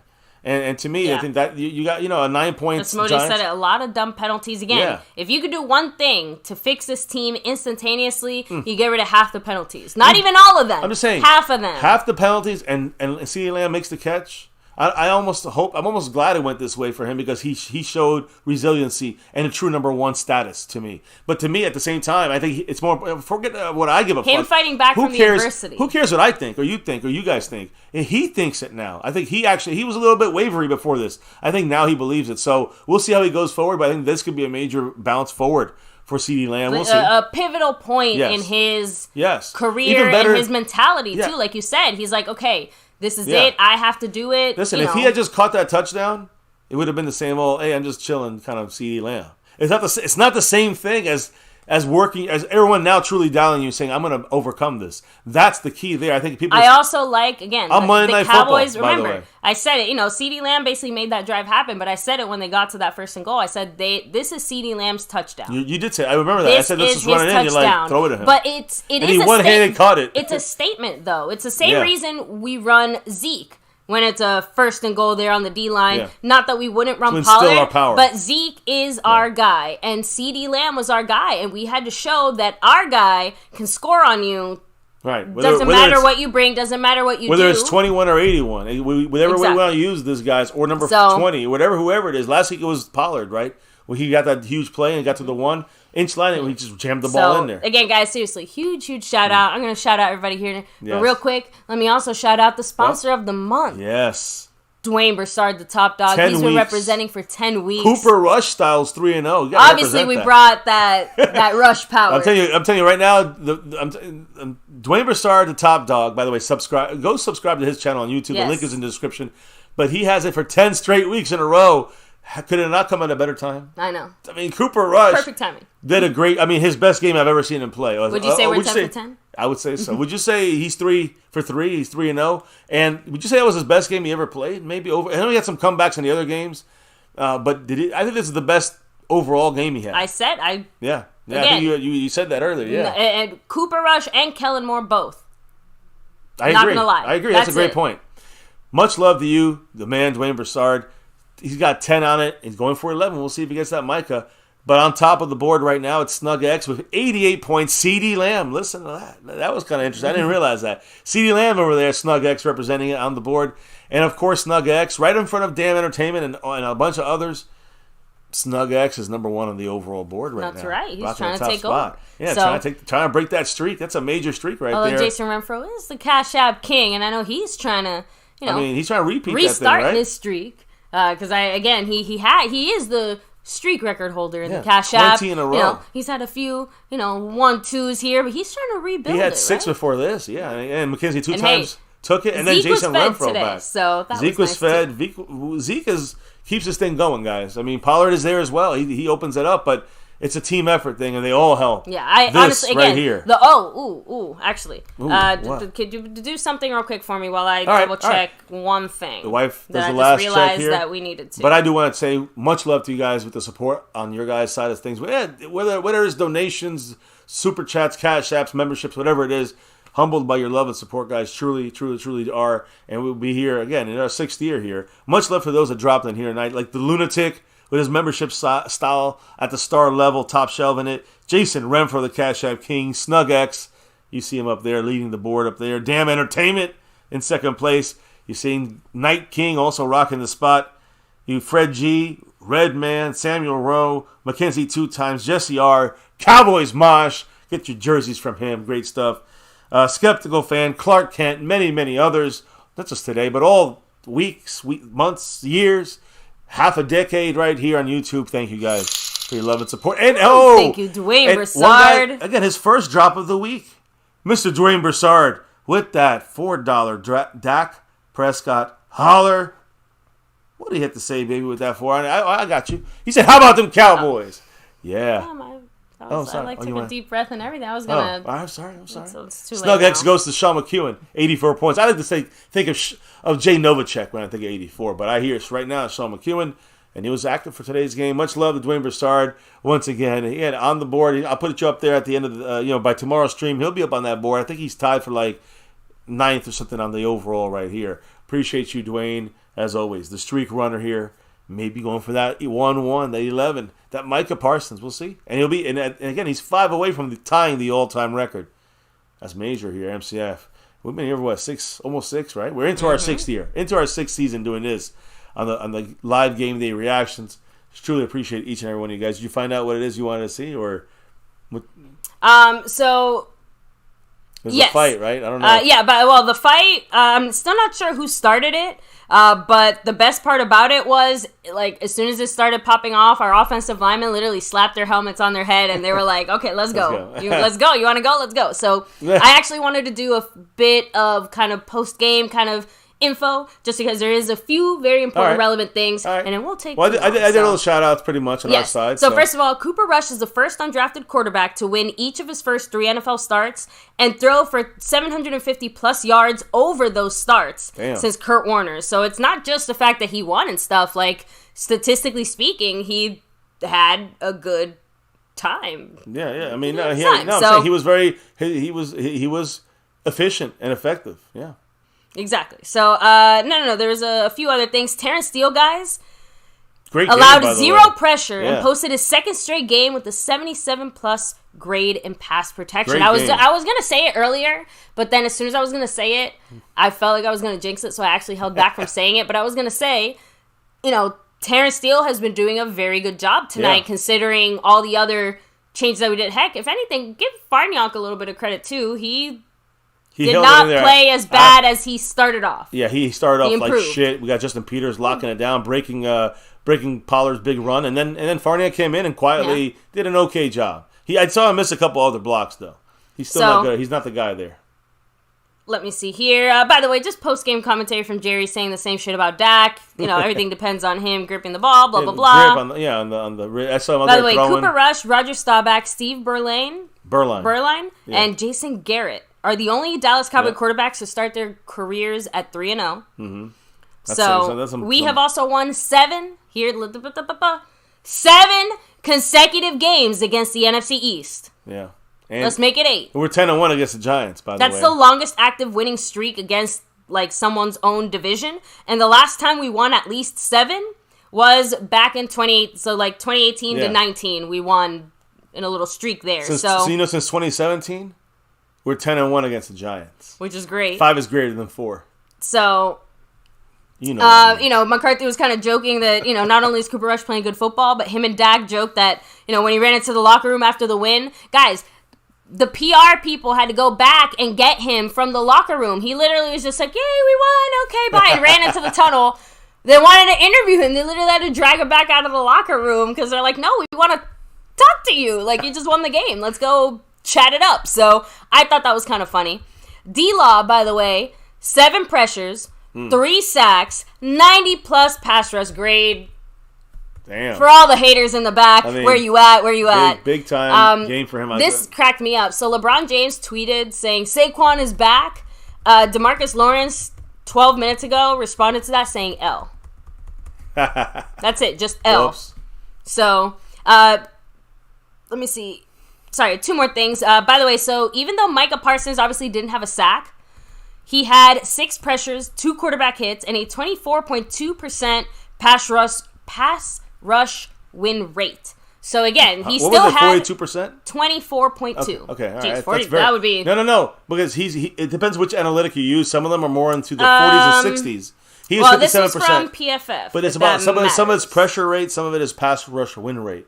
You said which one it was? Was it?